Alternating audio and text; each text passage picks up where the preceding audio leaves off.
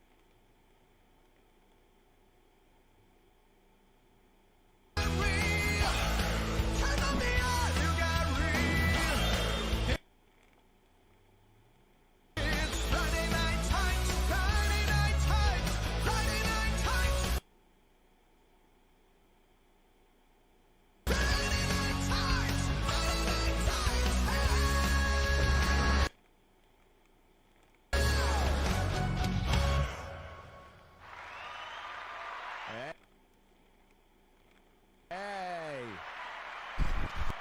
how's everybody doing? Let's do it again.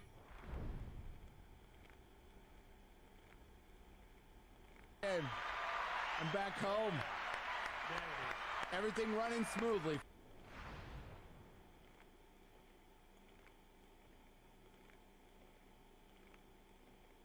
Folks, Yeah, it's running smoothly. Perfectly produced show, no issues whatsoever. A plus team right here. We know what's going on. Nope.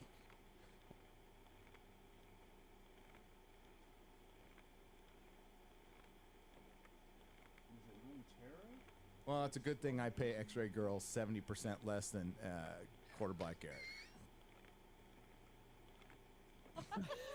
So. It's kind of tough to determine out of the two minorities you have on staff which one to pay less, isn't it? Yeah, I usually. He's got 3 minorities. I was gonna say we plus have the 3. reparations on top of that, so I get extra. That's just a woman. We counting that now too?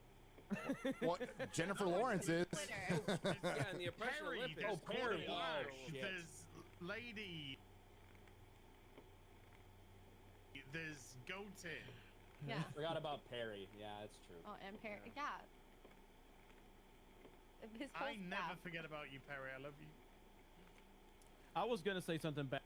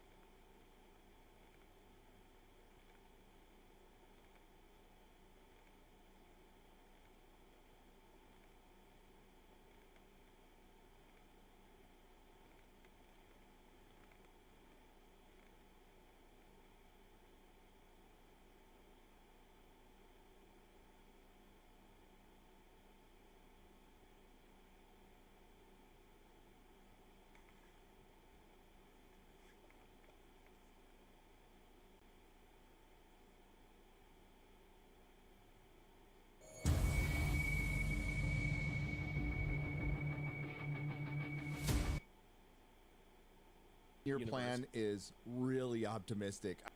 God, grab him by the. Grabbing him. Oh, turn it. How's everybody doing? Let's do it again. I'm back home. Everything running smoothly, folks. Yeah, it's running smoothly. Perfectly produced show, no issues whatsoever. A plus team right here. We know what's going on. Nope. Well, it's a good thing I pay X-Ray Girls 70% less than Quarter Black Eric. So. It's kind of tough to determine out of the two minorities you have on staff which one to pay less, isn't it? Yeah, I usually. That's not- That work. He's No. got 3 minorities I was gonna on say, staff. we Plus have the 3. reparations on top of that, so I She's get just extra. that's just a woman. We counting Yeah. that now too? Well, Jennifer Lawrence is. Twitter. Yeah, in the oppression Harry, Olympics. there's- Perry. Wow, Oh shit. there's lady, there's goated. Yeah. Forgot about Perry. Yeah, that's true. Oh, and Perry. Yeah. His whole I never staff. forget about you, Perry. I love you. I was gonna say something bad about Quarter Black Eric, but he's rocking the Geeks and Gamers T-shirt, so I can't say anything, man. I love that guy. It's a I've always solid loved shirt, him. bro. I even love the quarter. I even J? love the quarter. Hey, the J plushie. There we go. She's grabbing his crotch. Look at that. What the hell? Oh my God! Grab him by the. Just grabbing him. Oh, turn it around. Oh, There you wait, go. wait for your favorite part. Show the goods. I found my dog. I'm back home. Oh, Everything running smoothly, folks. Yeah, It's oh, running yeah, smoothly. Perfectly produced show. No Everything issues works. whatsoever. A No. plus Flawless. team right here. Not We know boomers what's here. going on. Nope. Well, it's a good thing I pay X-ray girls 70% less than Quarter Black Eric. So. It's kind of tough to determine out of the 2 minorities you have on staff which one to pay less, isn't it? Yeah, I usually. That's not- That work. He's No. got 3 minorities I was on gonna staff. say we Plus have the 3. reparations on top of that, so I get extra. That's just a woman. We counting Yeah. that now too? Well, Jennifer Lawrence is. Twitter. Yeah, in the oppression Perry, Olympics. there's Perry. Quarter Black, Oh, shit. there's lady, there's goated. Yeah. Forgot about Perry. Yeah, that's true. Oh, and Perry. Yeah. His whole I never staff. forget about you, Perry. I love you. I was gonna say something bad about Quarter Black Eric, but he's rocking the Geeks and Gamers T-shirt, so I can't say anything, man. I bro. love that guy. It's a I've always solid loved shirt, him. bro. I Should even love the rock quarter. the I even J? love the quarter. Hey, the J plushie. There we go. She's grabbing his crotch. Look at that. What the hell? Oh my God! Grab him by the. Just grabbing him. Oh, turn it around. Oh, There you wait, go. wait for your favorite part. Show the goods. I found my dog. They undressed him. Oh, They well, stole go ahead, the go ahead, plushie. Az. Go ahead, Az. Show it. Show me. You Come on, wanna- Az. I'm You wanna excited. see it? I'm excited. You want to see I'll it? pay good money. I'll pay You wanna good see money. it? I will Do it. pay great money. Stop the disrespect! Oh, there you go. We like the doctor. Okay, we're good with that. Hey. My Doctober t-shirt. Oh, dude, I'm Oh, taking. I'm man. taking him down Thursday. Why would you think it was you, you fucking Well, no. Yeah, I know, narcissist. I'm taking. I haven't been this disappointed. I'm almost as disappointed as Az when he found out that chick that he thought was hot was actually a dude. So. Wait, which time? Yeah, Yeah, which Can you be that more week? specific, Jeremy, please? It was a hard week. Yeah. Well, we're here. It's Friday Night Sights. We quit. We gotta behave. We got a respectable guest for once. We gotta behave a little bit. Yeah. We gotta behave a little bit. Yeah. Well, I appreciate that. Anyone compliments me so much. Yeah, we gotta behave in front of the guy who got kicked off of Patreon and Twitter for 5 years. Yeah. He's like, wait, they think I'm respectable. I'm in the right place. No, unfortunately, Carl, you're in the right place. That's right. Sorry to say. Safe space. I'm always on my best behavior. I don't know what you guys are talking about. Of course you are, Ryan. Of course you are. Yeah, Welcome. Ryan has never been banned on Twitter. Like even like I don't think he got a temporary ban. True. Right? No, I got one temporary suspension for saying the word retarded. So I figured, well, I guess we can't say that now. So I've refrained Since from when? saying that. That was like the On go-to Twitter. insult as a kid. Everyone would say, you're retarded, and now they're trying to say it's problematic. I'm like, well, hang on. I used another one that's not allowed anymore. There was another word that I called all my friends that we can't say anymore. Okay, look, guys, just meant this is the lame. thing. So, I'm a Mormon, I don't swear, and so I only have a few kind of go-to insults that I can go. They're trying to take retarded away from me, and so... On YouTube, you can say retarded. On Twitter, you can't can. say retarded. You can. See, it's, correct. I say retarded on Twitter and YouTube. Well, I'm pretty sure you can and that's say why it you're on your now. second account. Well, but yeah. Pretty No, sure you can no, say it now. I got banned for calling Jack a bimbo That's and for accurate. quoting Game of Thrones. I First imagine one, Jack. I can't remember the first one. I imagine Jack's getting called a lot more than the bimbo today. Shout out to Elon Musk. Yes. He might be getting Reddy's right. Yeah, I heard that. Welcome to Friday Night Tights, everyone. My name is Gary Bickler. I come to you from Nerdrotic. I'm very excited to be back home in my Christmas decorated room here that otherwise looks like shit, but at least I'm in the spirit. Who wouldn't like decorate their Christmas fire their area? That would just be like a bit grinchy. A bunch of Shad put a lot of work into that. I put a lot of work into that too. Really proud of Shad. Yeah, I think it's a bit. I think it's a bit. I came on. It was all ready to go. Completely. You evil Australian. You evil Australian. Whatever, Kiwi. What did I do this time as? You know. We all know. Being an Australian. We all know, Shad. Shad, you don't know what goes on behind the camera. I was hoping that body wouldn't be found so soon. Damn it. Crap. Well, that's a complication. They tell you 6 foot deep. It's like you should I listen got to a dead prostitute lying here. It's fine. Yeah, random dog could find it. As long as it's off camera, right? They can't. The Twitter files expose everything, Shad. They expose everything. Damn it. Even you. Damn it. Even you. Welcome, everyone. Glad to be back. How you doing, Jeremy from Geeks and Gamers? I'm doing great. You know, listen, it's great to have supportive friends. I was so excited. Like just this week, or 2 weeks, last 2 weeks, I had a video on D-Day Cobra. It hit 300,000 views in a day. I'm like, fuck yeah, I'm back. Then I had one that hit 500,000 in a day. Fuck yeah, I'm back. So Gary comes along. He's like, I'll just drop 2 million views in 4 days, bitch. Fuck you. And I'm like, well, I guess I suck. So thanks, Gary. Appreciate that. Appreciate that. He just flops it out on the table, and he's like, "Nope, you might be above average." He's like, "But you know, apparently Gary's the quarter black one around here. God damn it!" You know what the pisser is? Is I spent a fucking year on this office, and I go into a fucking hotel room in San Marcos, California, and record my biggest fucking video ever. That's a pisser, okay? Based hotel room. Just take it all down now. I don't care. It's funny you mentioned that because when I watched the video and I realized that was the one that got 1 million, I actually did think, oh, it's in the hotel. Yeah. Face me. And it was. Gary's on the phone to you to say, take it away. Take those 2 million I don't away. want it. I don't want them. Unless I'm back home in my office with my Christmas tree, I don't fucking want them. But the thing we have to recognize in this moment in time when we're all talking about, you know, successful YouTube videos is I want to thank Jennifer Lawrence for creating YouTube. Yes, she thank you. created YouTube. And the Jennifer internet. Lawrence. I really heard you appreciate created the that. internet. Yeah. Pretty Well, great. she Really did, like but to we see like it to all together. we like to give her individual rewards first, and then we can work towards the bigger goal. This is all about congratulating her for creating everything, but specifically, we want to. First female action star. That's incredible. You know what the real sad part is? Jennifer Lawrence probably actually believed that she was the first actress that Harvey Weinstein fucked. You started. Harvey, I thought we had something special. She doesn't have buyer's remorse. Our protection. Hi, Twitter. You're right. Hi, dude. It's been a little while. That was so It's been a good. while since we've seen each other. It's good to see you again. Okay, that was good. That was good.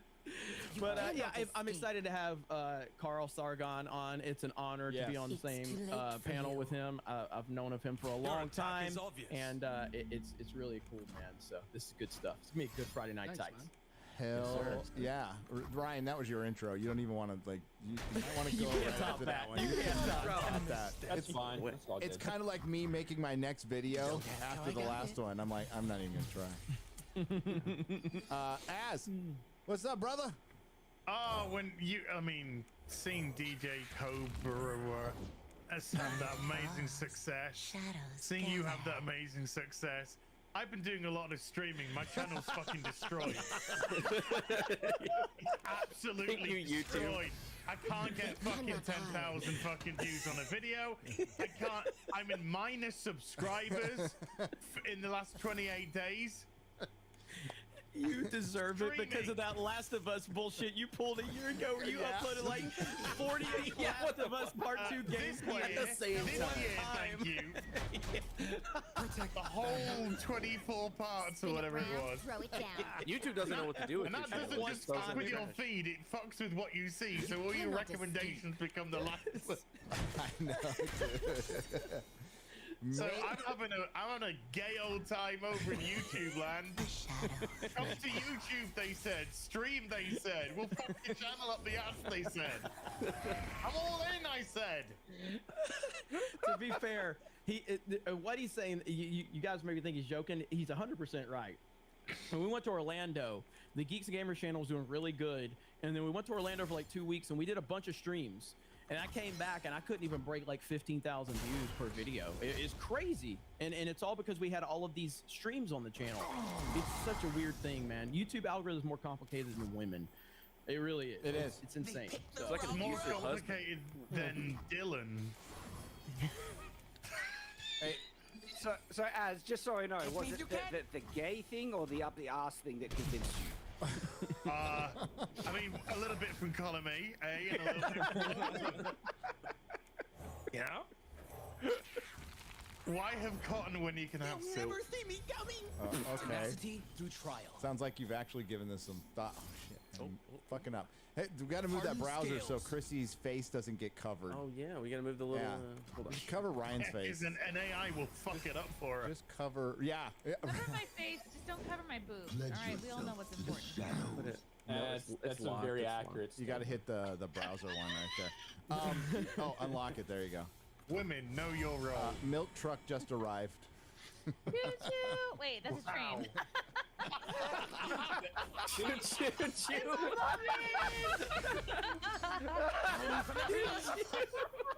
Yes. And that's why women should Everyone's be here, seen so and Chrissy not knows heard. smart. Your brain is so incredible, Chrissy. We love both I of them. gotta do my flashcards again. Hello, Ryan. Do you really want? I'll give you another intro. No, I'm good. Ryan Kerr, Good. you guys know who I am. Let's fucking There you go. go. Let's fucking go. Hi, Garrett. Hey, what's up? I'm ready to go. I'm glad that Sargon's on because I was whenever y'all were like, first time Sargon's on, I thought for sure you'd been on this show already. You seem like somebody that would be in this group, and Yep. I'm glad that You it's seem finally like a happening. racist bigot like the rest of them. Yeah, so I was very surprised that you were already on the show. Yeah, when he saw Ryan making George Floyd jokes, he's like, Sargon must be in this group. I want on this show. Get me on that show. But it's glad to finally have somebody from the UK. I will teach you. Yeah. British It's always British good. representation. Yeah, that is true. Finally. Oh, I was gonna say, like, having such, soft, smooth British voice here, it's just like, Yeah. it's gonna make it more It acceptable. makes it feel more classy around here when It you have does. a smooth British voice. I love the poshness of the voice, Yeah. With all the Meghan Markle Yeah. stuff on Netflix, like that docuseries, it'd be great to have someone from the UK, break all that Yeah. down. Oh, yeah. Mix Nothing it that up a shows little. really loud. Somebody that's really close to the events. With a name like Sargon of Akkad, I was expecting a fisherman. A fisherman. why? Like a cod, Oh my god. I love you, Chrissy. cod in Britain. You miss 100% of the shots. you And don't this take. is why women need to be happened? seen and not Not heard. heard. Right there. I think somebody stole Brittany's bimbo crown today. So just want to say. I'm Here's this queen. I'm apologetic. so jealous. Hi, Chrissy. How you doing? Hi. Welcome back. Here. It's good to be. Hey, it's good to have you here. Thanks for being here. Excited. Don't get. Gary was said about to enough, say it's good Chrissy. to be here too. So. I am. I thought Good Gary was night, going to everybody. say, don't get It is. comfortable. I'm retarded and so am I. So. What's up, Go Tit? Gary doesn't know anyone's name anymore. His fucking brain is melting. No shit. No, I caught my, no. Did you look at No, the I title? caught and you're just myself like, in a very inappropriate joke that I wasn't gonna say because I'm like, my wife could be watching. So. Okay, So should I since cover your this wife up was watching, then? you decided Nailed. to go with, I'm just gonna read straight across her chest. Yep. That's what That you was decided to that's do. actually the better option. It was the better option, dude. I'm excited for today. I actually thought Carl had been on before too. I just, Right? yeah. It was the time You before fit me. right in. You weren't even here, and you fit right in. Yeah, the two minorities have no clue what's going on in the show. You What know, a shocker. Carl's being nice. Carl's being nice. Is like, you know, if you fuckers would have asked me, I probably would have come on. So that's my fault. We didn't. Yeah. Well, it was on the list of people to like hit up. We just, I Suck. imagine that communication was a problem since, you know, you couldn't DM me. I couldn't is DM true. you. Yeah. A little bit of a difficulty there. Thanks, Elon. Is my view. It's a bit of a I'm problem. excited for this one. Contact me on Twitter 5 years later. Hi, Shad. Welcome back. Hey! Oh, it's good to be here. So, guys, I have a bit of a confession. It turns out now I am a wagonist. I hate wagons, all thanks to Willow episode 3. There's a growing menace. We need to get rid of them all. I'm thinking of some type of solution that could be quite final. We can get a wagon Stapo. We need to burn them, maybe fuel it with a type of gas. And, you know, we can make Tyrazine great again and make Willow pay for it. Destroy all the friggin' wagons. Jesus You don't know what I'm Christ, Chad. talking about. Night of broken You don't wagon know what wheels. I'm talking about. Friggin' Right. Willow episode 3. Wagon. Just ditch the friggin' wagon, you morons. Anyway, sorry. Okay. What about I milk have wagons? no idea what you're on about, Shad. What about What? that means you haven't watched Willow episode 3. Fucking electric, you and- don't have to start stripping! I haven't watched Willow either, so I'm gonna. I watched the first episode. Sorry, It sounded, based on your analogy, just Chad, said it sounded like you were mixing watching Willow with listening to Kanye West music. Kind of what it sounded like there. With that thought you were analogy. talking about sports. Are you running for president? Do I'm you a want the wagonist. context? Just briefly, the context is that like the most important person in the world gets kidnapped, and they need to save her, and there's this friggin' wagon, and the first option, I think there's like, oh, of course they'll ditch the wagon, and so no, they don't ditch the wagon. It slows them down, and the people on the horse trying to save the girl has to wait for the friggin' wagon to catch up. So there's 2 points they should have ditched the wagon, and so they can't take the wagon along, and guess what? The wagon loses a friggin' wheel, and they spend friggin' hours repairing the wagon, letting the most important person who was kidnapped get further away, and so they repair the friggin' wagon, and they keep on, and now there's 2 paths, a faster path and a slow path, but the wagon can't take the faster path. They still don't ditch the friggin' wagon, and then the wagon gets friggin' bombed, and they don't ditch the wagon. Just burn it, you retards! And at the end, it gets struck by a bolt of lightning and gets destroyed anyway. I was like, I lost my dad. Shad, go get a beer. Oh my God. Too many drinks, too many alcohol in your house, Shad. They- and they only needed the wagon because they got to carry all the fucking midgets everywhere. Yeah. Like, that's why. they have it. Just burn the midgets too. Oh But man. instances where any logical person would have said, this wagon's slowing us down. Maybe we should ditch it. And they don't! And then the riders were perfectly happy getting rid of it because they had it struck by bolts of lightning, gets destroyed anyway. And I lost my freaking Hey, nut. I couldn't. Quarterback Garrett, could you find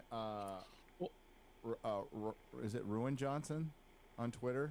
The picture he put up of the Lucasfilm Well, story before- group. Before we introduce Sargon, so Shad, I was meaning to ask you about how'd you feel about the wagon in Willow? What if we got you a Vegemite sandwich in the wagon? That would improve. Now Wagons is trying to steal my friggin' Vegemite. Are you trying to make me worse?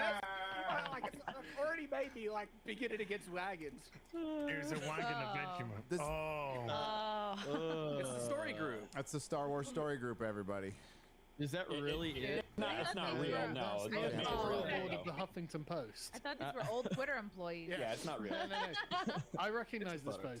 I'm sure this is. the No, there's editorial way board too of the many Huffington- white Yeah. women. Yeah, there's yeah. Ugh. Yeah. Probably pretty That's close. diverse. Exactly what you expected. That's so diverse. That is, But that's your writer's room for Willow too. I mean that's She-Hulk. and She-Hulk and She-Hulk. everything we watch. And The And the Witcher. next And Daredevil. the Witcher. And that's who was running Twitter pretty much before Elon got involved. So Yeah. I love those like 2 pictures of like all the women just sitting there smiling as they have like their random the red wine dispenser at Twitter headquarters, and then to after Elon, just a bunch of like fat, sweaty, greasy dudes who are coding just the entire Yeah. night. It's How freaking it awesome. should be. That is how it should be. It I just is. love that on day one, Elon's like, right, everyone who's lazy is fired, and then he's getting sued for misogyny. Wow. It's just a matter of time to get sued for racism with policies like that. What? Yeah, wasn't one of the lawsuits that he? I don't know if I didn't. This was on Twitter, so I don't know if it's true or not. But somebody said he fired 50% of the women and 40 of the people he fired. 57% women. 57, yeah. Yeah, 47%. and it's all because he asked people to work hard, right? Yeah. Basically. Yeah. Oops. Wow. Oops. But you don't want to do that. Did you see the fucking adult daycare? Yes. I came into the office at 9 o'clock. I was half child I walked around into the sauna room. Oh, I felt stressed. I did some yoga. About 11 o'clock, I did a meeting. Oh my goodness. Then I went up to the cafeteria. Look at all this lovely food. Oh my God, it's so great. Oh, then I went out into the balcony. Just like, oh, fuck off and die. Then I went to the relaxation room. And I realized I don't need to relax because my job isn't stressful because I don't work. It's really bad. It One fucking meeting, and then goes off. Yeah, and that was it. Goes to the all-you-can-drink wine buffet. One meeting. Meanwhile, in that. China, Talk all the people about- that are building the cell phone that she did that video on are jumping off the building. They have to build nets on the outsides of the buildings. Let's play a game. We should install one of those. Do you think she's still employed at Twitter right now? No. No. No. But I want to see a day in Do the it. life TikTok at the Apple plant in China. I do want to see that. Oh my God! It's just I wake up under my desk because that's where I live. Yeah. Like I go up to I open the window 6 or 7 times. I close it. I go back to my station. They let me Throw myself down the They stairwell. let me the net no catches no. me. They let me go to the bathroom this week and they changed my chain. That was nice. That was always Wow. good. Yeah. Good. Yeah. It's always good to I get a hear new that chain. China's trying to make those factories more exciting. So now when they throw themselves into the nets, it goes, go! It's World Cup season. Yeah, I thought that's quite cute. Well done, China. Adorable. Oh yeah. Hey, long overdue. He's finally on the show because we asked him. So we suck. But welcome, Sargon of Akkad. Welcome, Carl. We very happy to have you here.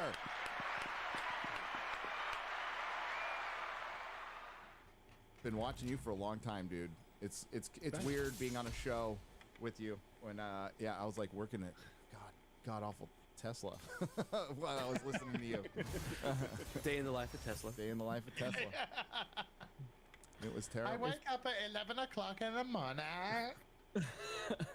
Yeah, it is. It's wild having Carl here, but it's a perfect fit. He obviously is. He knows a lot about what we talk about with the entertainment side of things, and it goes far beyond entertainment. And it's it's politics downstream from culture, and we all know that. And it's politics is everywhere now. You can't get. Doesn't matter if it's sports, doesn't matter if it's movies, doesn't matter if it's video games, doesn't matter if it's pottery. These motherfuckers, if they can find any type of way to sink their claws and teeth into it, it's there. Politics is everywhere, so you can't avoid it anymore. If you avoid it, you're allowing them to continue to poison it with their bullshit ideology. That's why you can't do it. And people like him have been kind of well ahead of that before we were. And so, yeah, it's really cool to have you here. I mean, Jeremy, with have the you actually fluffy thought tails about for how ya. the clay feels? It's getting touched all the time without consent, so they might have a point about the pottery. Maybe. But what about the knitting? our past are seeds for Yeah. our future. Oh, my knitters. Hello, my Yeah, I don't knitters. mess with knitters. We have a lot of Knitters are tough. Yeah. Yeah. Right? They're aggressive. The knitter, they have I weapons didn't on them all the find time. the knitter life. The knitter life found me. This one's Yeah. trouble. But it's true. Like you could probably take Sargon of Akkad videos from 5-6 years ago and just like change the thumbnail and just put it out and maybe do a couple voiceovers and it's the same stuff. Like it doesn't matter we're talking about games, doesn't matter we're talking about game journalism, doesn't matter we're talking about politics, people in the mainstream media, entertainment industry. It's all the same fucking problems and we're fighting the same people. Yep. And that's how they haven't changed, though, right? That's the really interesting thing. It's like the fact that they are just still saying, "Oh, you're a misogynist, you're a racist." Try to keep up. Oh God. Mm-hmm. Their It's like values haven't you changed. invented at all. misogyny or something, Like, They're saying the same thing, but they're more blatant about it, and they've gotten worse and more bold. And Well, we all know there's Jennifer Lawrence that no greater Inventing gift than misogyny. knowledge. Yeah, I heard that. Jennifer Lawrence inventing things. So you're not, so you don't know about this? Oh, Oh, really? Okay. This is gold. I got it. I got it. I can't believe Everyone the here? bubble she was Let's go. living to believe. I Wow. just, this is Oh, wild. This is wild. Look at that smug ass fucking face Yeah. on her as well before he's Yeah, Looking yeah. for this? I remember when I was doing Hunger Games, nobody had ever put a I'm woman so in the lead of an action movie because it wouldn't work. We were told. What? Girls and Again, boys for can everyone both that didn't hear it, identify. she literally Let's go said back again. no I one did. had ever put a woman in an action film before Hunger Games. That's the what lead in she an action said. film. Why would Nobody she had say- ever put a woman in the lead of an action movie because it wouldn't work. We were told. One Girls blade, and one boys can both purpose. identify with a male lead, but boys cannot identify with a female lead. Can't identify And with it you. just makes me so happy every single time I see a movie come out that just blows through every single one of those beliefs and I proves will regain that my it is honor. just a lie to keep certain people out of the movies, to keep certain people in the same positions that they've always been. You're in. You're in. Oh, no, we want to keep women out of movies, man. I mean, like, it was fine right up until 1992. And then we had the first woman in movies, and it was all downhill from there. What the fuck is she talking about? What is she saying? It's these two people who are desperate. They are desperate for what they've accomplished to be even more important than it actually is. They're desperate for this lie about their victimhood, their oppression, all of these things. And Jennifer Lawrence has since come out yesterday, and she made a statement. She's like, you know, I was wrong. I didn't really mean for it to come out that way, but I was in the presence of a legend in Viola Davis, so, you know, I was nervous. What an absolute Whatever. No, you're fucking retarded. Yes, it shows how bloody stupid these people are. They're disconnected from reality. And the lady she was talking to was just nodding along. She believed it as well. And wasn't Well, she yeah, the because lead in the Woman King? she's just done, the Woman King, where they completely subverted history. Yeah. And tried also to that try to movie- put a positive spin on that. And by the way, just a couple months after Viola Davis said, if you don't go to this movie, it doesn't do well in the box office. It's an indictment of all black female-led movies. Well, it lost money. Congratulations. Oh, did she say, better did she movies. also say you won't see female black leads in cinema again? Hey, it opened on the worst box office weekend in 25 years, too, but it was still Ryan's successful. thinking, I hope. Hey, she, Well, I did my part, all right? Jennifer, Going back to what she said, and this is something we've seen a theme in Hollywood we've seen for a while now, where they ignore everything that came before it so they can pretend that they were the first. It's much like Black Panther with the marketing. That was kind of built up as this is the first time a black person's ever been in a comic book movie. This is the first time black people have ever been represented. They didn't mention Blade. They didn't mention, you know, Meteor Man. They didn't mention any of these films that came before it. So Steel, Catwoman, yeah, they didn't mention any of that. And it's the same thing we've talked about. I talked about this recently, where when you talk to nerds that grew up in the 80s and 90s, and you talk about how they're intimidated by women and minorities, and like most of us grew up watching and reading X-Men. This is literally the definition of diversity, even though no one looked at it from that perspective, because we're not psychopaths. We just saw good characters and good stories. And for you to dismiss people that grew up with that type of diversity that everybody's built everything off of now, it falls on deaf ears. I want everybody to guess how far Jennifer Lawrence was off years-wise on the first female action star in film. Just take I was wondering if because like 80s. 70. Yeah, it's gonna be the 20s, late 70s. Metropolis. 20s or 30s. Metropolis in the 20s. 100 years. Well, if you want to count when Hunger Games came out, it's 100 years. Yeah. What was the movie? Helen Holmes, the character Helen Holmes. Don't let That's the fluffy thanks to tails Lady fool ya. Gravemaster, who's Wow. now welcome back to Nerdrotic. Lady I don't know anything about it. LGM. I can't imagine being so starstruck that you just speak lies. Like, I imagine being nervous and fumble over your words, but like, what she says is Chrissy, that it's the somebody first time told she'd her ever seen a that. black person before, so, you know. right. What she says after that is we were told, but she says it in a way that she believes it. She believes she was the first person And not that only was that- a woman in an action role. And Viola So she's Davis a was little just nodding caveat. along with Yeah, her, she's too. good. Just for the Yep. record. We're gonna And completely she forget said about it- Sarah Connor. We're gonna forget about Kill Bill. Yep. Those just came She said out. it- That's like yeah. last 15, Yeah. 20 years. She said on the Hunger Games as well. Red Sonja. What was that, Carl? Just keep going. Yep. What'd you say, Right. Carl? What'd you I say, mean, Carl? notice how it's a massive distraction because actually Hunger Games is a really good critique of what is happening right now. Right? Underestimate. You've got the freaks in dare the you. capital who are essentially oppressing the rest of the provinces and literally like drawing the talent to the capital, perverting them, bastardizing them, turning into freaks themselves. And like that's actually happening right now, right? Yeah. That actually is quite a good reflection of the real world. And yet Jennifer Lawrence isn't thinking in, you know, if you want to make a political analogy out of it, fine, go ahead. But it's like, no, I'm the first woman. It's like, no, that's wrong. That's really not what the story's about. Right. And that really has no, you know, relevance to the real world. You know, there are famous, powerful women everywhere. Shut up, you know. Yes. No, I thought that's one of the things. Look at those got together. That's one of the things Hunger Games. You're That's right, even Carl. all. That's one of the things it did right was its representation of the establishment what in is that film, ours. and it was. I thought it was done very well. Especially Elizabeth Banks was in that. You think she would have recognized it too, but also the freakiness of the people in charge. I mean, look at like people in the Biden regime at the moment, like the bald transgender person who keeps stealing luggage, and then the admiral transgender person who is just like looks like the mouth of Sauron. Yeah. And then you know, and look at the incompetence of his diversity hire, who's like the press corps woman, and it's just like, oh my God, what is wrong with you people? Like you actually are the sort of Hunger Games caricature. You look ridiculous. And then I you see like guarantee- the Met Gala and stuff like that, and they just turn up looking Yeah. like In a lunatics. rush to check those boxes, they found the worst people to check those boxes. Every person Very in the different. fucking capital of the Hunger Games has pronouns in their bio. No doubt about it. No doubt. You brought up Elizabeth Banks. I just put it. I put it in the chat right there because Elizabeth Banks said the same damn thing in front of a live audience about Steven Spielberg and got annihilated. yes. Right, Jeremy, Elizabeth Banks.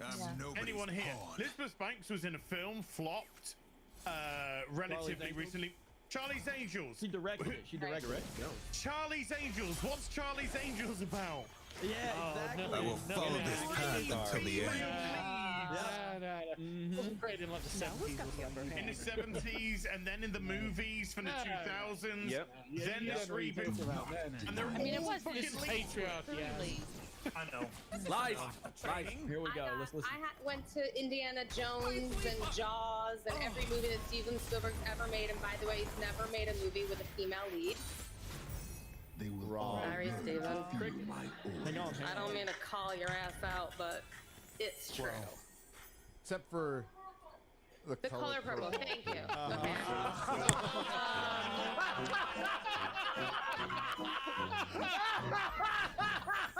He directed? Ooh. Oh, so I'm right still. Okay. Oh no.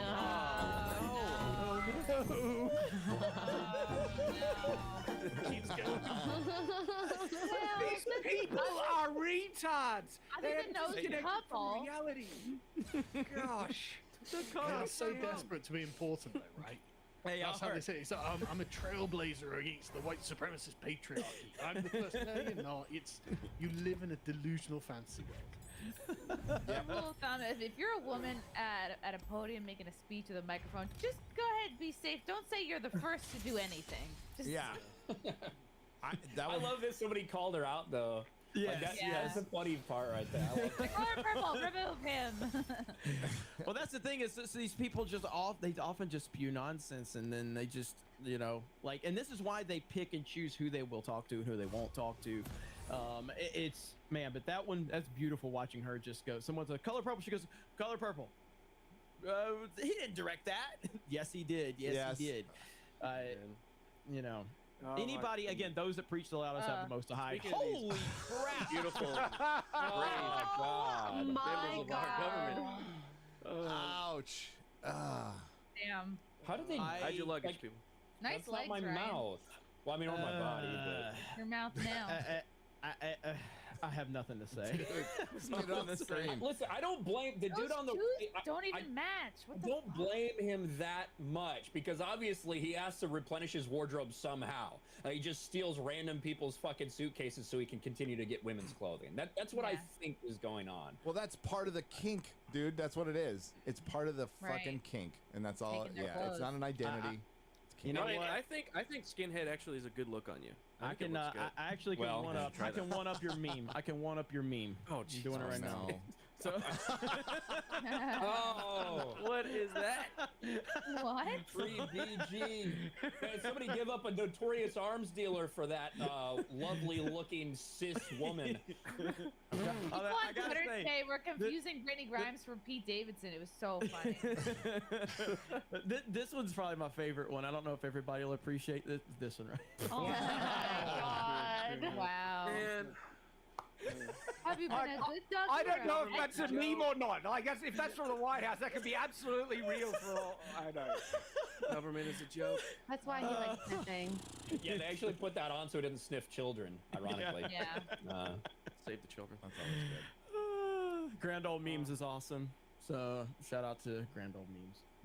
Shout out to Grand Old Memes, and I'm sure we'll see more. And I'm just disturbed by that first one I saw. Yeah, that was bad. That was like- really bad. It's gonna leave scars. The meme man. aside, the fact that that person is in charge of nuclear waste disposal and all those things.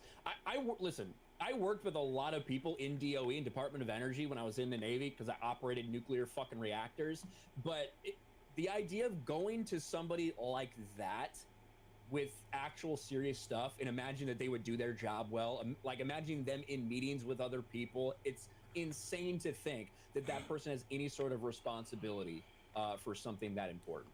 But Don't they have that's where we're at a right now. federal warrant out for them? Yeah, Arrest? we also have a president Oh, who good. shits his pants regularly. So I mean, Yeah. to be, you know. Well, Like the we Vatican. I think we're I know holding the it's- government up to a high standard that they should be. we do They have can't meet. Impossible to meet to be just regular people. We do have it in the title, so I'm going to bring it up because it's kind of it's an active story. But Jack and Elon are responding to each Are other. they going at right each now. other? Okay. No. Oh. And, I'll be right and back. right here, Elon responds and says, "It is a crime that they refuse to take action on child exploitation for years." Jack Yep. says, Wow. "This is false." Oh yeah, Jack. It's not false. Elon says, "No, it's not."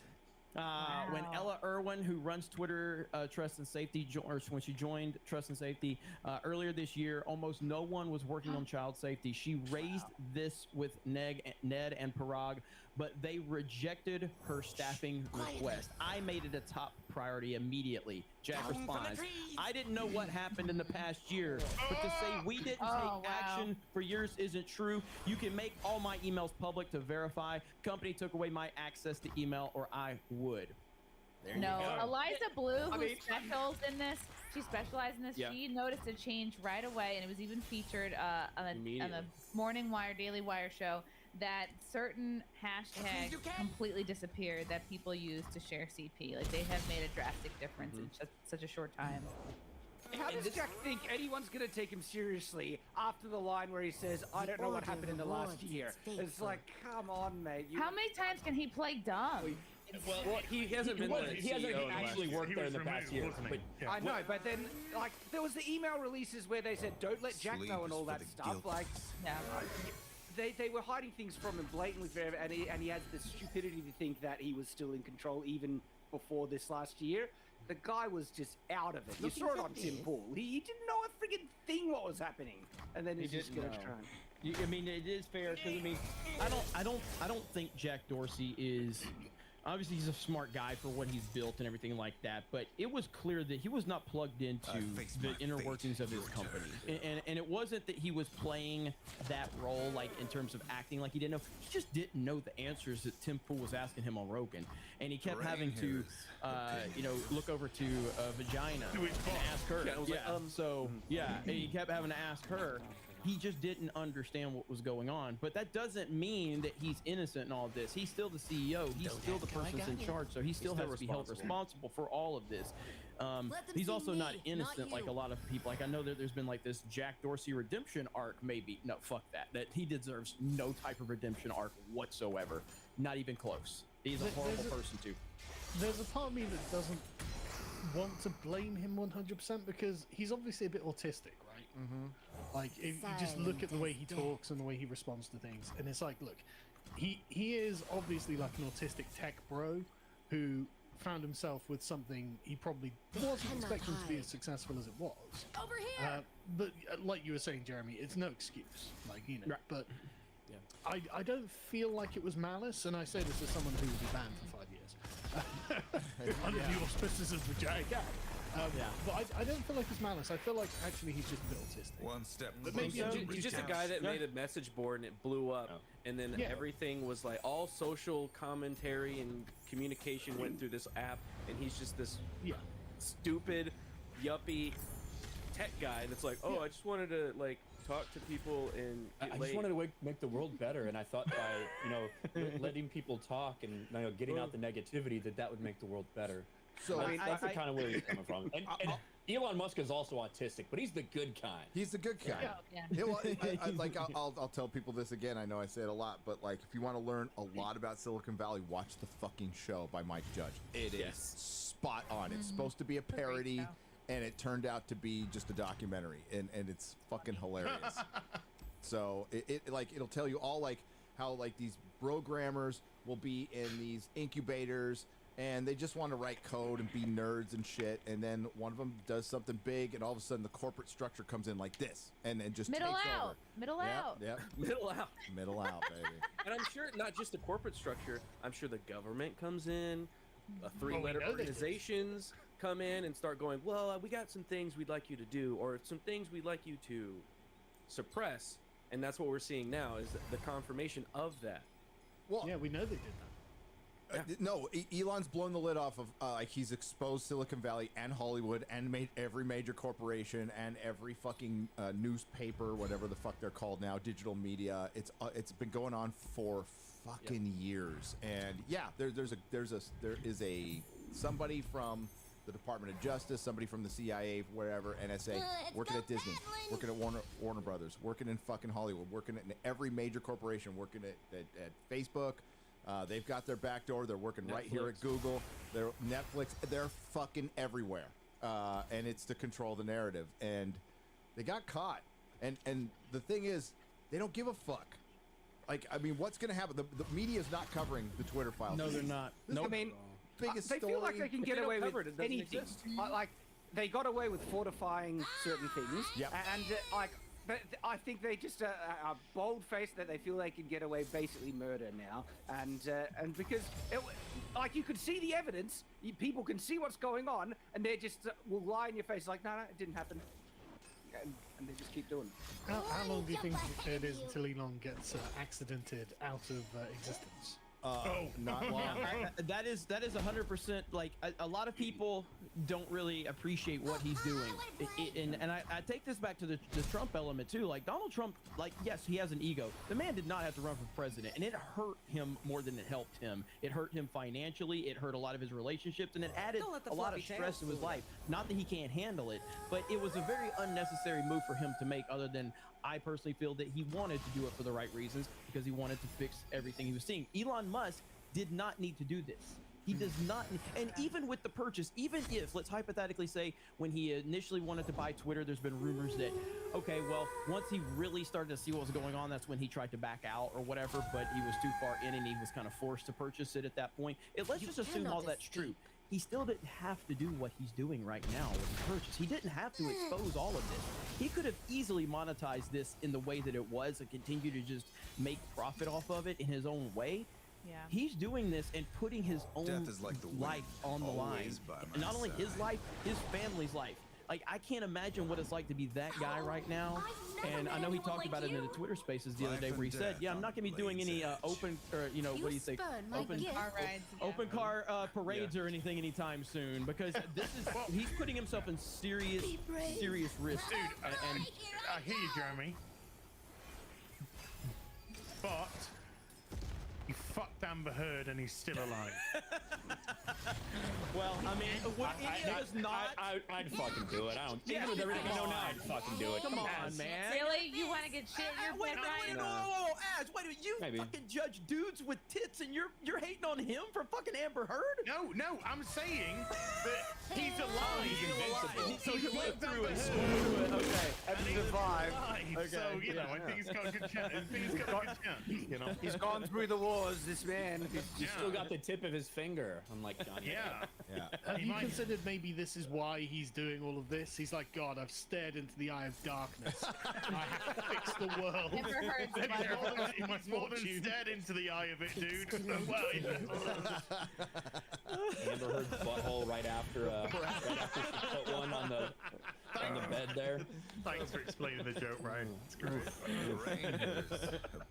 Yeah, it's crazy, and I do like I'm not a blind follower of Elon Musk or anything like that. There's a lot of things that I think he probably has planned that I'm not on board for at all. But for what he's doing and the job he's done so far, he has opened up a lot of people's eyes, and he has exposed a lot of things that all of us on this panel and all of you in the chat, you have all been dismissed for claiming the facts that have been revealed just in the past few weeks. And this is just the beginning. This is just the beginning. It's gonna get really bad and really ugly, and expect the narrative to shift even more as it And how always long does. can these elitists and even like Hollywood celebrities, like, because so many of them claimed they were leaving Twitter because they're like, wow, now misinformation is going to be flying because of Elon taking over.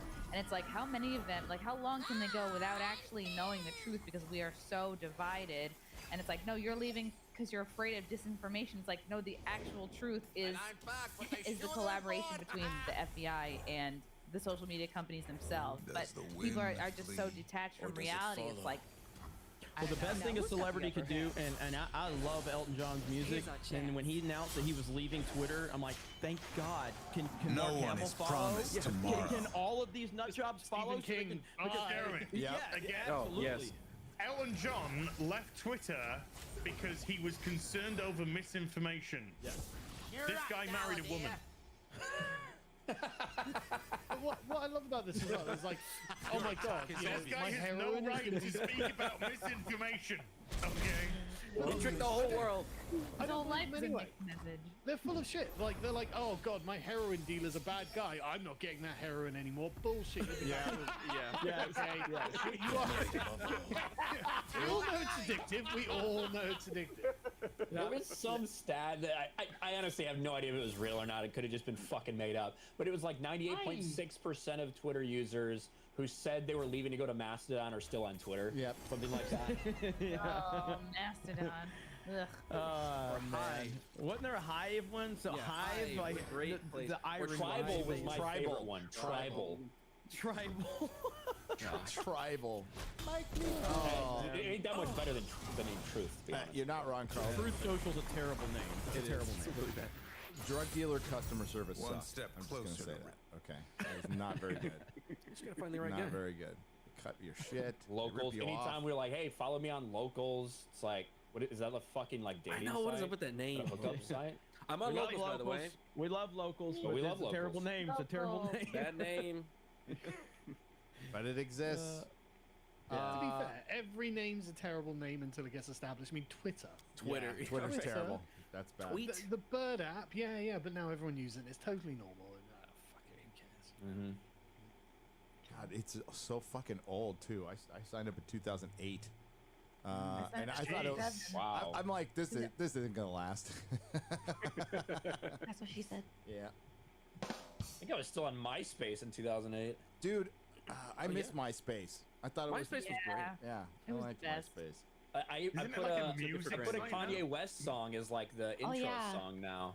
Or like, you know what I mean? When you could like put when someone went on your page, a song started Yeah. playing. Yeah. You could like make all your can embed friends all feel kinds of good shit. or bad based on how you ranked them. Are you fucking kidding me? Bring that back. Oh hell My yeah! top friends. Top 8 best friends. That was a big deal too. It's like I got bumped out of the 8, man. Oh, Yeah, I'm not like- on your best friend list. No. Yeah, it's for real. Like somebody says something, fucking gives you a smirk or doesn't laugh at a joke. You're fucking gone. You're going You're down. out of that top 8. Yeah. You're number 9 on my friends list, bitch. I'm not sure that's healthy. You can get into the code and change like the background and shit. It was cool. Yeah, you'd have those friends that you could go to their page and it would just not HTML. load because it was like 3D graphics and music and all kinds of shit going. Wow. Those were the days. It was still going. Like I could still get pictures off of it up until like 2 years ago. Now it's just like not even working. It's completely wiped. It's gone. Oh well. Not Another Dime has gifted 10 Nerdrotic memberships for $50. Holy shit. So what do we want? Thank you, Not Another Dime. That's a lot of dimes. I'm going to say that. And WG has gifted 10 Nerdrotic memberships for $50. WG. What do we want to talk about? I guess Twitter. I mean, like, do we want to keep talking about Twitter? I got the whole. Well, I'm literally turning my personal channel to a Twitter channel right now. I love talking about this shit. You know what? The info dump. The quartering basically has done the same. Every video is on Twitter. Is like the info dump though was like it was necessary, but I don't think it was like groundbreaking as the first one. It was just The like first, yeah. Yeah, Well, turns out there was a guy trying to vet I disagree. I disagree. I know. I think like it with was the Charlie fine. Kirk and the Dan Bongino stuff. Yeah, I mean, we those knew- are direct like, lies. I knew this. Yeah. I know we knew it, but to get it knew the Hunter Biden what they thing, needed too. to do is show a politician being shadow banned. They needed to show They that. did. He says there was that's someone who was happened. running for office that was shadow banned. They just need to show I a can't lot remember more. who it was now. I And felt the like COVID lockdowns, the doctor with the COVID lockdowns, he was shadow banned. That's huge. Yeah, the guy from because we knew that both of these things were happening, right? We knew that there was a link Yeah. between the government asking to censor this story. We knew that all these people, these right-wing voices, were being censored. But like to me, I think that is the bigger one that I think is like more important to some people because the Hunter Biden thing is out there. We even heard Mark Zuckerberg admit it on Joe Rogan a couple months ago that Facebook collaborated with the FBI to censor this story. So you had to know it was happening every other place as well. It's great that they proved what we already knew, but I was kind of hoping we get some government, like we get an email saying, stamp down that guy Charlie Kirk or whoever. That, like, We need a maybe that's real still like, coming. smoking gun. Yeah, we need a lot some of the stuff smoking is really guns. important, and it does prove the things that we all knew for years. That they have a whole list, the blacklist, where they just delist all these people. We knew that, but yeah, I think I agree with you. It's like we needed something directly in the government that they were suppressing. Yeah, what if Jim Baker deleted all that shit or took it with him or Well, visual backups.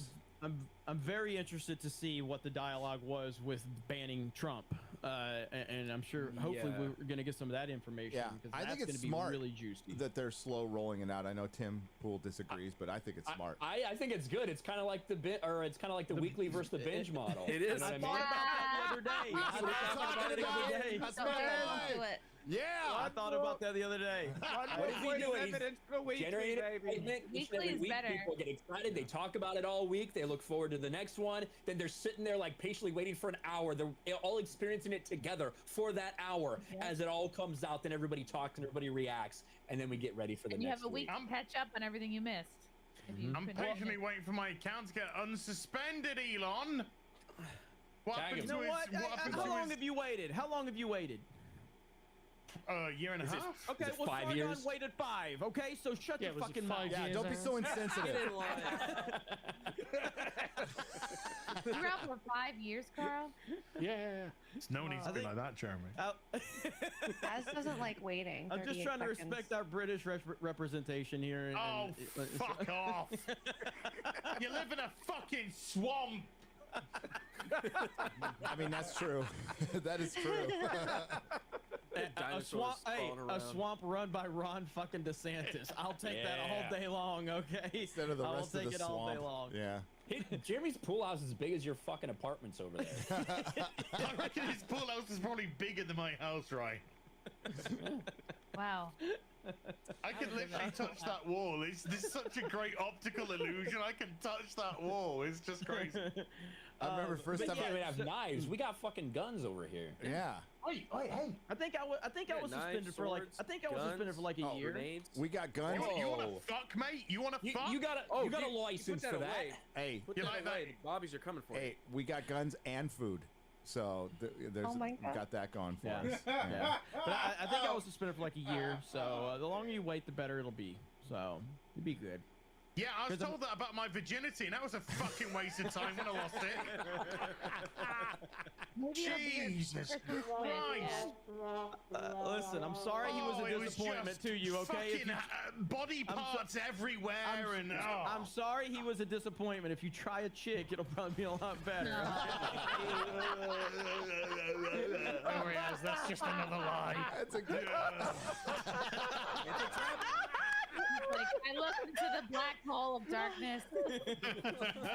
Hello, darkness, my old friend. He's got his own Green Ranger story there. Right there. Whoa! R.I.P. R.I.P. Oh shit. Oh shit. Garrett, when we talk about Elon, like the idea of him actually like being targeted by people is legitimate right now. Money ain't gonna make you safe. In the past, week, there's been like 3 crypto billionaires that have mysteriously been found dead. Yeah, what's going on with that? I keep hearing like people saying like 4, I think it was 4, someone said crypto billionaires have died. And I'm just like, I have no idea what's happened. Wow. Yeah, not the crypto billionaire you want to die. I haven't even heard about that. I know for sure 3 of them. I know, so I'm not familiar with these guys because I'm not in the crypto space. But let's see, 3 global crypto leaders have died in the past 30 days. Mushigian, 29, drowns after tweeting the CIA and Mossad were trying to kill him. Family says he was mentally ill. Kalander, 30 years old, died in his sleep. Terran, 53, helicopter 13. crash. 13, he just died in his sleep. Okay. What was that last one? No word on whether he was vaccinated or not. Yeah, sorry. did he get the second one? That's my question. What was the last one? Ryan? A helicopter crash. A helicopter They were crash. 53, so I mean that'll get you whatever age you are. R.I.P. Kobe. R.I.P. Kobe. R.I.P. Kobe. Yeah. I parked it. There's like this awesome mural of him in downtown L.A. I was thinking of you, Jeremy, when I saw that. Yeah, big old Kobe. And there's like the black mamba, the snake, right? Not a big Kobe. I thought fan. it was a dildo. No. That was inside the convention, dude. That was where the weebs were, okay? It's like Gary. It's like Gary talking about video games at this point. So what? T. Louis Part 2. Whatever. Yeah, basketball. I liked basketball when the Clippers were in San Diego, and I didn't give a shit after that. Okay. T. Louis the second. T. Louis 2. Yep. Oh, by the way, congratulations to Elden Ring. Very deserving of the game of the year. So, I want to get that out of the way. Fantastic game. So, it won game of the year at the awards that Bill Clinton stole the show at. Apparently. Yeah, what the heck? That was weird. I have no idea the full context surrounding it. But you mean the advert that hands out trophies? No, like I just watched Razorfist video. No. The Game Awards is just a big fucking advert for 2 hours, and every now and again they give somebody a plastic trophy. Hey, that's why we are starting the Geeks and Gamers Awards at the end of 2023 next year. That is already in the works, so that'll be a thing. So it won't be some bullshit right there. So I'm on that panel. I'm on that voting panel. Yes, you are. Even if you didn't know, you are now. I'm not. No, I told you. I didn't know. I fucking Gary told you. Oh my God. Oh, that is horrifying. Diversity, inclusion, head. Wow. I mean, nice rack though. You look very starstruck. Thank you. Right. I looked at so many pictures of Jennifer Lawrence's boobs to make thumbnails of her. I know. I know. The struggle. The struggle. I was very sorry to crop my tweet picture there to everyone. Sorry, but you've all seen it, so whatever. Yeah, but I mean, just seeing that cropped, you knew what was there, and it was like nearly any time that I like make a thumbnail where it's going to be a woman in there, I just look up this actress cleavage or this actress boobs or whatever just to find good pictures. So let's be real. We know people are going to click more often. And that one, I went for a long time before I found just the right picture. So a long time, huh? Longer than 38 seconds. Yeah. There's a lot of search results for Jennifer Lawrence boobs. Make sure your safe search filters off, though. That's right. That's gonna be a bad transition to Wonder Woman, but oh no, it's perfect because I put one of Patty Jenkins with her tits out in my thumbnail too. Gary, it's fine. This has got nothing to do with raping a man. No, it has to do with Harvey Weinstein Oh wait. Yeah. Oh wait. Right. I think Jennifer Lawrence did it willingly. They were dear friends. They were dear friends. Really? Oh yeah. Oh, she fucked him. Yeah. Oh, and his former assistant, The dearest of friends. is making a Star Wars show for Disney Plus. Former Harvey Weinstein assistant Leslie Headland, personal assistant, knows probably where some of the bodies are. So yeah, the big DC news is Wonder Woman 3 got canceled, and I don't think anybody's And a Batman Beyond movie, apparently. Yeah. The rumor says. Yes. So there's a lot of stuff going on, and there's definitely opposing rumors coming out about what's actually going on. In fact, just today, I think an article posted on the Wrap about what actually happened, and Patty Jenkins is the one who walked out when they told her they didn't like her script, and they asked her to change it. They asked for James Gunn to put his input. She stormed out basically and said, "I refuse to let anybody else do this. I just won't do the movie anymore." All right, bye. But I mean, after the disaster that was, like after the disaster that was 1984, why would you let her just do her own thing? We've seen what happens. She had one movie, Wonder Woman, that took off and everybody really enjoyed, and then all of a sudden she's the darling. She gets getting all these opportunities. Star Wars, that didn't go well. Reportedly, that fucking project was a mess, not just for them but also for her. Then She Wonder didn't Woman write 1984. Wonder now Woman, this. though. Who the fuck wants to work Did she with this write Wonder Woman 2? No. Wonder Woman 2, yes. Two, yes. Yes, one, but no. not the Wonder She Woman knows. Did 1. write that one. Yeah, She just directed it. I want to make sure we don't forget we got Sargon is officially part of the Legion of Memers now, so there we go. He's being memed. So Welcome. Welcome, Carl. there you go, Carl. Hold the So you're gold. officially That's a here tame now. meme so. too. Oh, it's Yeah. a tame. We're just look. We're doing the Elon Musk a dad model. meme. We're You just gotta warming him ease up. him in, right? There's gonna be some really bad, fucked up memes before the day is over. Don't worry. So There's going to You be act memes. like it's my first day on the internet. I mean, Yeah. Jesus fucking Christ. We're not going to be able to post them. Hey, Sargon, have you heard of memes? We have those on the Yeah. We got the first Have you, show have you ever heard of to have- raunchy memes? Eh? First show to ever have memes. A little all internet. spicy over here. Okay. Thanks, Jay a Long, little for bringing edgy the memes. over here. I don't know if you heard. Watch out, Sargon. it just shows you how much we respect you and how we know we're just pieces of shit. I just like being in good company, you know. All right, cheers. So Yeah, and so it's not just that; it's also the Henry Cavill Man of Steel 2 or whatever sequel they wanted to do. That's up in the air. They also don't even know if they're going to use Henry Cavill's scene that he filmed for The Flash in that, because depending on what they choose to do going forward, they might not want to put that in this movie anymore. and that scene's in there, and there's more than one. There's more than one. So I talked to this person with Chris who saw The Flash, and yeah, there's 3 Batman. Henry's in it. Henry's at the end. Henry's in other parts too. So it would be more than just one scene moving him out. That'd be a little difficult. They'd be stupid to get rid of Henry Cavill. That's just retarded. Honestly, Welcome to DC. Yeah. I don't think James Gunn is dumb. I just don't think he's dumb, and that would be a dumb move. You would have to have Whoever's making the decisions is absolutely retarded, right? I mean, like, up until now, yes. Up until now, absolutely dumb. Well, they've had old leadership, and now they have new leadership, but they're still trying to unfuck up everything that was. This was a twisted, massively twisted pretzel that had a lot of different creative visions involved in it. And now I think James Gunn's trying to figure that out. What but this it's sounds to me, it sounds like they're wiping all of the Zack Snyder characters. If they're going to cancel Wonder Woman, You hate they're to also see it. talking about canceling the Man of Steel Aquaman. sequel. And Aquaman's Aquaman's also been- on the chopping yeah. block. Black after Adam. his next movie that comes Yeah. out. Here's the problem with the Snyder.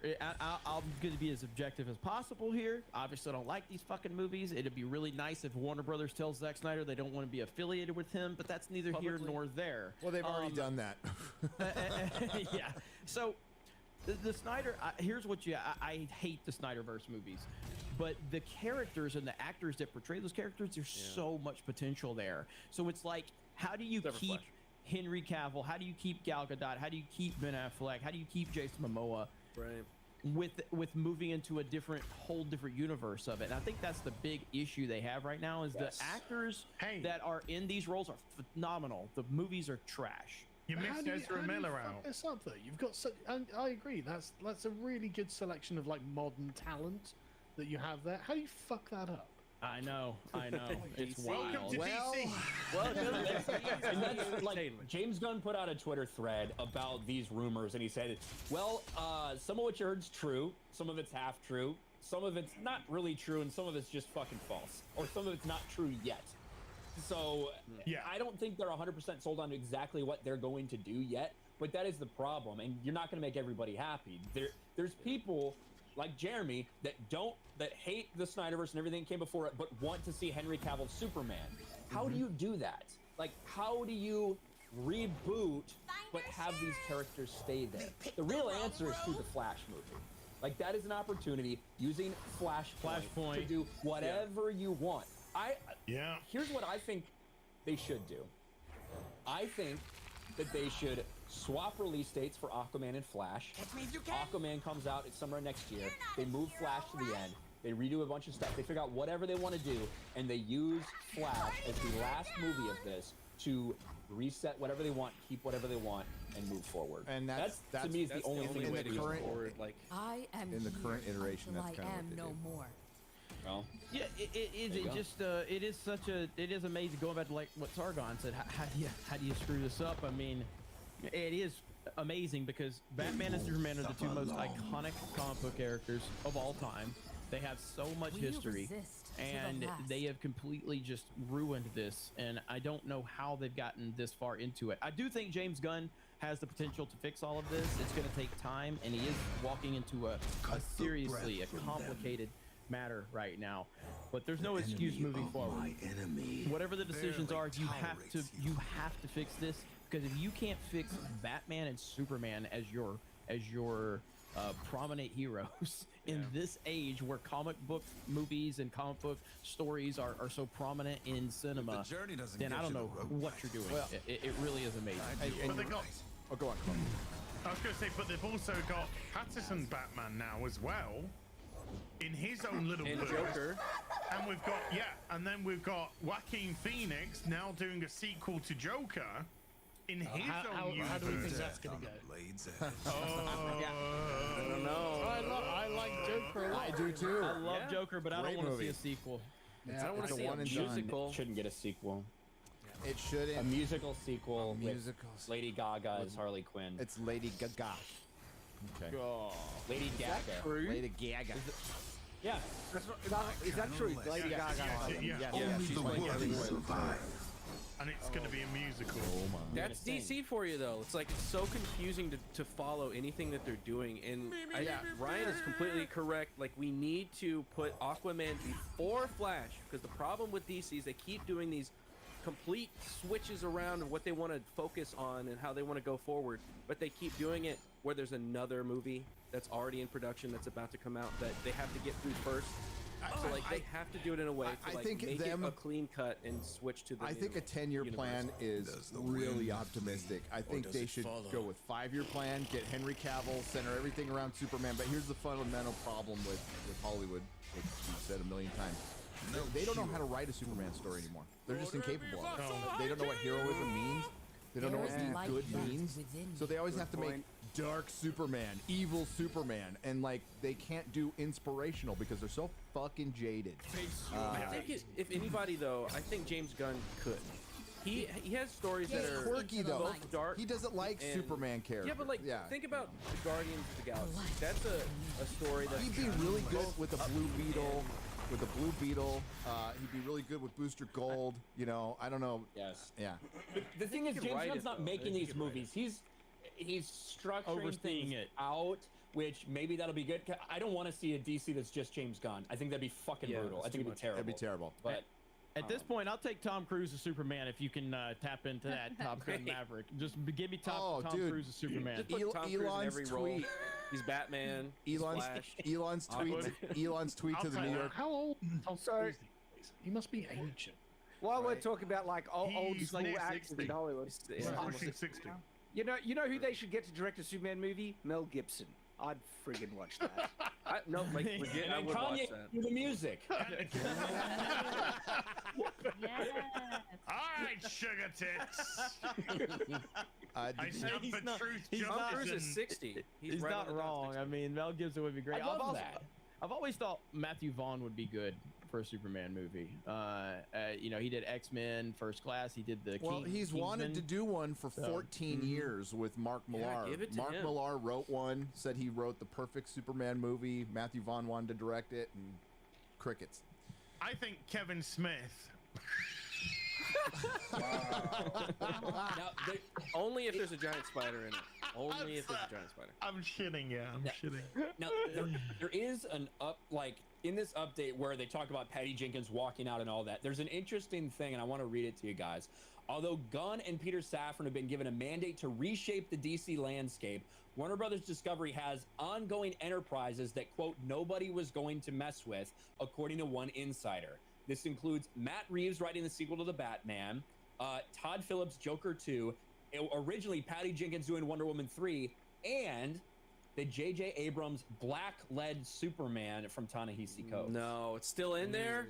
According to this report. Yeah. If they do that, No. it's done. It's Yeah, we're over. done. It's No, dead. no, that's one that they're gonna. That's gotta be old No, information. they're gonna quietly just disappear that one. They're gonna say, "Oh, it's still in development," kind of like Rianne's Ryan trilogy. Johnson. Yeah. And then if you scroll up a little bit, the whole Black Adam thing's crazy too, because like after Variety put out, hey, this is a box office flop, it lost money, lost between 50 and 100 million dollars. Like clearly The Rock and his people got deadline to write an article saying, no, Yes. actually, this is how it will make money.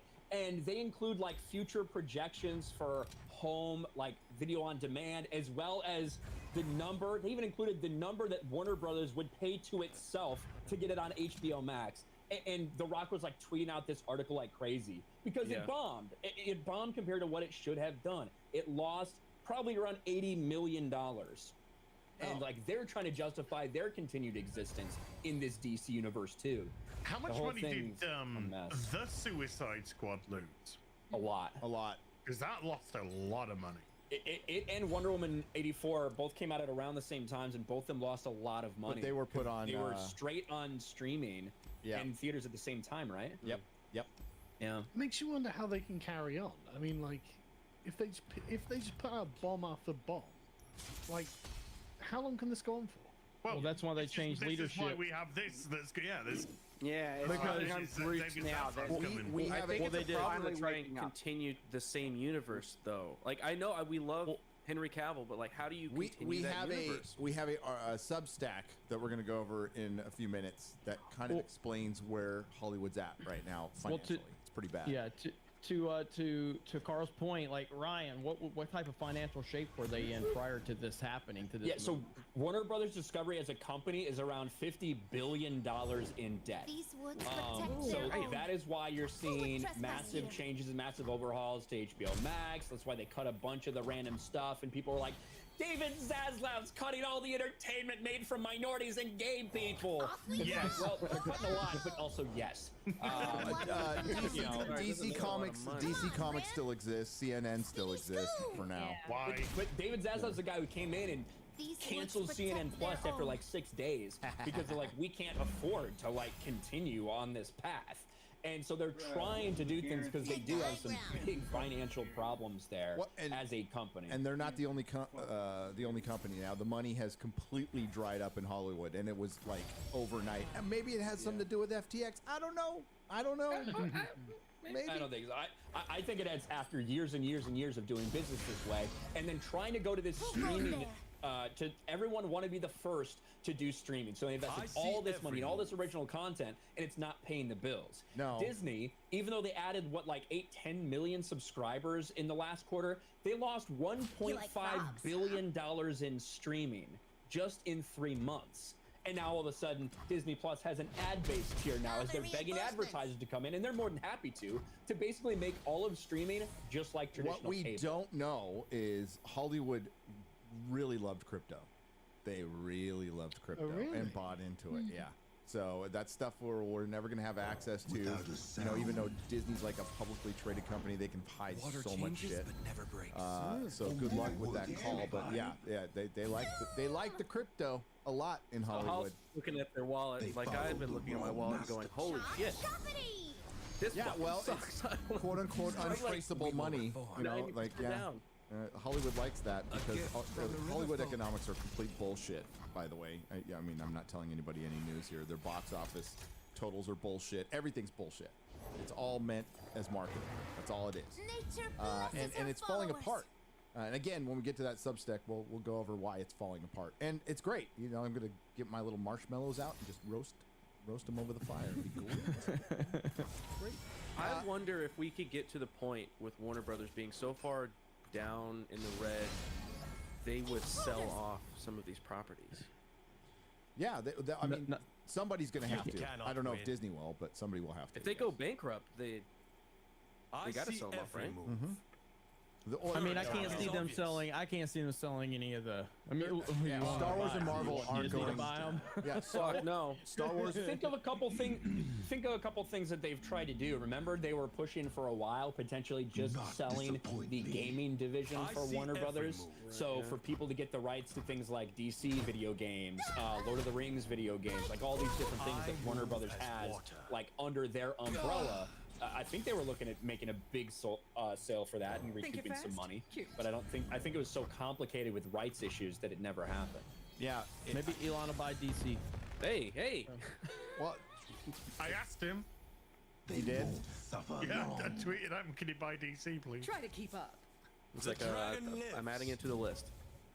Yeah, I can't see like Apple buying Disney. I don't know if the government would even allow that to happen. What did they just block, Jeremy? You did a video on it. They blocked. They actually blocked. The FTC with the whole Activision. So Microsoft purchasing Activision Blizzard. I still don't really. I think this is Sony getting more involved in that because still, even if Microsoft was to purchase Activision Blizzard, which is massive. Is massive.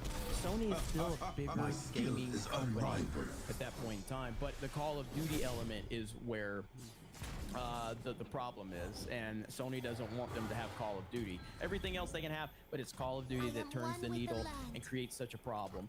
So the FTC has stepped in on that, but Sony has been lobbying for this big time. Sony is very much angry about the purchase of Activision Blizzard.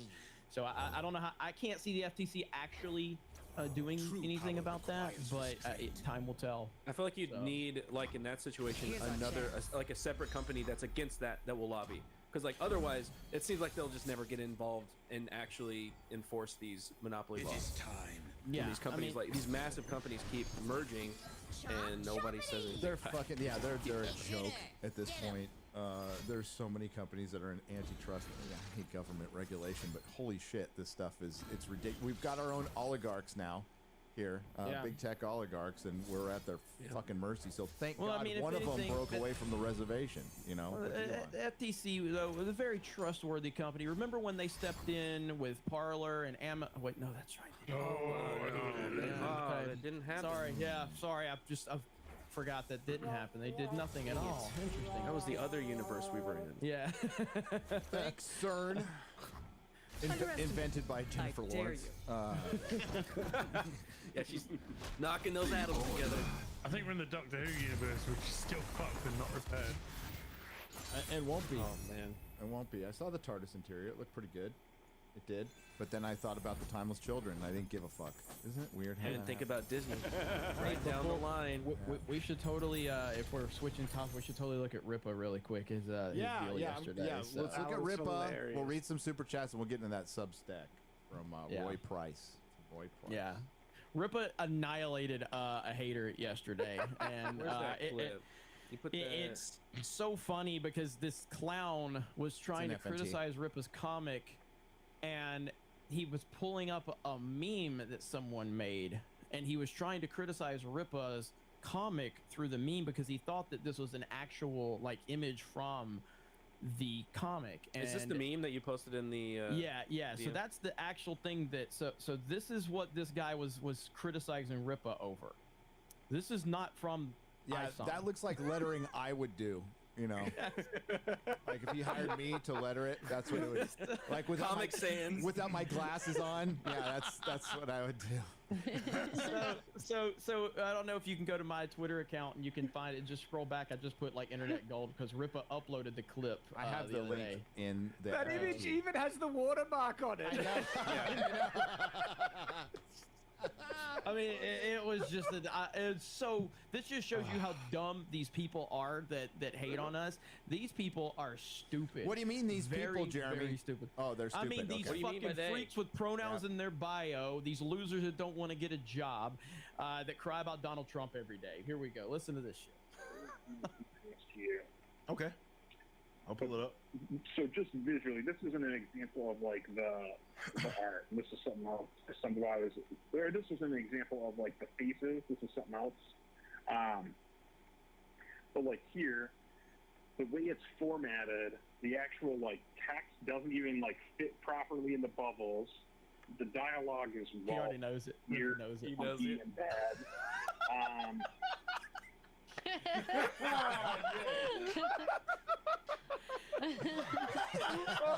Oh no. Hey homie, that's not from the book. That lettering is not from the book. What's that lettering from? I don't know.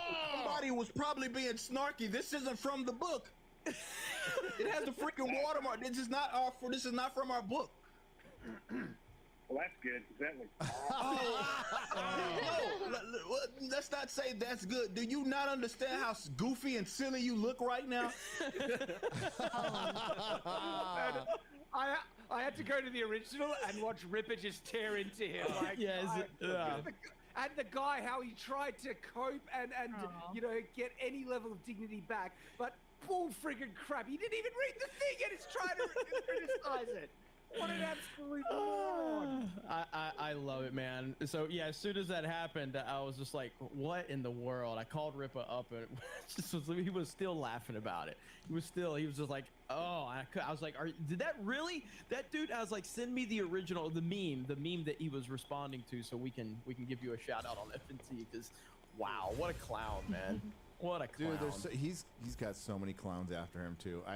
I dipped in on, you know what stream I'm talking about, and four white anti-racists ripping on Ripa's comic book. Wow. One of them unironically with a fucking man bun. It looked like retarded Jeopardy, dude. It was hilarious how fucking stupid they were. All these white leftists are very upset. They hate white that black leftists man. that call these white leftists that call us racist and sexist. They're very upset that Eric July and his lovely wife have created a business for themselves, and they're really mad about that. You know what they're thinking, don't you? Oh, the successful black man. I'm not gonna. It's not on my watch. I'm gonna tear this guy down. Yes. It's so funny, man. God, and how awful these people are. They are so vile. awful. Ankle biters. Yep. Vile.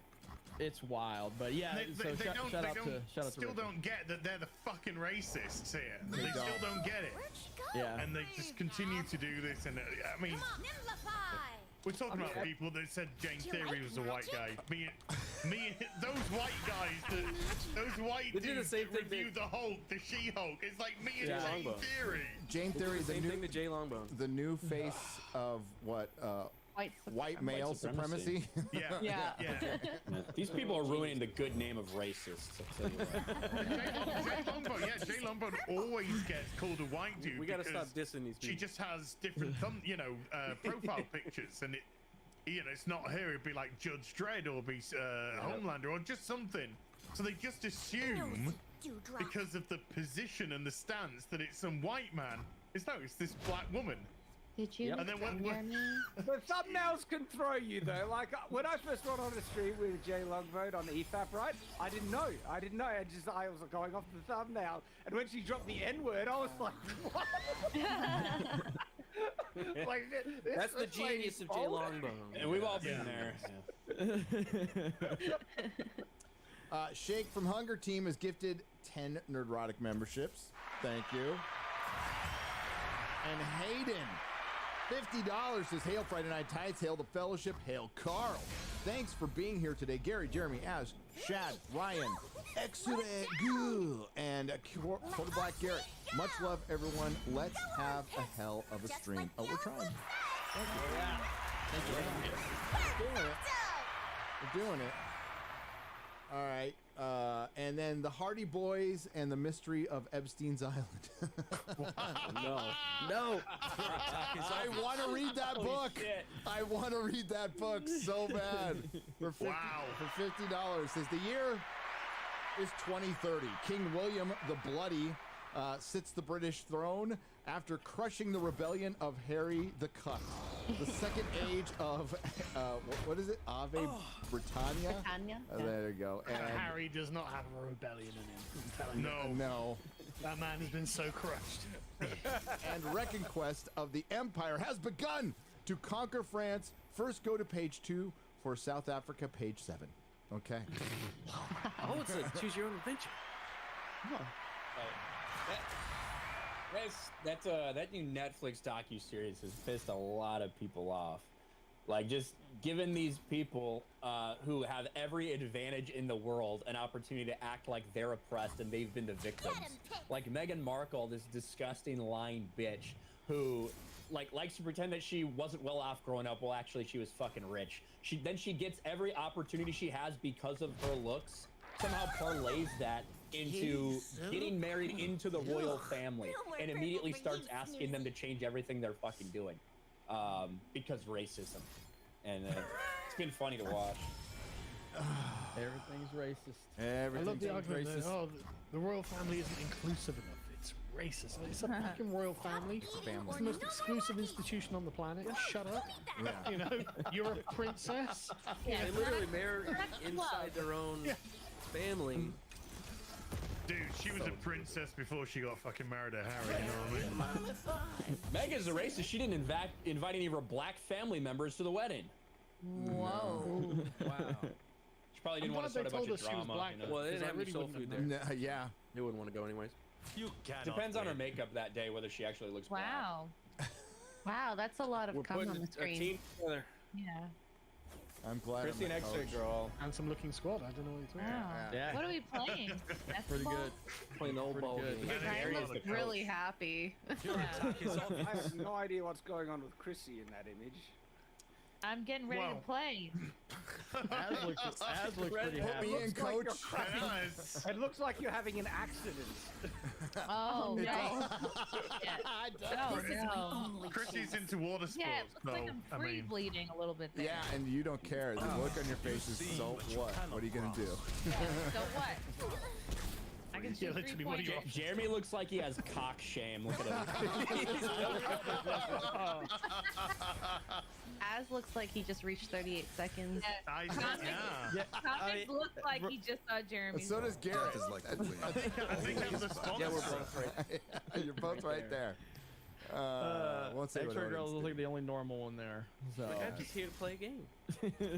I'm so excited. It does look like I could see that just being a picture of like her from high school as a cheerleader or some shit. Like, Yeah. she does look, that looks pretty normal Photoshop. Yep. You weren't a cheerleader, X-ray girl. You were too busy studying, right? We didn't have a cheer squad at our school, but I was Canada in doesn't have that stuff. Canada doesn't have that. Oh, there are, just not at the school I was. I was in like the dance team still, though. It was just different. We types. root for both teams. No. The Canadian We way. didn't have sports there either. Okay. No sports. Oh, God. Well, barely. I was in art school, so Have you ever been curling? my hair. Oh my god. You're Canadian. I'm joking. I know what curling is. Oh, No, I haven't. That'd be so I wanted to disappointing. see you guys all do this again. That was like one of my favorite moments.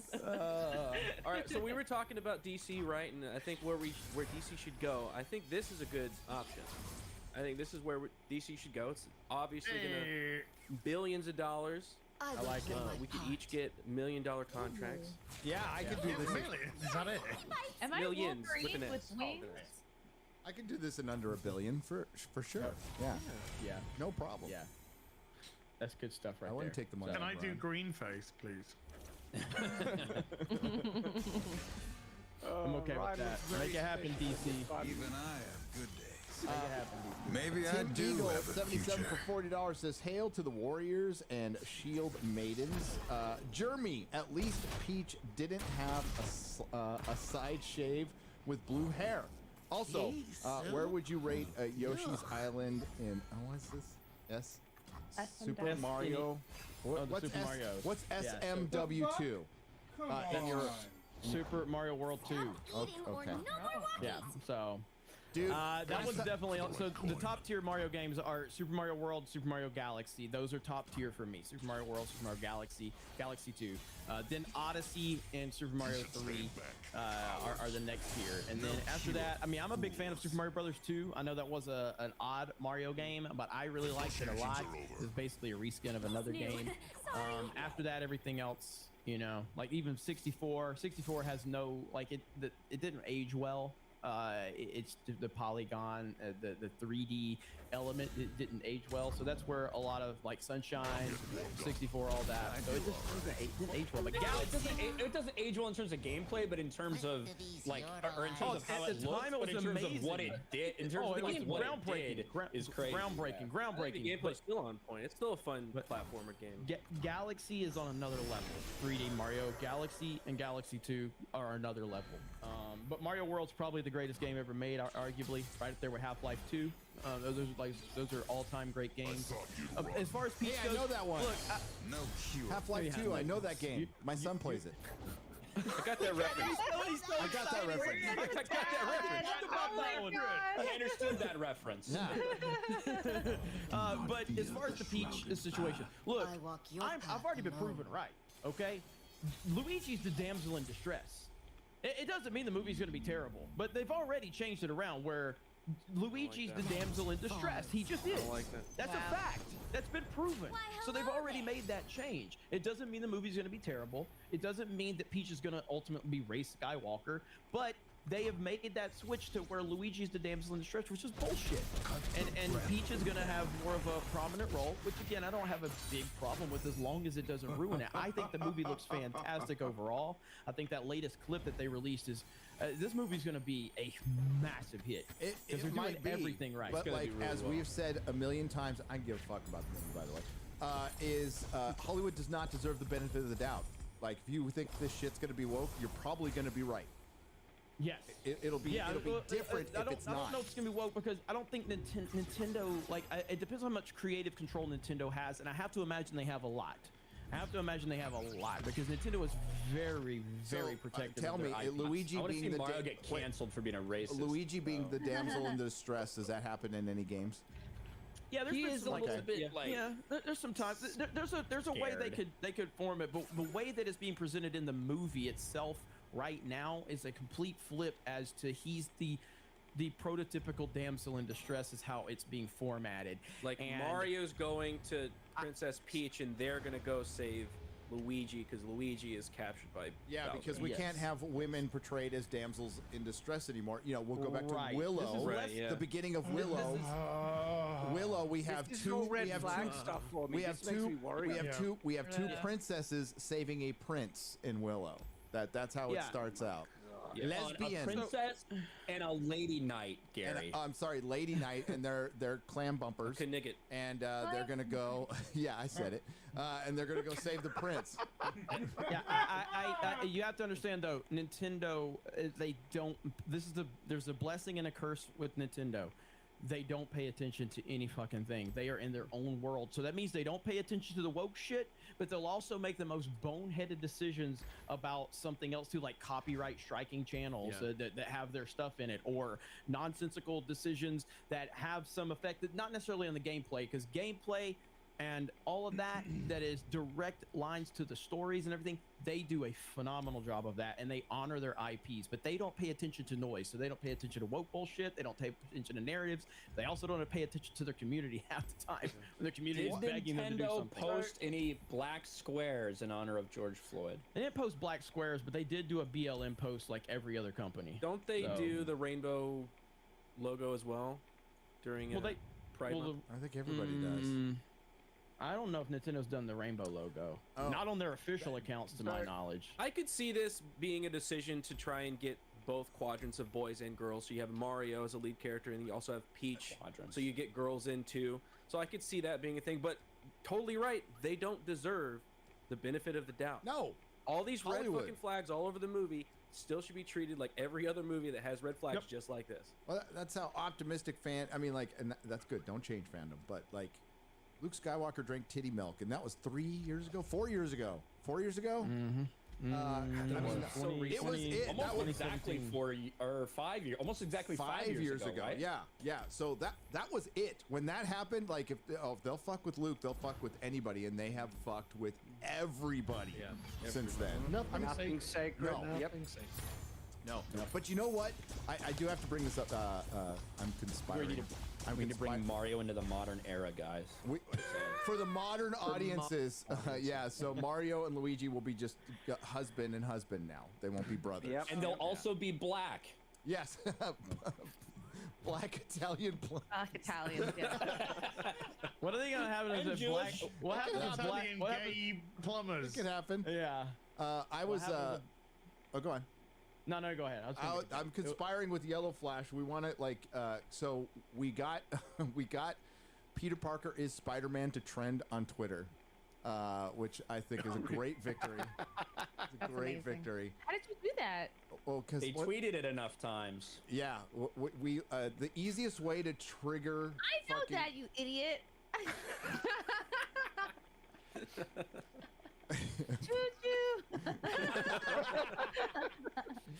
So the easiest way to trigger Marvel stands is to just say Miles Morales is Miles Morales and Peter Parker is Spider-Man. I mean, these are factual statements. I've already I'm in a Rags video explaining why I did this, and Yellow Flash mentioned it in a video yesterday. So I'm like, oh shit, I'll put it up again. What the hell? Piss people off. And it did. But it got Spider-Man as Peter Parker trending. So if everyone out there, because I guess there's a lot of people in the audience out there. If you're on Twitter, Twitter's pretty fun now. Honestly, you might want to sign up for it. I usually don't recommend any platform right now, but they're pretty good. Go out there and just make the factual statement: Miles Morales is Miles Morales, and Spider-Man or Peter Parker is Spider-Man, and see if we can get it trending again. That'd be fun, just to piss.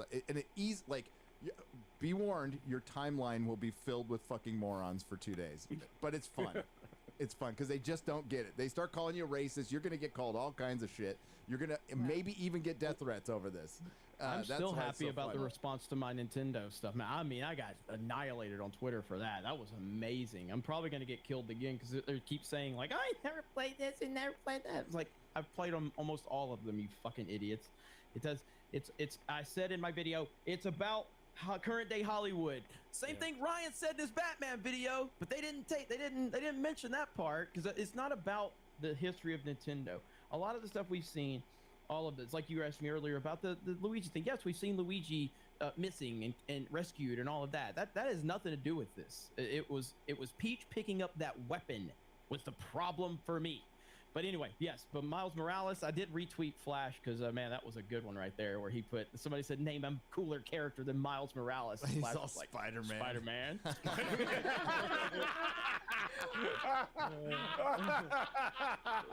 You proved it. You called him Miles Morales. Not Got him. Man. Yeah. Got him. Yeah. I've gotten so much fucking mileage. I think I've like a year's worth of mileage out of that. So mileage.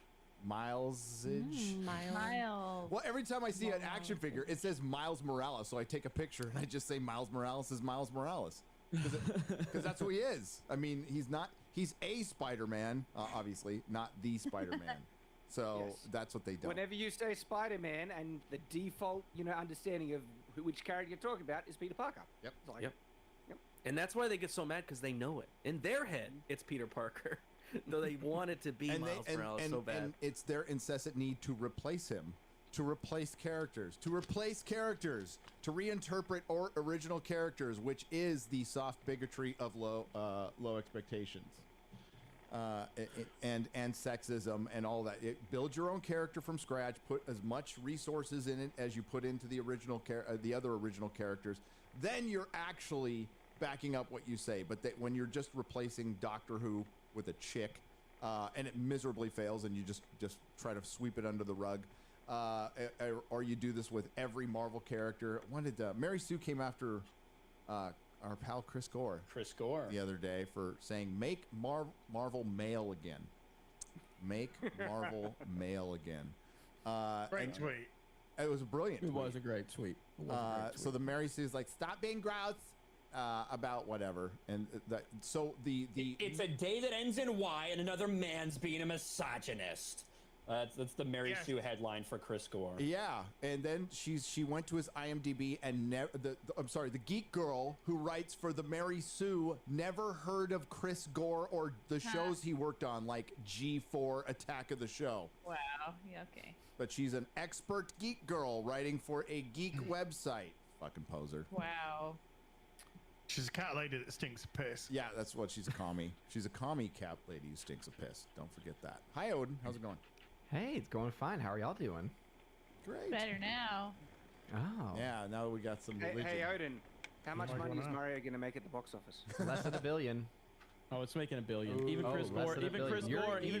You were agreed gonna with me. eat that Chris pineapple. Gore agreed with me. Chris Gore. Oh, good for you. He agreed with you. It's still good. Now you know he's good for you. Oh, good for you. And how was it? You and me, we're done. We're done professionally. You're a good guy, yeah, but we're done professionally. You're a good guy, but we're done professionally. You want to bring up that Substack there, Garrett? So good. All right, this is but Gary, yes, as He was trying to fill in the you know how as is if it gets silent for more than 2 seconds. No.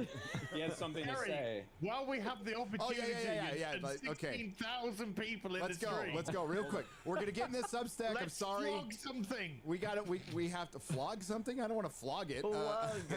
Plug. It I means thought you to said sell. flog. It's slang. Said flog. I don't know. Oh, New Zealand. as You've flog. been flogging that constantly. Yeah, We can flogging tell. is what we We do. have to ask the actual British person here. Yep. Are you familiar with that term, Sargon? Oh yes. All right. I thought. It passes as. Okay, whatever. Flogging is what we do in our private time. We are plugging this, okay? Doesn't that happen in private time too? Hey! Well, speak for yourself.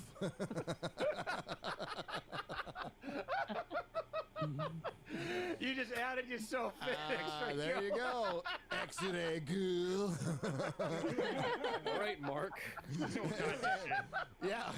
You What just you have do to with guess that link? who. Don't go there, chat. You know where you're gonna go. Don't go there. Too late. Too late. Az, what do you got there?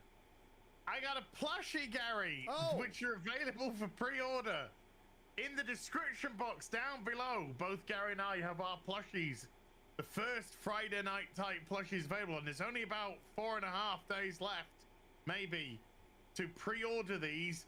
The link is in the description down below, and if you get a hot dog man Az with a belly plushie and a wizard Gary plushie, then you'll get 10% off your order. 10%. Wow. When they're gone, when the pre-order's gone, they ain't coming back.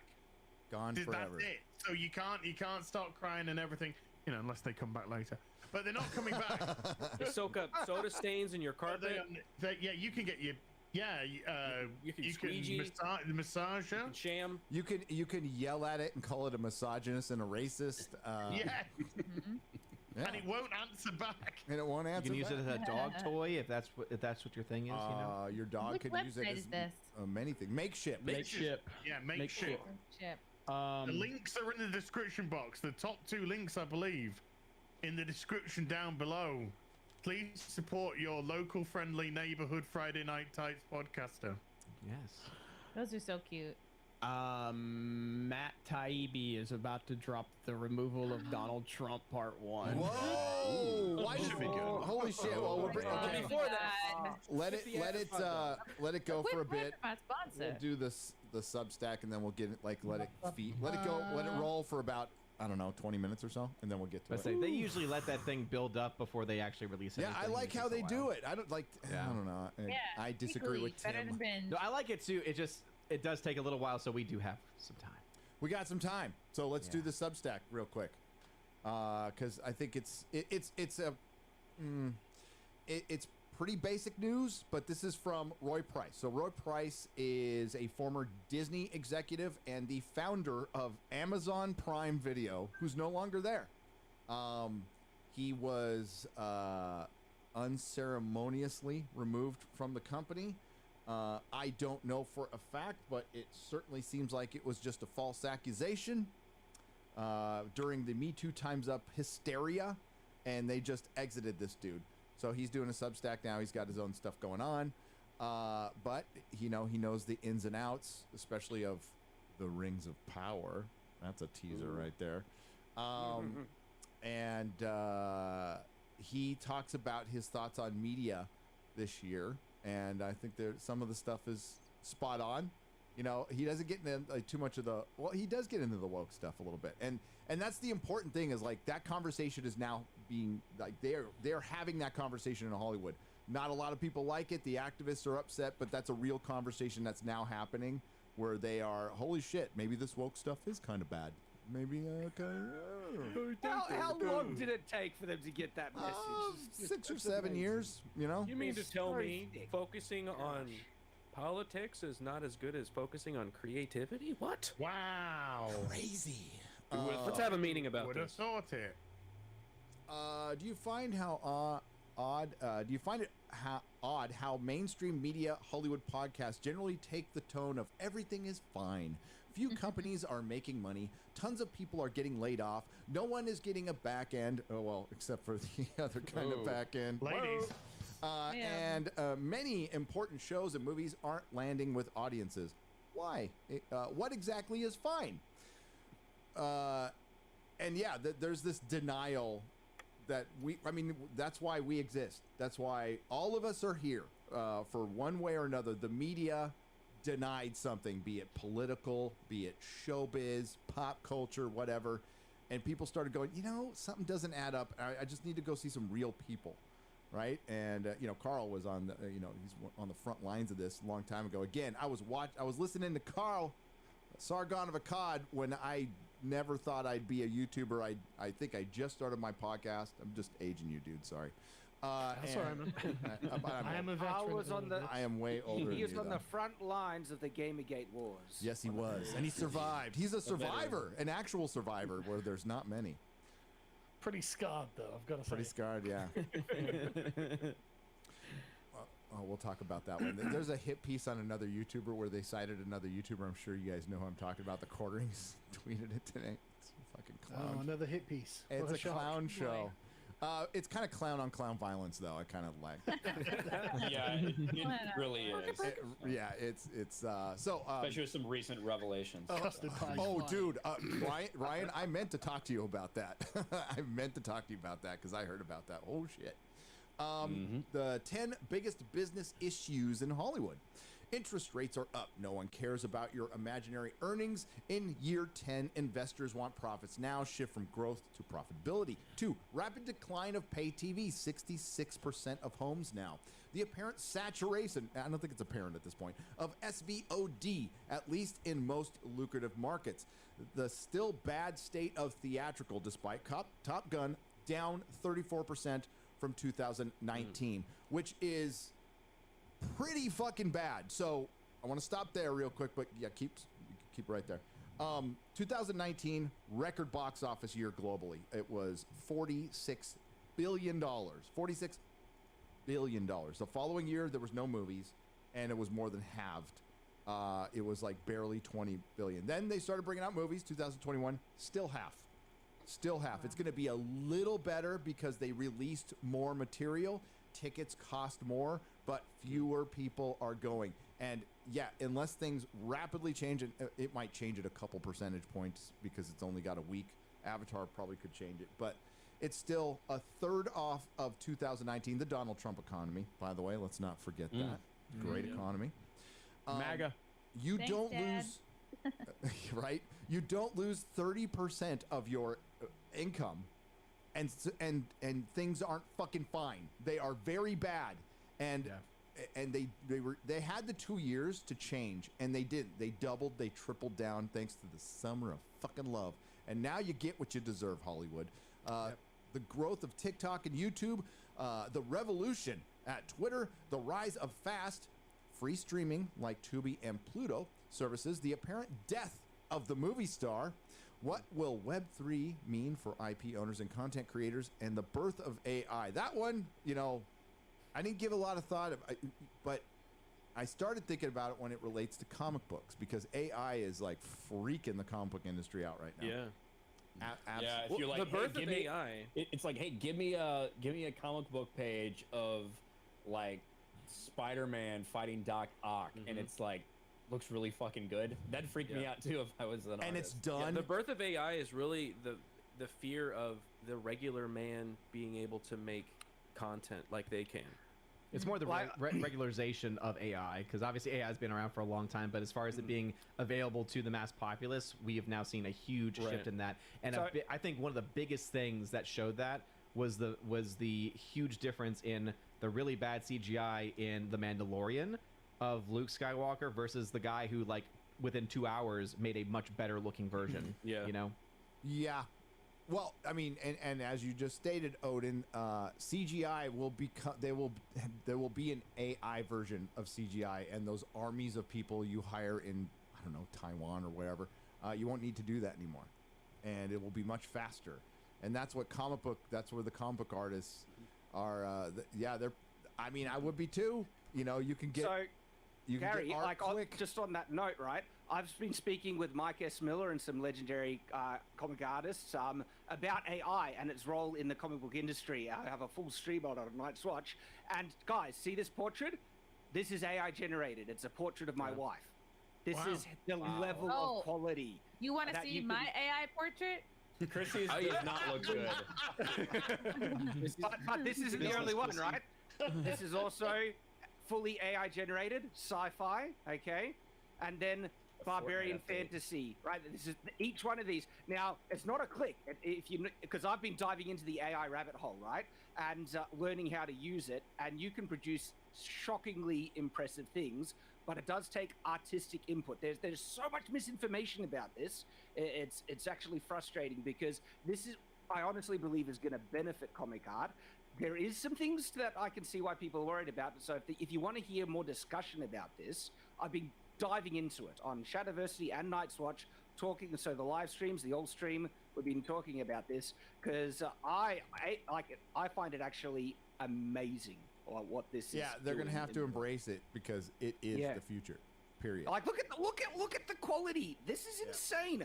This is $2,000 to $3,000 portrait I would have to pay a digital artist to do. The thing is, though, am I robbing a digital artist of a job? No. I would never have the money spare to justify splurging on something like this. This actually opens up accessibility to people who don't have the money or means to do it. There's so much nuance to this discussion about the benefits. So don't let people, I guess, fearmonger about what this can actually do to help out. It's like the last few decades really have been bringing the cost of production down. You can get cameras that are really great quality, that are in a consumer level, and then now you can do concept art, you can do comic book art, you can do. Wow, this is beautiful. You write a book and you want to do a couple of pages with some art in there to illustrate, you can do that now. You don't have that barrier to entry. And I'm sure, it's terrifying for artists, but I think there's still a place for the human touch. So, like, even with something like this, you have the human touch that could come in and then manipulate these this and make it portraits even better. Yeah, these portraits took me 2 to 4 hours each to do, okay? It had that level of input. It required taking into Photoshop to tweak, because there's limitations, but if you know how to use it, I'm literally using it in the publication of Shadow the Conqueror, the graphic novel, right? I was able to make great art for the cover page, which I wouldn't have had the time to hire an artist to do anyway, and it's enabling me to give a better product for no extra cost to the people who have backed the project. And it's actually enhancing stuff. And I'm definitely going to always be working with artists, because you need artists to get the best results. Yeah. And so that there's a lot to it, and it's a brave new world when it comes to what this is capable of. It's pretty. And amazing. so it's not you're seeing it's not this. perfect. You're seeing Yeah, this. Brave New World. Feast your eyes on this. content. Yeah, it doesn't always come out It is good, not perfect. Chad. Yeah. Well, that's Can you- right. can you click Some of on those it are and good, blow it though. up a Some of little yours bit? are really Zoom good. in on that- Zoom in on that bad boy. I want everybody to like feast Click it. your eyes. Chrissy, Oh, if ever you need a picture of you retarded, you've got one. Yep. You Yeah. can just. look at my face. Oh. What's wrong with your face? Look at my That's chubby like hand. your ugly Yeah, cousin. your hands do look chubby. Yeah, I look like That's a the real thing is like estate AI agent also who can't do has hands like a lot of surgery. artists. No. Maybe No. not. Maybe There's not. no- Yeah, look how There's fat your wrists are. Holy shit. Yeah. You Oh, look yeah. good as a Fortnite character. Let's wasn't show bad. some more. Let's see. Let's show some more. Look, I paid too much money. one's I paid cool. for the app. I look kind of fat though. It's All right, look at cool. this one. Look what happened about having my hand. What's up with your face? Oh, no. Get a strong arm there. Stuck it in a wood chipper. It got cut off. Camera cut it off. You know, I think I know where I went wrong though, because you know when you with this AI app, they go, you gotta pick. Look, this is me. I'm about to fire someone for a problematic tweet. Crazy stare. And this is like AI will cut off your head, Focused separate right your in. boobs, and send you into space. Is this what humanity wants? Like, look, they just cut off my whole top of my head. And you got like And- No, dude. it's not you a got, lot going on you got there. dude How arms. bad I look. Look, this is not good. That's your. It's That's, funny though, Chrissy. There's actually ways to fix every single issue you've had with every one of these Really? images when you know how to work the program, and you don't have to pay for it. There's actually a free version that you can install locally Okay. on your I think computer I know. and get a lot more options. I'm gonna follow your advice. This is me as Fortnite character, and I have a torch on my arm for some reason. I think I know where I went wrong. Oh, look at this! I look like I'm gonna kill someone in this photo. Why are Like all of evil the Chrissy. pictures like you in like some sort of business attire or something? I don't know. It's like they know my past or something. they might. They know my corporate past. I think I know what I did wrong here. With this particular app, they say you have to pick 10 to 20 photos. What I didn't realize is that they said 10 to 20 photos of the same person. So I picked a few because I wanted like nice portraits of like a few people. So I picked a couple of me, like one of Frank, one of my friend Marshall, and one of Muffin, the dog. I think seeing the this dog is, in there. there's some dog in here. Yeah, some dog in you there. Yeah. I think that's where I went Oh wrong. my. She It looks said it. real fucked up. There's a little bit of muffin in this face. A little bit. Not A little bit of butter. A little bit of butter in that face. It was a fucking huge waste of money. I think I paid $40. It's funny because It's you could have done it all for free with the local Stable Diffusion. It's, Ah! Now you like tell me.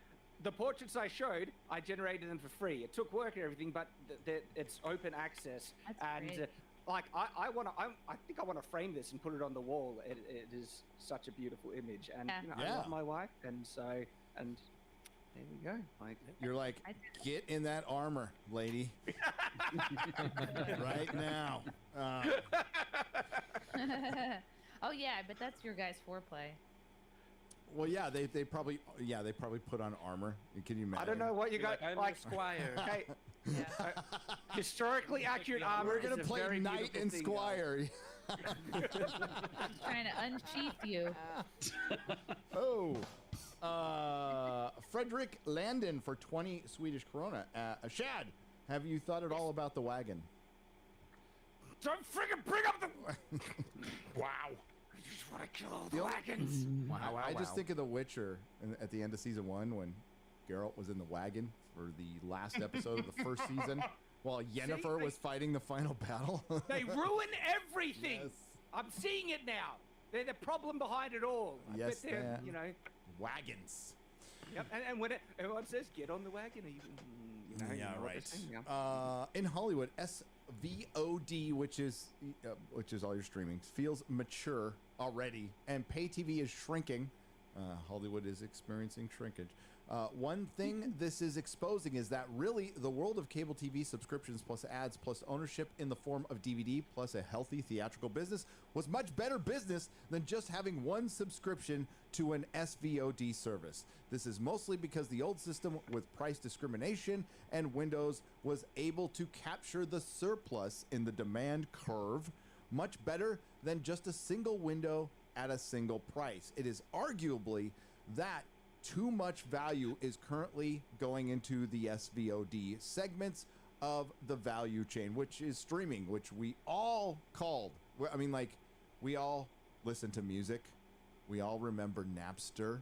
We all remember when books went digital. We all remember when these things we loved went digital and how they made them less significant, how it just saturated the market and they just aren't as prominent as they used to be. And now Taylor Swift has the top 10 songs in the country, like all of them. Wow. That's disgusting. Isn't that crazy? Hey, Friday Night Tights had it #1 hit there for a short period of time. we did. Shout out to Dan Vask. All right. Where's the next one, Dan? That's what I want to know. Yeah. Dan was also messing around Get with to some work. AI art. Pretty cool. Was he? I mean, to be fair, we're Yeah, it was supposed to be on his doing Instagram. one for Geeks and Gamers, but he won't stop fucking playing Mario Kart. So, On your channel? huh? On your channel? Isn't it? Well, With, no, in general, he plays all the fucking time now. are you That's what call? Are happens you? when Wait, you're a wait, big are you time calling? addicted. Are you actually calling somebody out for playing too many video games, Jeremy? Am I hearing that correctly? Yes. Yes, Dan Vask is a piece of shit, and he just shouldn't be playing video games. Hey, you know what? Hey, Shots fired. his soccer team lost today. Okay, he's Yeah. probably sad. Football. People Soccer. actually are like hitting Dan up. They're like, "Are you and Jeremy okay? Is everything?" He's like, "Yes." We talk every day. So Hollywood put all its money into streaming because things were on the decline already, right? Over the last 2 years, they knew that theaters weren't going to ramp up to what they used to be. Like once that habit was broken, it was broken. And isn't it great how Carl, all of us here in America bailed out the fucking movie theaters for the last 2 years to the tune of billions of dollars, and the arts and entertainment. Oh yeah, I felt so good about it. I really did. I didn't know that. Yes, we did. Our tax money was used to bail out movie theaters that then filed for bankruptcy a year later. Like we all knew what happened. That'll Ukraine, isn't it? I just need to pop some buttons. Yep. I mean, Ukraine put their money into the crypto and that. To be FTX. fair, I'd rather bail It's a out big AMC laundry. than Ukraine. Okay, Machine. AMC theaters and Cinemark. I would rather bail them out if I have a choice. I'd rather not bail it anyway. I think there's a quote for me on this show where I said I'd rather take like $80 billion and burn it on my front lawn than fucking keep giving it to Ukraine. Yep. Yeah. Agreed. Well, at least you get some like warmth from it. You know, like. It's a little benefit. Another self-evident issue no one talks about is that the shows and films are not connecting with audiences as they should be and used to. No shit. Yeah, when did they notice that? I wonder why. Marketing 101. The number of new shows that audiences love has noticeably decreased in the past 4 years, down 53%. Meanwhile, the audience's general connection to Hollywood seems to be diminishing. Awards shows viewership has fallen off the table 70%. 70. 70. Wow. All of them together. Have you seen the Oscars recently? Oh wait, that's right, you haven't because no one's watching them. Unless you slap somebody. I mean, that was the last Oscars show was going to be a record low if it wasn't for the slap heard around the world. Yep. It was all a conspiracy. They planned it all, remember? I remember that. Oh, Ryan, like the whole night we were dealing with like that was just planned. And I'm like, no. Yeah, Will That Smith didn't reaction- plan to fucking Yeah. dump his career out. Yeah, ruin Chris his Rock whole is career. not that a good actor. Like he doesn't act that well. That was such a genuine reaction. Yeah, have you seen Lethal Weapon before? As Samuel Goldwyn said, include me out, which a lot of people are leaving. So here are 8+ rated IMDb shows over the years. So there was, these are shows rated over 8.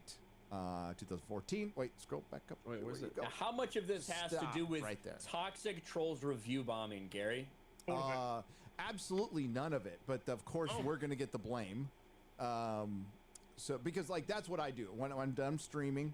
You know, I just I get my little bot farm and I start like downvoting shit I don't like, and I just spend hours doing it. I ignore my family. I don't have. That's all I do. 2014, we had 18 TV shows rated. I think it's TV shows and movies. Oh, it's shows that were rated above 8. In 2015, we had 11. 2016, we had 16. In 2017, we had 20. 2018, we had 9. 2019, we had 12. 2020, we had 1. Wow.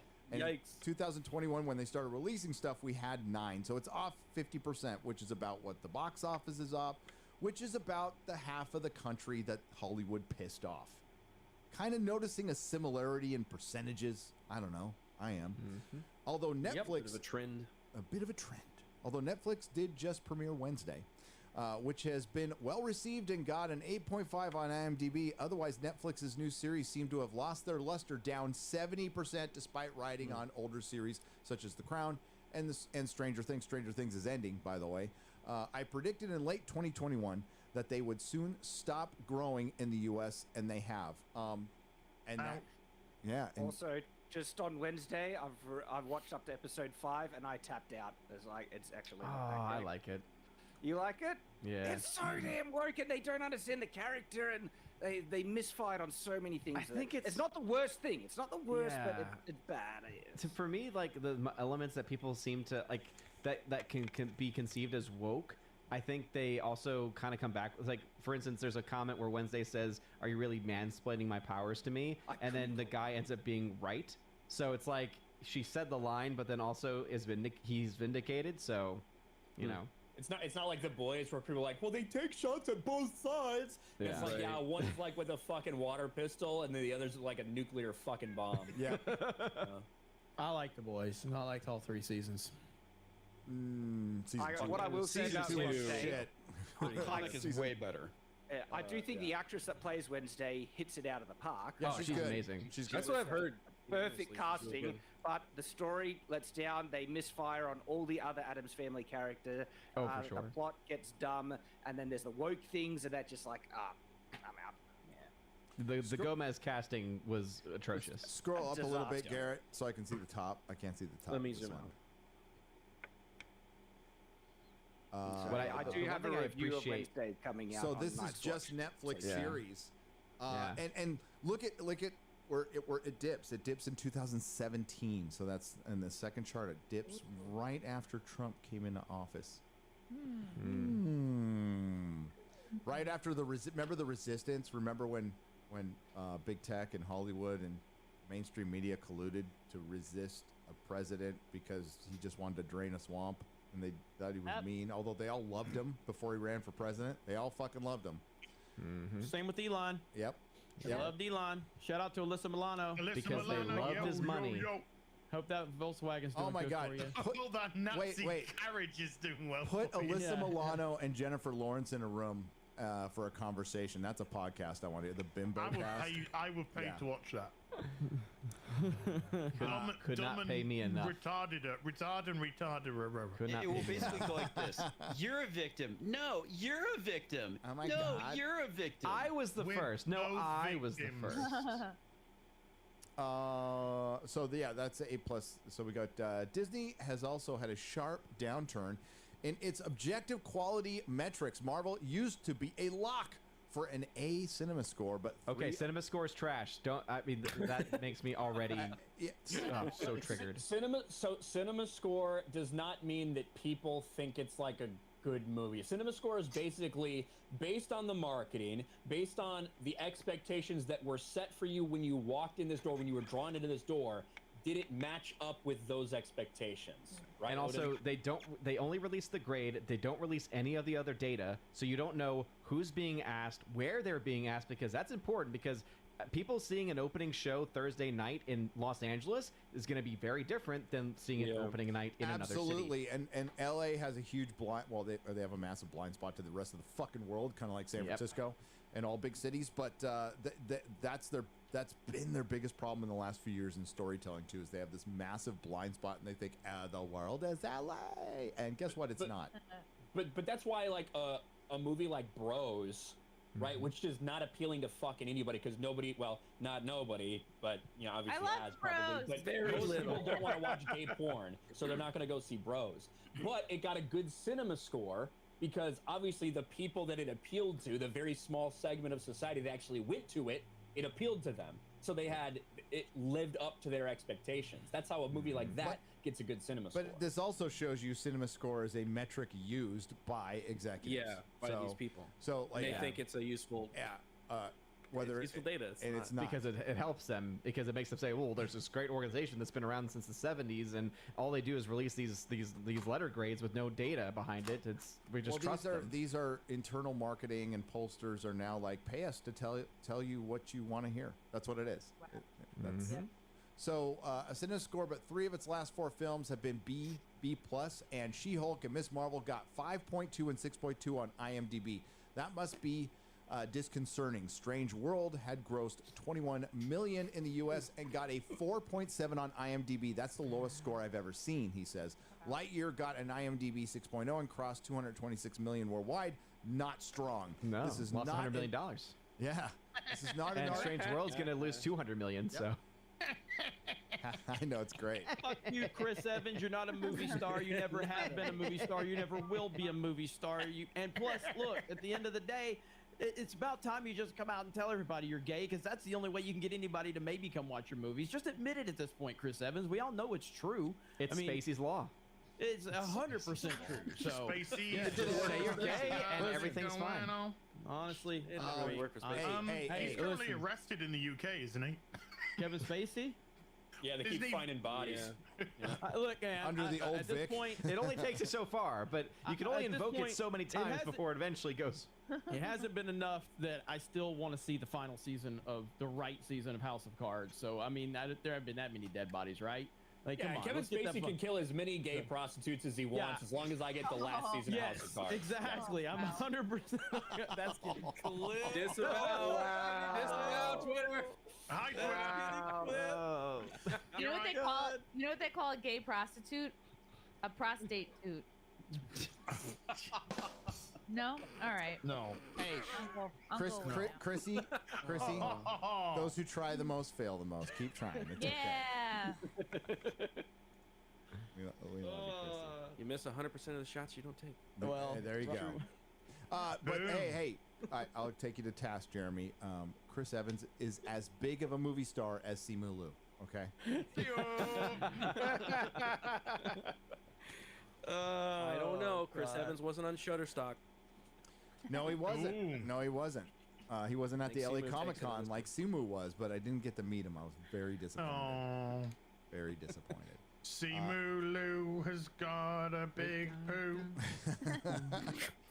This is not just an art issue, it is a business issue, as Hollywood's quality has objectively declined.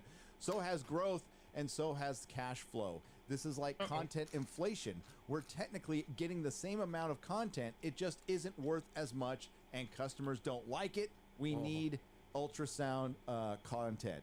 The problem is not that a couple of tiny films like Bros bombed, but that many of the big bets bombed. That's like a standoff between the execs and the audience. And that's just as a quick thing here, right? When was the last time you were genuinely excited for a movie? So you want to install Stable Diffusion locally without any filters? Not a problem. For the record, this tutorial is only possible because a dedicated member of the Patron Support Squad really wanted you guys to have this video, and he volunteered to spend hours of his free time walking me through the whole process on Discord. So shoutouts to Penguin Dragon if you like this video. Personally, I'm running an NVIDIA graphics card, so it might be different if you have an AMD setup, but generally you'll want to create an account on GitHub. Then you'll want to create an account on Hugging Face. Yeah, like the alien. Both websites are totally free. Next, you have to download a few programs. First, if you're on Windows, go to getforwindows.org and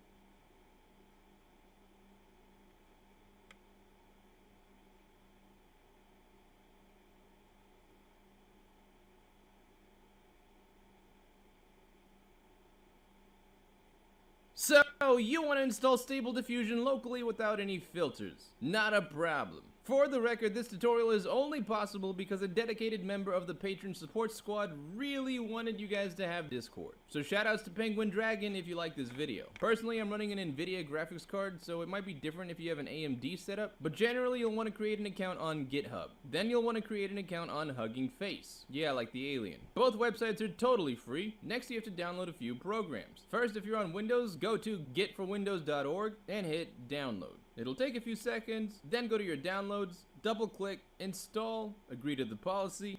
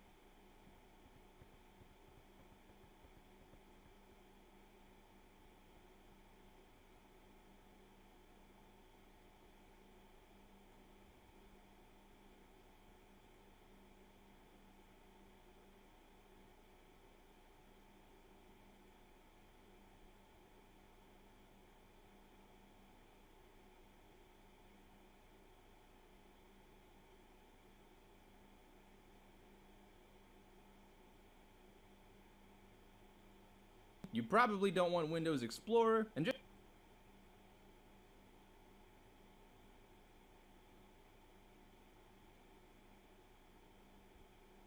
say yes to everything with all recommended settings. It will install.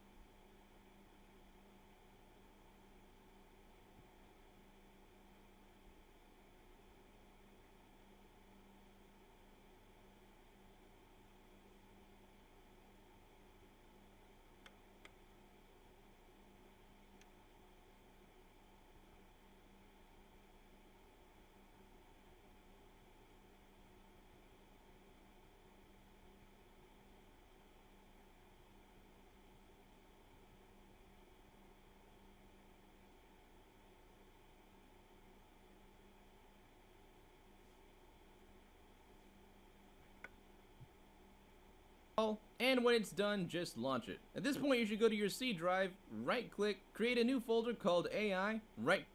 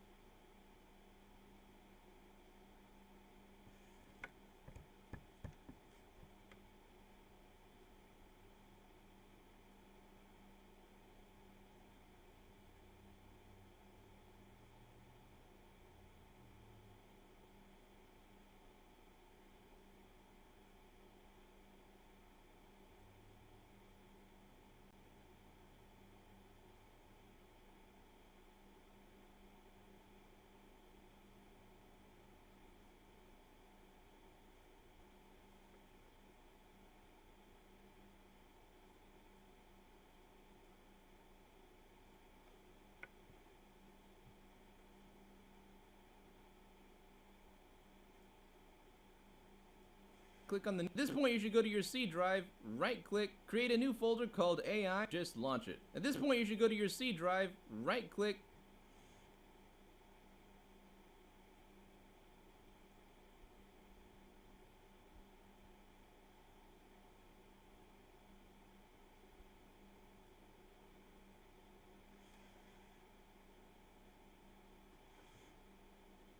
create a new folder called AI, right click on the new folder, copy, go to your Git program,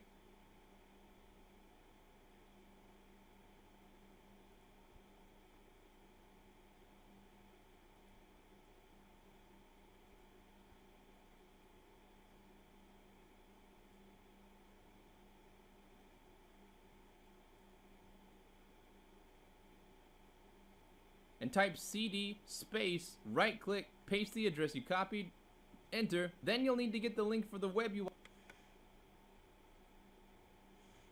Change directory. So essentially that's change directory for y'all that aren't familiar with the commands. So that's change directory.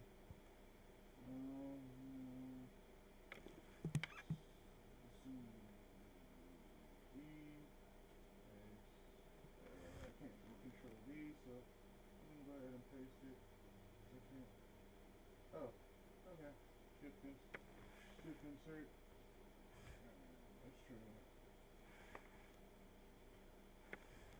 Okay. And then Space, right click, paste the address you copied, enter. Then you'll need to get the link for the web UI from the description. Click.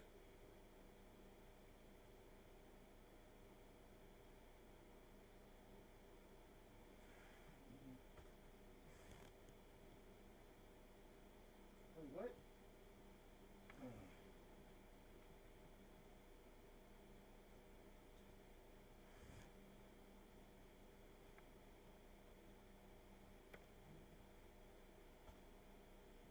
There we go.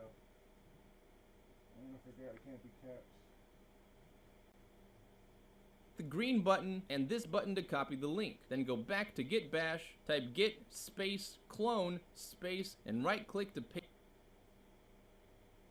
Okay. But I already have it, so.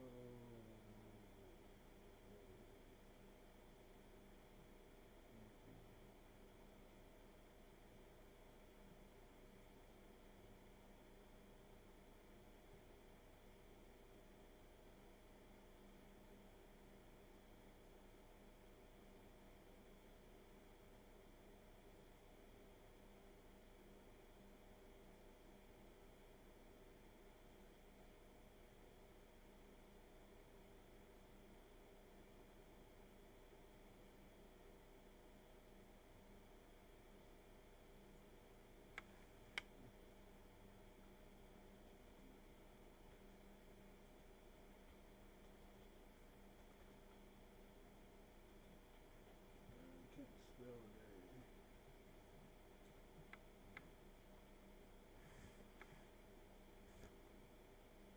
Paste the link. Press enter. It'll take a few seconds.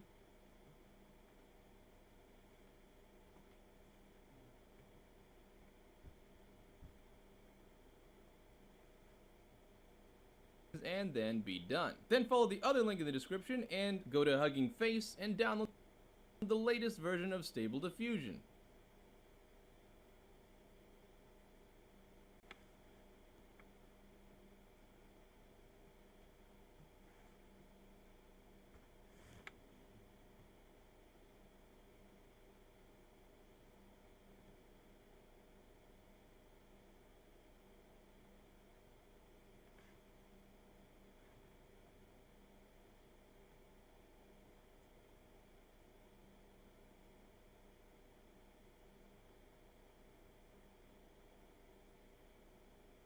I thought I had it. Whatever.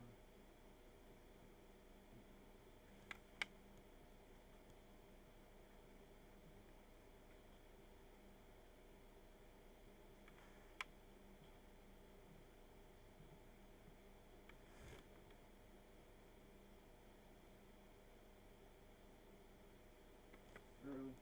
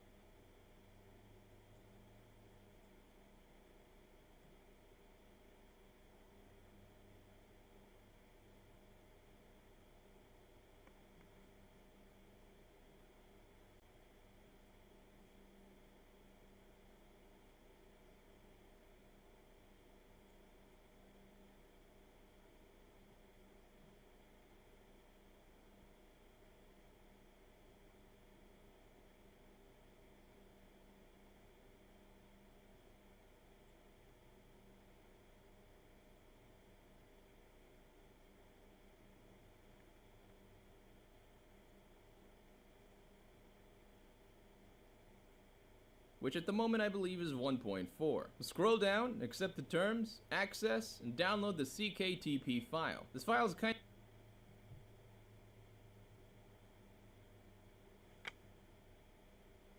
and download the latest version of Stun. Then follow the other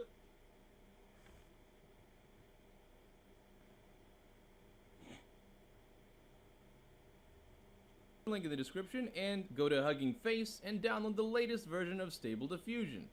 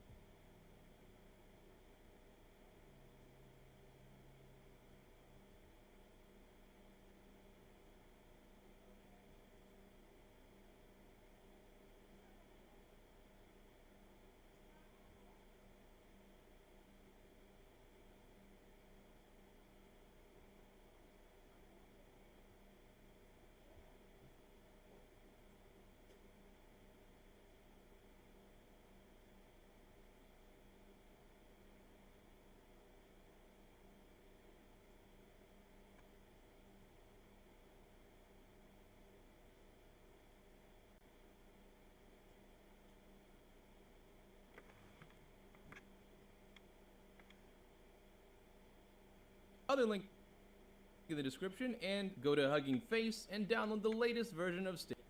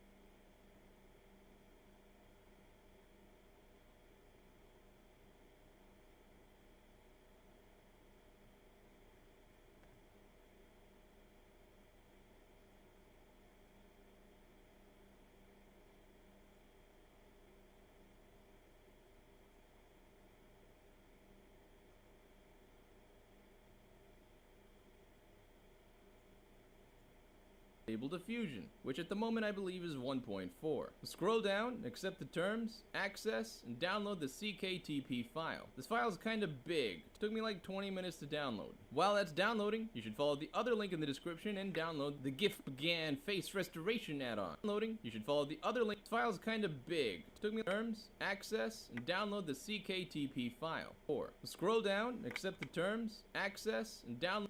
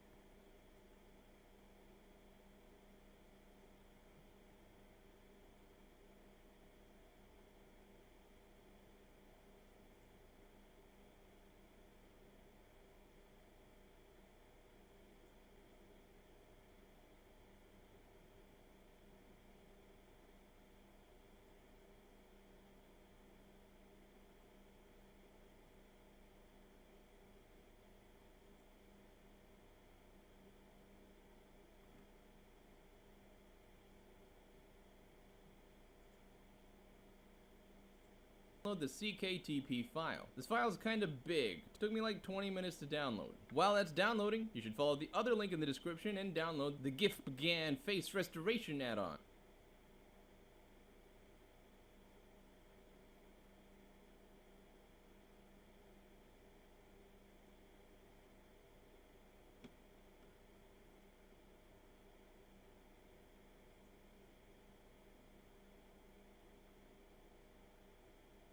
Which will super help you when you're making characters. Scroll down a bit, get to V14 model, and while that's downloading, you'll need to download Python. The version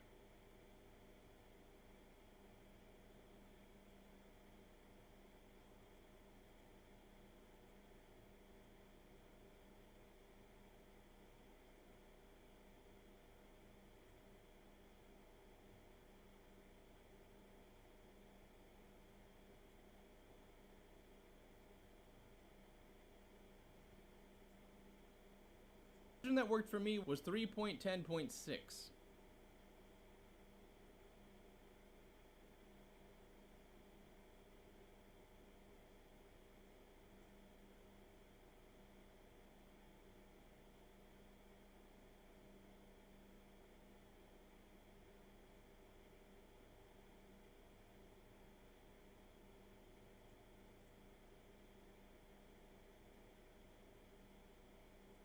Scroll down to the bottom and get the version for your machine.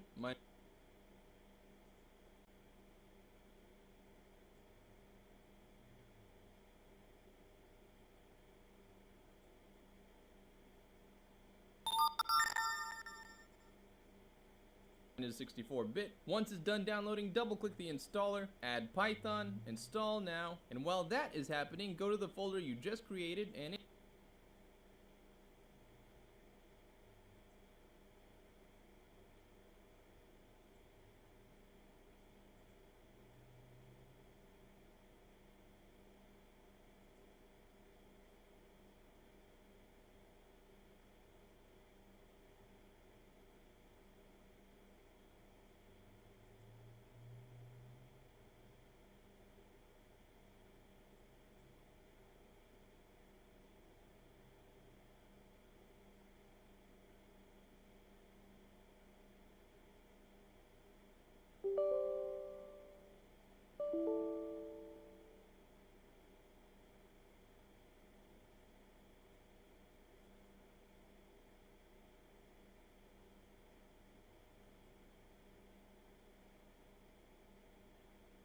Where is it installing at though?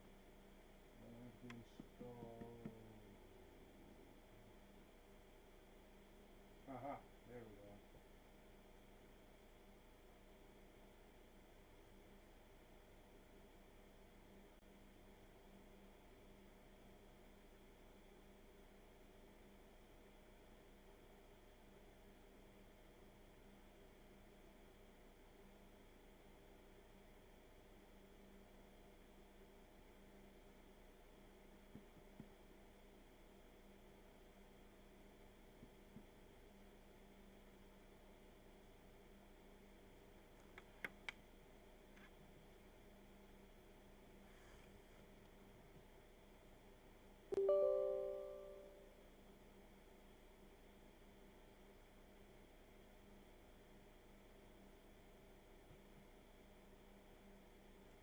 inside the Stable Diffusion folder, drag the GIF-GAN face restoration,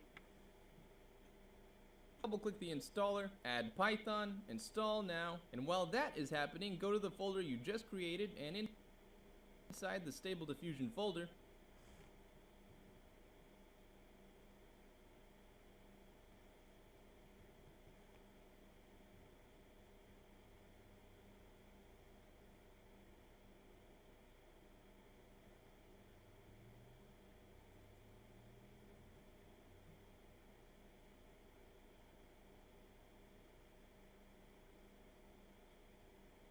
drag the GIF-GAN face restoration,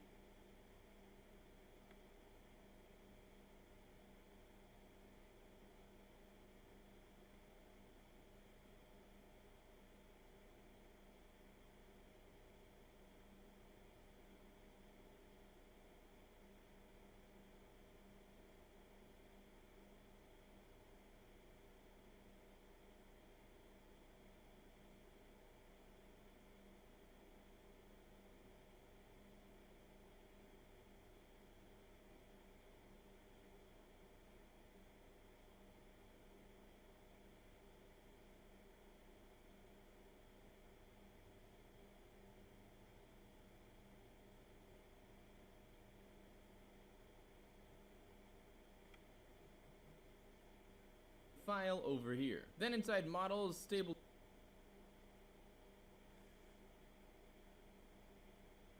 all now, and while that is happening, go to the folder you just created and inside the Stable Diffusion folder, drag the GIF-GAN face restoration file over here. Then inside Models, Stable Diffusion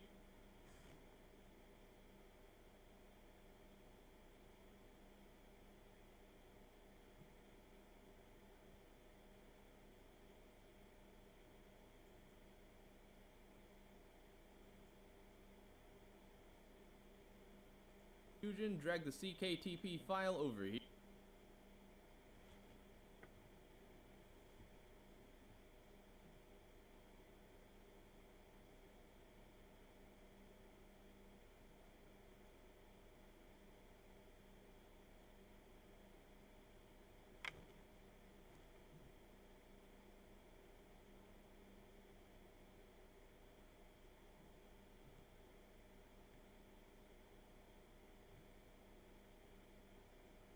Well, gotta wait for that, so we'll put that there, minimize that, close that, minimize that, And get back to what I was doing.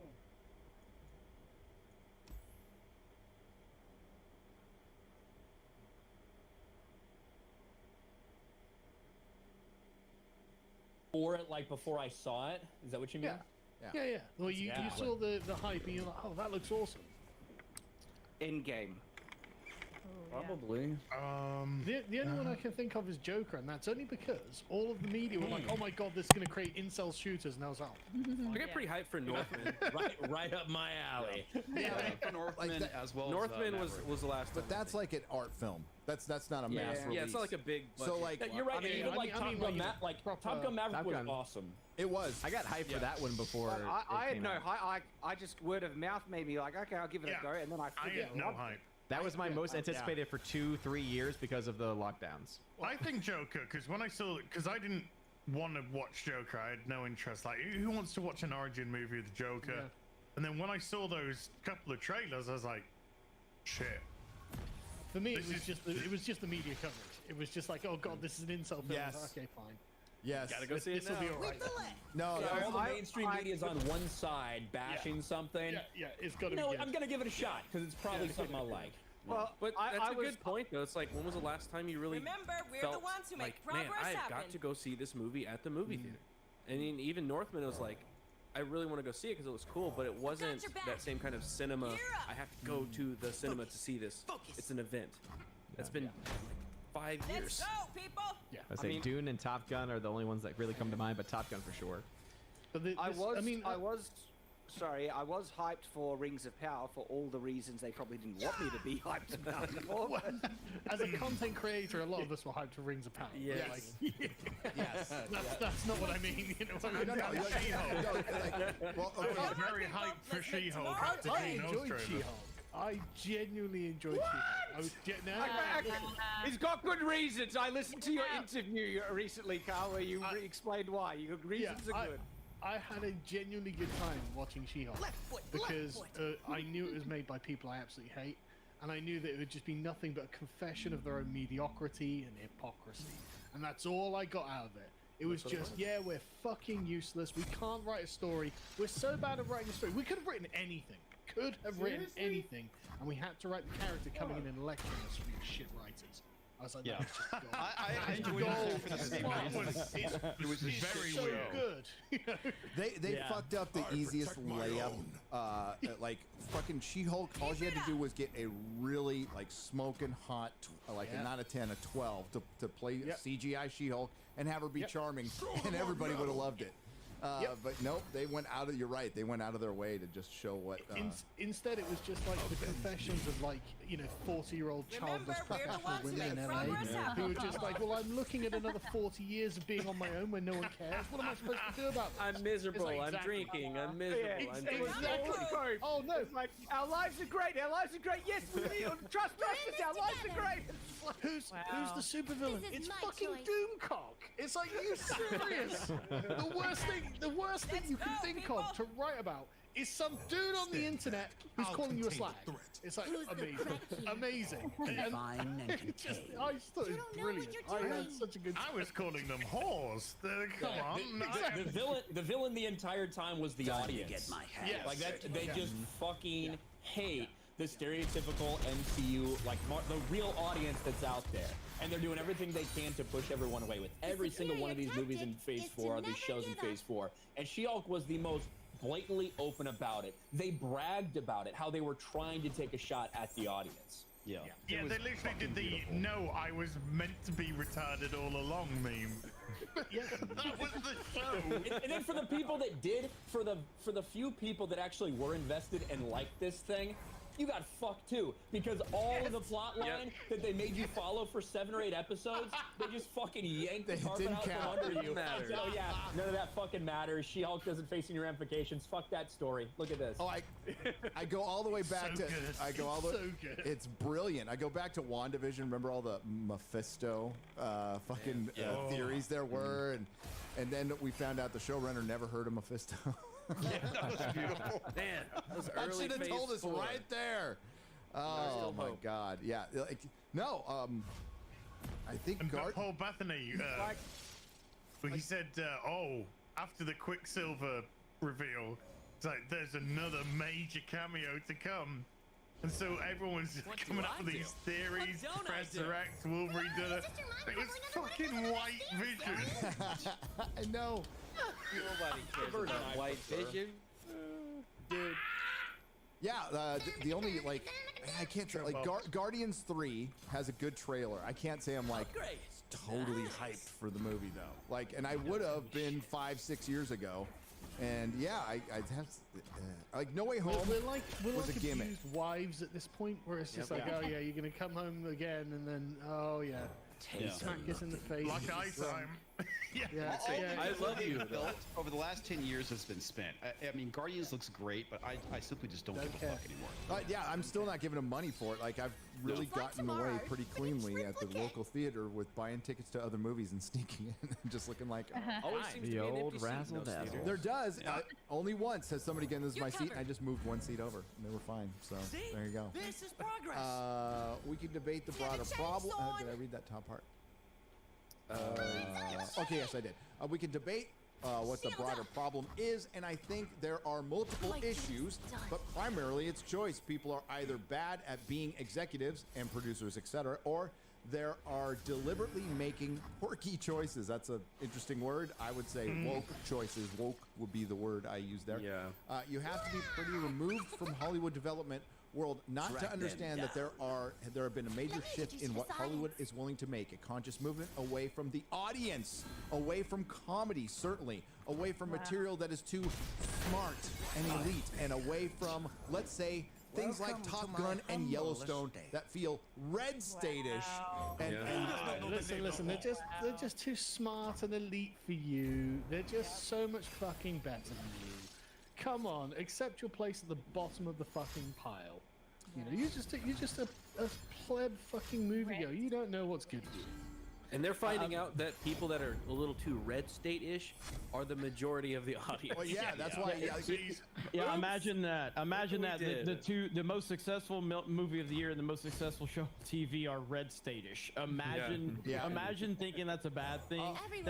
It's unbelievable how tone deaf they are. By the way, Lord, you got my wife is watching Yellowstone. Yes, she texted me the other day when she was in season 3. She was like, "This is so good." I'm like, "I told you." And it's gonna get better. Yellowstone gets full on, like that moment when the daughter gets attacked.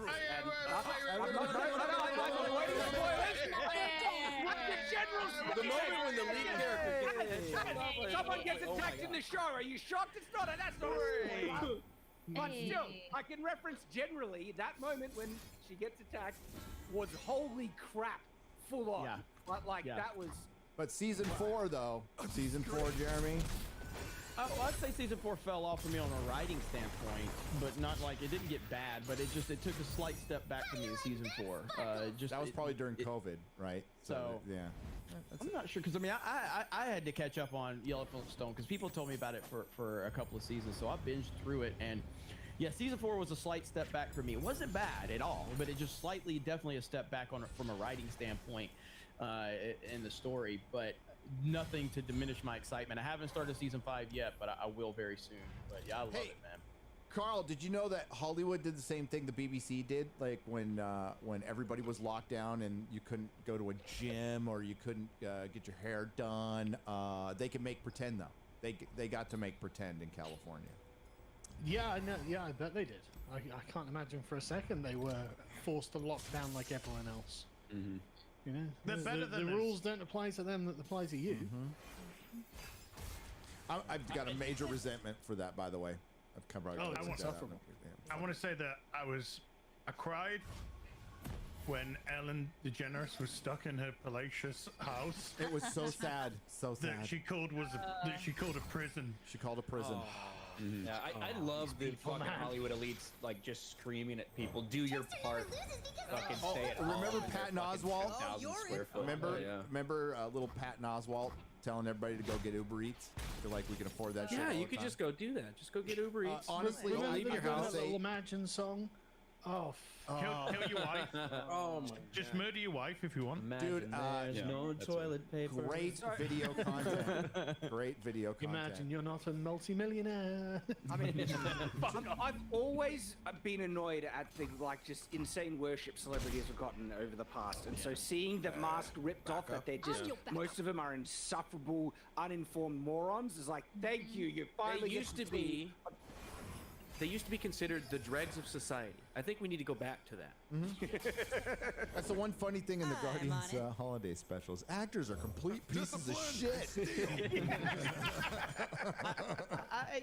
I'm like, there's like people that I, respect and admire, but I don't care. Like, Christopher Nolan's my favorite director. I don't want to meet Christopher Nolan. I don't give a fuck about having a conversation with him. It doesn't matter to me. Like, I mean, honestly, if I could shake Ric Flair's hand, I'd probably feel like I fucked about 5,000 women, because it is Ric Flair, you know what I mean? You might have to get a test after that. Profiling, but Kinds of different tests, mate. to be fair, I did shake his hand at a con one time. I just walked up and said, "Nate, I gotta shake your hand, boy. You're the man, Nature Boy. He's the man." But I don't care to meet celebrities. I don't care to have conversations with them. As I talked about, I'm a Christian Bale fan. If I ever met Christian Bale, if he doesn't cuss me out, I'll be disappointed. I don't care about these people on that level. I care for them to entertain me. Shut up and act, or shut up and dribble. Shut up and throw the football. It's the art we give a shit about. I honestly don't. I mean, James Cameron is like notoriously one of the biggest fucking assholes who ever lived when he's directing a movie. Marries all of his female stars, verbally abused. I don't give a shit. His movies were good. That's how they made Avatar. Yeah, it was all downhill from there. Yeah. Well, he made Avatar because he had to pay off all his ex-wives. For the most part, these people are not better than you. They're not smarter than you. Okay, they just have success. And if I was to meet them, I'd just treat them like I'm meeting any other random person, because that's who they are. And there's very few that actually have earned my respect. Maybe like Keanu Reeves, like who have done some genuinely good things. But outside of that, I'm just finally get to see what they're actually like. And I would love to have a conversation with Keanu Reeves. That would be a fascinating conversation. He got down on his knees and like bowed to the crowd the other day. He seems like somebody that really understands like he's not better than anybody else, even though everybody's like, oh, Keanu Reeves is so great. Like, he's still very humble about it. Doesn't even what he does for his either. Cast and crew, like what he does for the crew, like he just gives them money. Also, look at his relationships. I do think that does say a lot about a person, because like you look at like his earliest relationship, like very tragic, and then you look at like who he's been with now for years, and it's like it's someone that is very much within his age range, and it is a stable relationship. It's like that's not something you see in most modern Hollywood. So it's like I'm all for the Leo method. 25 gone. Yeah, and that's my point. You look at that, and then you say, "Oh, look at how messed up that dude is." They do. I mean, they get treated differently. They just do, and that's just how it is. I mean, like even when the whole Snyder thing happened, when I talked to him for the first time, I told him like, I don't like your movies that much, but I respect you. I respect what you do. I don't like them. You're not a fan, but I appreciate what you've done. I appreciate your fan movement, and all that shit. But it's just about being. And he seemed cool, and but too many people will just kind of faint and just fall over themselves at the mere sight of a celebrity, and I don't really understand that. Did you guys hear about Leo DiCaprio's new dating app? It's called 23andMe. Here's a good one. Hey. Nice. I'm back. She's back, baby. Chrissy's back, baby. It's been a rough day, Chrissy. That was good though. That was legit. Paramount is the outlier for the moment. The same Paramount that has Star Trek and gave Alex Kurtzman $25 million that he doesn't mention at all, by the way. Just wanted to point that out. Paramount is the outlier for the moment, but I'm not sure whether it's intentional or if they stumbled into it.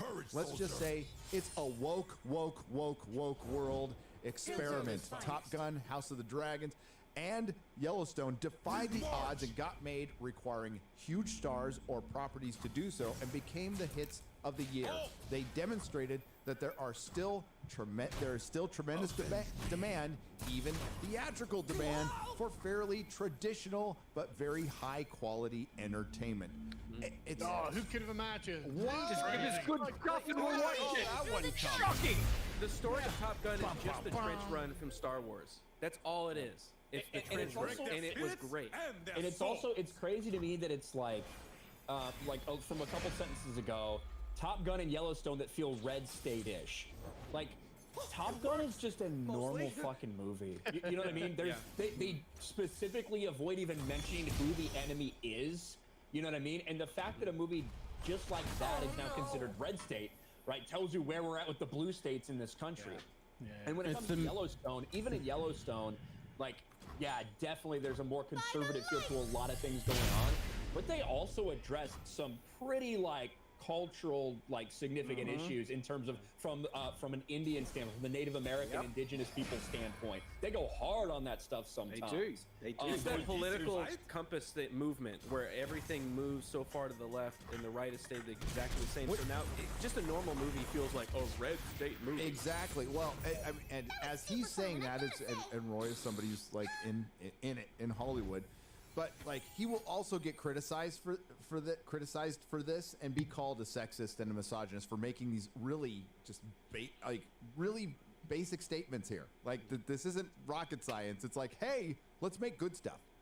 Let's put some movie stars in. I'm in favor of leaning into this. Being like, yeah, good movies are red state movies. Bad movies are woke blue movies. Yeah, gotcha. Yeah, classic. No, you're absolutely right. You're absolutely right. You fuck is Rose is a blue state movie. Yeah, I'll go on. I'll go as far as it's urban, blue city movie. Like as Chris Gore said, it should have been released in San Francisco, New York, and LA in a small theater and had a budget for $2 million. That's it. Yeah. But Hollywood's all, nope, everybody's gonna like these now, and if you don't, you're a bigot. I'm a bigot. Yeah. Oh well. Blue by the way, state, blow state, all the same. Same thing. Hey, it's a mad world is fucking awesome, by the way. Love that movie. Fucking classic. Very good movie. He talks about AI. We can go back to, I don't even understand half the AI shit. It's artificial intelligence. It's going to turn into machines that's going to kill us all someday. So we can well, actually, I'll let you know what the next kind of phase for AI integration into film. They start making their own guns. When they start making their own guns, I'm going to worry. You can train AI to know your face. I did it with my wife. That's how I generated those portraits. There will eventually, and it might not be too far away, where you can bring up a movie or a TV show on the thing and transfer your face into the main character, and so you get to be the main character in this show entirely, and it will look photorealistic, perfect. And perfect. Talking about the death of. That's perfect. Finally, they can never mention the word representation again. Yeah. It's not the black suit. It's literally you.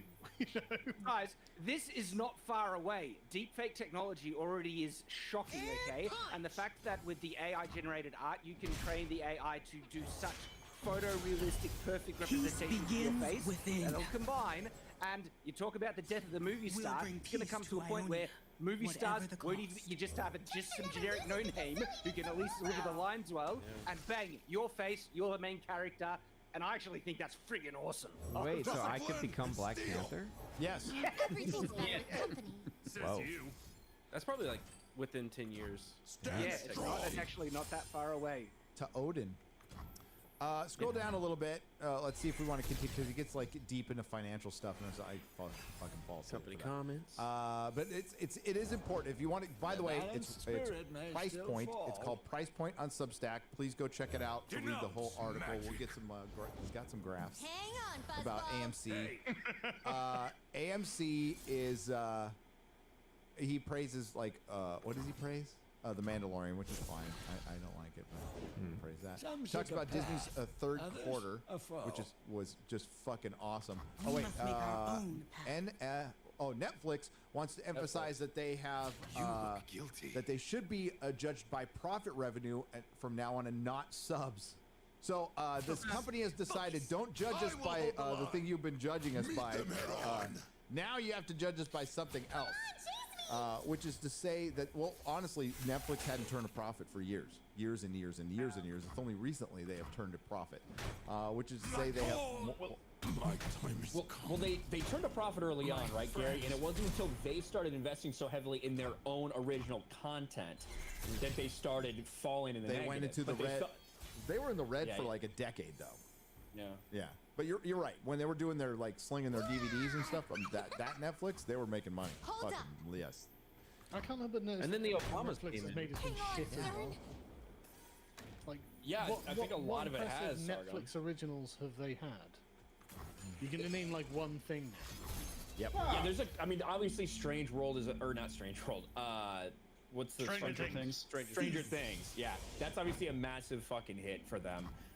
There's some good stuff. The Last Kingdom, I think, is a really good one from Netflix. Cobra Kai. But they produce tons of shit. Cobra Kai. Yeah. But you're right. 100%. They publish good things that other developers make, because of course there was Arcane, which was brilliant, and then they had Cyberpunk. And Their shit ratio is very high. Yeah. It's like rolling the dice, and if their show's gonna be good. And their consistency is shit. Like Altered Carbon season 1 is pretty cool. Right. Season 2 was shit. Umbrella Academy season 1, pretty cool. The rest was shit. I think it all went downhill after they lost one of the main actresses. For that show. Just up and disappeared. Weird. R.I.P. Well, you know what's funny is Ellen Page, who just vanished. Westworld. A race from existence. Westworld, Umbrella Academy, even Legion, and Altered Carbon were all in that area where Trump got in the office. It took about a year and a half for Hollywood to catch up to the resistance and freak out. So these shows started before that. They were good, and then after that, they got completely subverted and turned into shit. And those are the 4 shows where you can see the biggest difference in Hollywood in that tonal shift. And it just happened in a matter of a year and a half, to the point where Westworld had a great first season, but then they decided to stop everything, rewrite the entire show for the Me Too Times Up era. Great. It was fucking. Wow. And now Great it's plan. canceled. Now it's canceled. So, Porter Flea, 3, not Flea, bass player for Red Hot Chili Peppers. Dahmer. An actor. Not very good. Dahmer was popular. Hey, he was in the Back to the Mandalorian. No, No, he He's in the Back to the Fett. Future. Kenobi. Kenobi. Why did I say Boba Who's in the Back to the Stalwarts Future? like The Crown still perform, but the programming factory is not what it used to be, and key metrics such as visits per month are said to have been flashing yellow. Or Yellow Flash. I don't know. Yellow flashing. But one advantage, Netflix. Shout out to Yellow Flash. And by the way, please continue to put Miles Morales is Miles Morales, and Peter Parker is Spider-Man on Twitter, just to make people happy. I promise it'll make people happy. Hey, crowd pleaser. Crowd pleaser. But one advantage Netflix has is that they have so much stuff. British Bake Off is popular. That people just think of Netflix as basic cable now. Cuts down on churn. The main thing, and by the way, if you could look at the Nielsen ratings, Ryan, like it's all Netflix still. It's like all Netflix. It's all like old shit. It's like NCIS, fucking the Great British Bake Off. It's weird stuff. Yeah. There you go, Az. Do you watch that, Az? Do you watch? Is that I've watched 1 season in my whole life. Okay. But I liked it. I used to love watching the BBC. It used to be fun. It was kind of quirky and fun, but then it went really. You would have loved Bros then. They moved the show to Channel, Quirky and 4. fun. BBC lost the show. Time to get my hands dirty. When Country File went woke and started talking about environmentalism every fucking show, I was pissed. Okay. That's Fucking always been Country File. Has that always been it? No. No, because I watched it before Doctor Who. It didn't seem that bad, but maybe that's just me. We can take it down. The rest gets into like really nuts and bolts of monies. It's not good for everybody. HBO. You know that. It's bad. Hollywood is in bad shape, folks. Track them down. The one company he says seeing turning things around is Warner Brothers, because they hit bottom. And the other companies need to hit bottom, and streaming is gonna fuck a lot of places. And good. You had a chance. You could have made good stuff and stayed out of political arguments, but you decided to step into political arguments, and you get what you deserve. Not even step into political arguments. They were like, why don't we just become a massive communist propaganda network? Yep. It's like, well, there are financial arguments against, you know. Yeah, oh, we can't dictate what people want. That's weird. Yeah. I mean, we get money from the public anyway, so why not? Is being communist counterintuitive to our business plan? And Nah, let's roll with it. Let's not think about it. What's the potential audience share of communist propaganda? You know, the pros reveals it was very small. very, very small. That's the bottom. That's the bottom. There you go. So check it out. Check it out, everyone. Now, check it out. It is interesting to see from an insider's perspective of what what he's seeing. So, I mean, again, it's like the Twitter drops. It's confirming all the shit that we all fucking knew for years. Right. Oh yeah, all this propaganda Twitter movie and content doesn't work. Wow. Oh, by the way, What a Roy shock. Price behind shows like The Boys, Invincible, was part of getting the Rings of Power at Amazon. Part of some pretty big shows. So hang on, he had a role in Invincible, and he's not there anymore. Yeah, he helped seal the deal to get The Boys, Invincible, Rings of 'Cause Power. I like Not from a Invincible. production side, but from like Okay. a Rights. he worked. He got the like rights. got He Amazon obtained Prime the Video rights. off the ground and everything. He was the acquisition guy, right? Yep, yep. I hope they don't screw up Invincible season 2. I really enjoyed season. No, odds are they probably will. He also obtained the Well, rights to they- Conan that they canceled because it was too masculine. Yeah. Conan show would have been great. Like if it was done well. Sorry, if it's done well. So It was supposed to be done by Ryan. Caveat for everything, isn't it, Shad? well, it was done well in the 80s. Imagine if they dropped a perfect Conan the Barbarian right now. Well, It would be like Top Gun. It would just boom. It would explode. I would be, you know. So opposite of You know everything who we've was gotten behind the last show, year. Chad, who was supposed to do the show? Can you tell? It's Ryan Condell and Miguel Sapochnik, the guys who did House of the Dragon. Yeah. See, like, because if they did a good, it would easily be House of Dragon huge. been good. People want stuff like that. Give us that Too masculine masculine. energy. Flippin' heck. Not allowed it. No, it's bad. Multiple bombshells are being dropped. All right, let's. Why don't I read a couple super chats and we'll bring up some bombshells. We'll go on the Yes. Twitter files. Hey, Gary, can I dip out before we Yeah, start? you got to finish a video. You gonna do it with? I do. Are you gonna do it with those lights on? I will. I'm festive. It's Okay. after all, And the it's shirt. Christmas. I Keep have the to do Geeky it. I have Gamer to shirt. Keep the shirt on. No, get rid of Yeah. that fucking shirt. I don't wear pants, so I don't have to worry about that. Hey, neither does Yes, Vic it and was- Yana. It was a great okay, show. Vic. Carl, it was great having you on. Oh, thanks, man. Great content, Okay. dude. And keep painting those minis. Those shows. I will. I love those shows. In fact, I keep getting a lot of requests for another painting stream. I thought we'd get do it. Christmas out the way. Yeah? I love those because streams. I'm going away next week.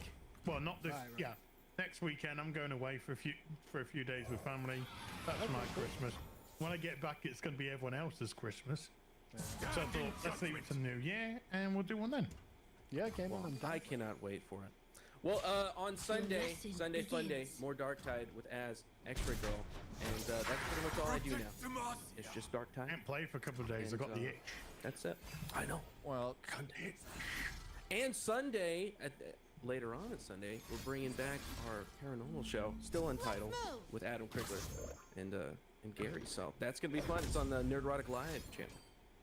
yes, and it might be And the somewhere else. plushies.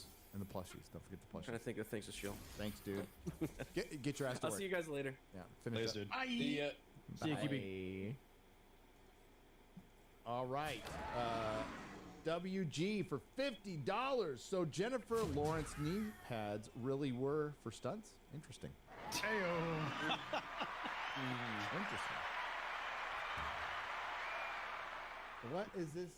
City of Champions. City of Champions for $50. Thank you very much. Says, I stand with Chris Gore. Did all of the phase of Gore lose money? How many subs do you think Amazon needed from Rings of Power? And check for sealed VHS tapes. A Back to the Future sold for 70. What? 75,000? A sealed VHS tape for $75,000. Regular V8. What? First, Bro. we had a Betamax. Yeah. Like, That's a terrible purchase. You know how you could buy Quality two VHS. You could buy two Everywhere I Amazing go, Fantasy the light 15s at follows. mid-grade for that much, and their value would. Oh, that's terrible.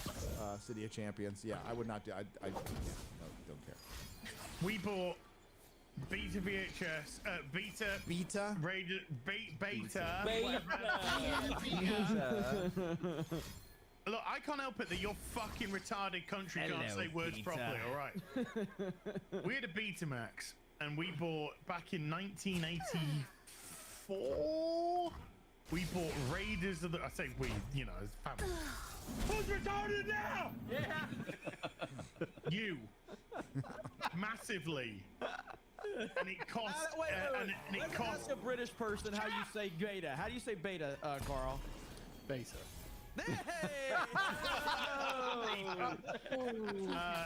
And it cost us 80. Fuck it, get this story. Fuck it, I'm off.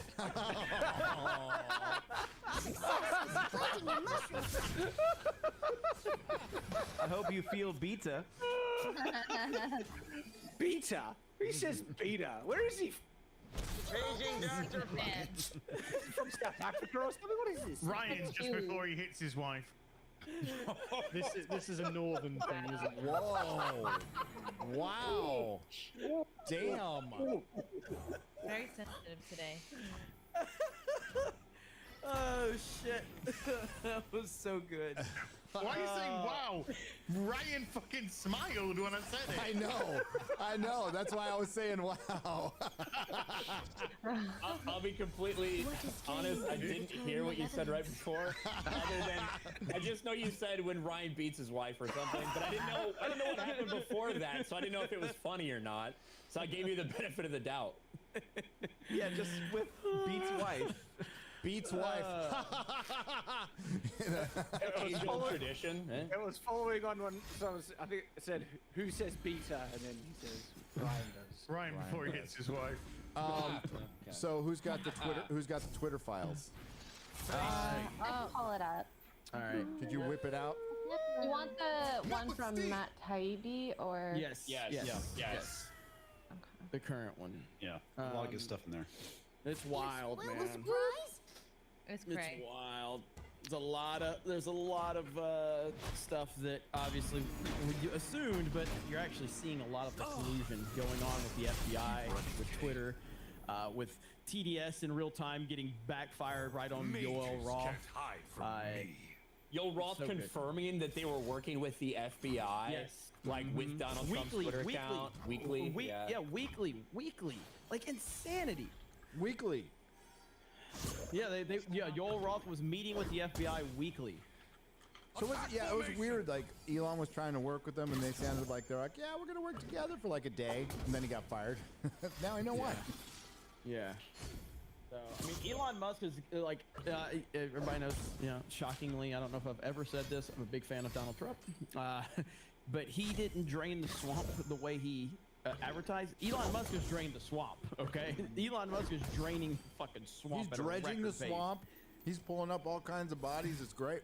Yeah. Now, I also don't think Trump could have drained the swamp in the capacity that Not in Elon has. one. Not in the government. Also, Yeah. not in one term. Adventure Right. starts with That's why they did what they did to make it not a second term. Yep. What could I be alluding to? I have no idea. I have no idea. None at all. In terms of service, prevent you from talking about that subject.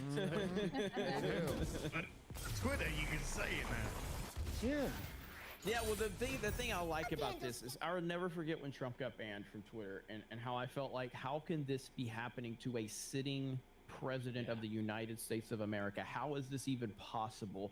And it's nice that this is all coming full circle and the people involved with it are at least being exposed. Do I think a lot will happen from it? I mean, I don't, but at the same time, I didn't think we would be at this place either. I have zero faith in our government. I have zero faith in the Republicans. I think most Republicans are cowards anyway. Ted Cruz will probably have a lot to say about this and get a lot of clips on Twitter, and he'll be all passionate, and then nothing will fucking happen. Yeah. But at least the people involved with this are being named and exposed for the pieces of shit that they really are. Yeah, and what they need is to have a lot of lawsuits against the government for this. Yeah. Yep. Oh, there Is that will gonna be. happen though? Like, who's gonna watch this? Oh, I think very little will come of this. Oh fuck! I do. It sucks. Unless Yeah. they come out with like maybe the bombshells later. You know, that's usually at the end. So they're. I Well, I hope mean, so. to be clear, these are, I think by any rational definition, there's been plenty of bombshells. The problem is that the people that are involved with it, like under any normal circumstance, the shit that we are seeing and the shit that's being exposed is criminal behavior at the least to be investigated. Well, And what was I the mean, allegation against Nixon for Watergate? the specifics? Had people break into, I think it was like a hotel room. Yeah. And they were spying on, was it the Democratic Party? Yeah. It's been a while. But yeah, that was basically it. Back to the whole thing with lawsuits. I think Well, he James also Woods actually suppressed the has a information, case yeah. because his constitutional rights were being violated. What was so bad about James Woods? Like, how was he targeted more? He shared some of the Hunter Biden laptop stuff. And they DNC specifically asked for him to be censored.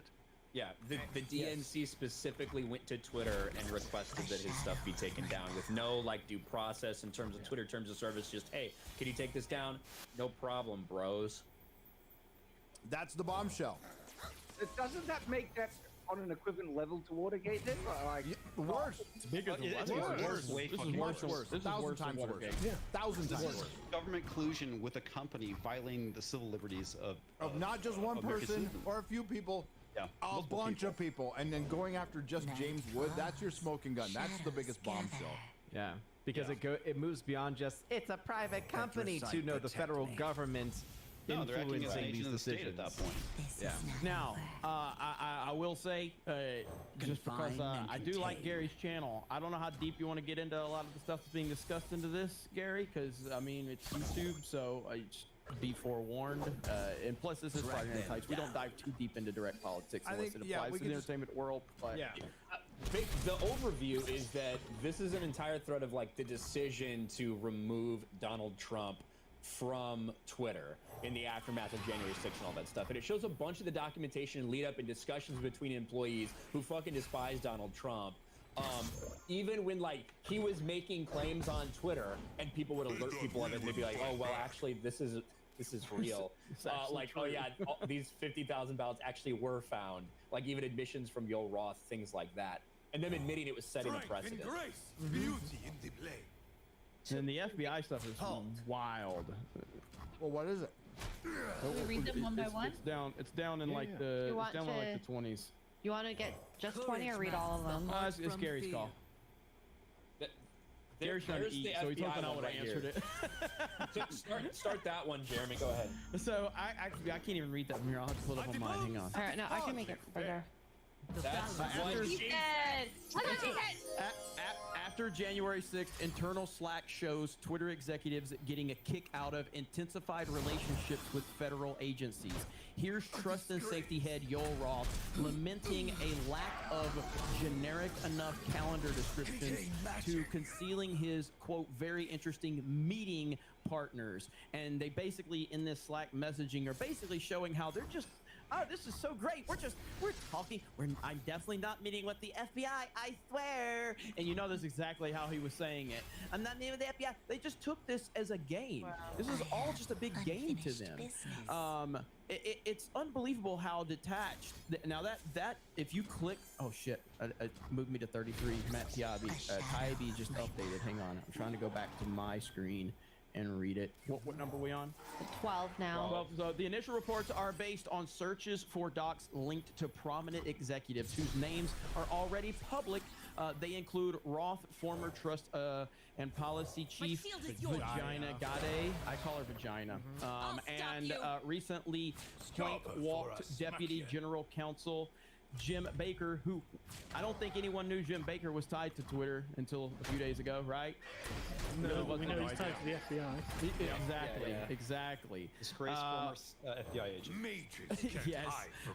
One particular Slack channel offers a unique window into the evolving thinking of top officials in late 2020 into early 2021. On October 8th, executives opened a channel called that 2020 enforcement.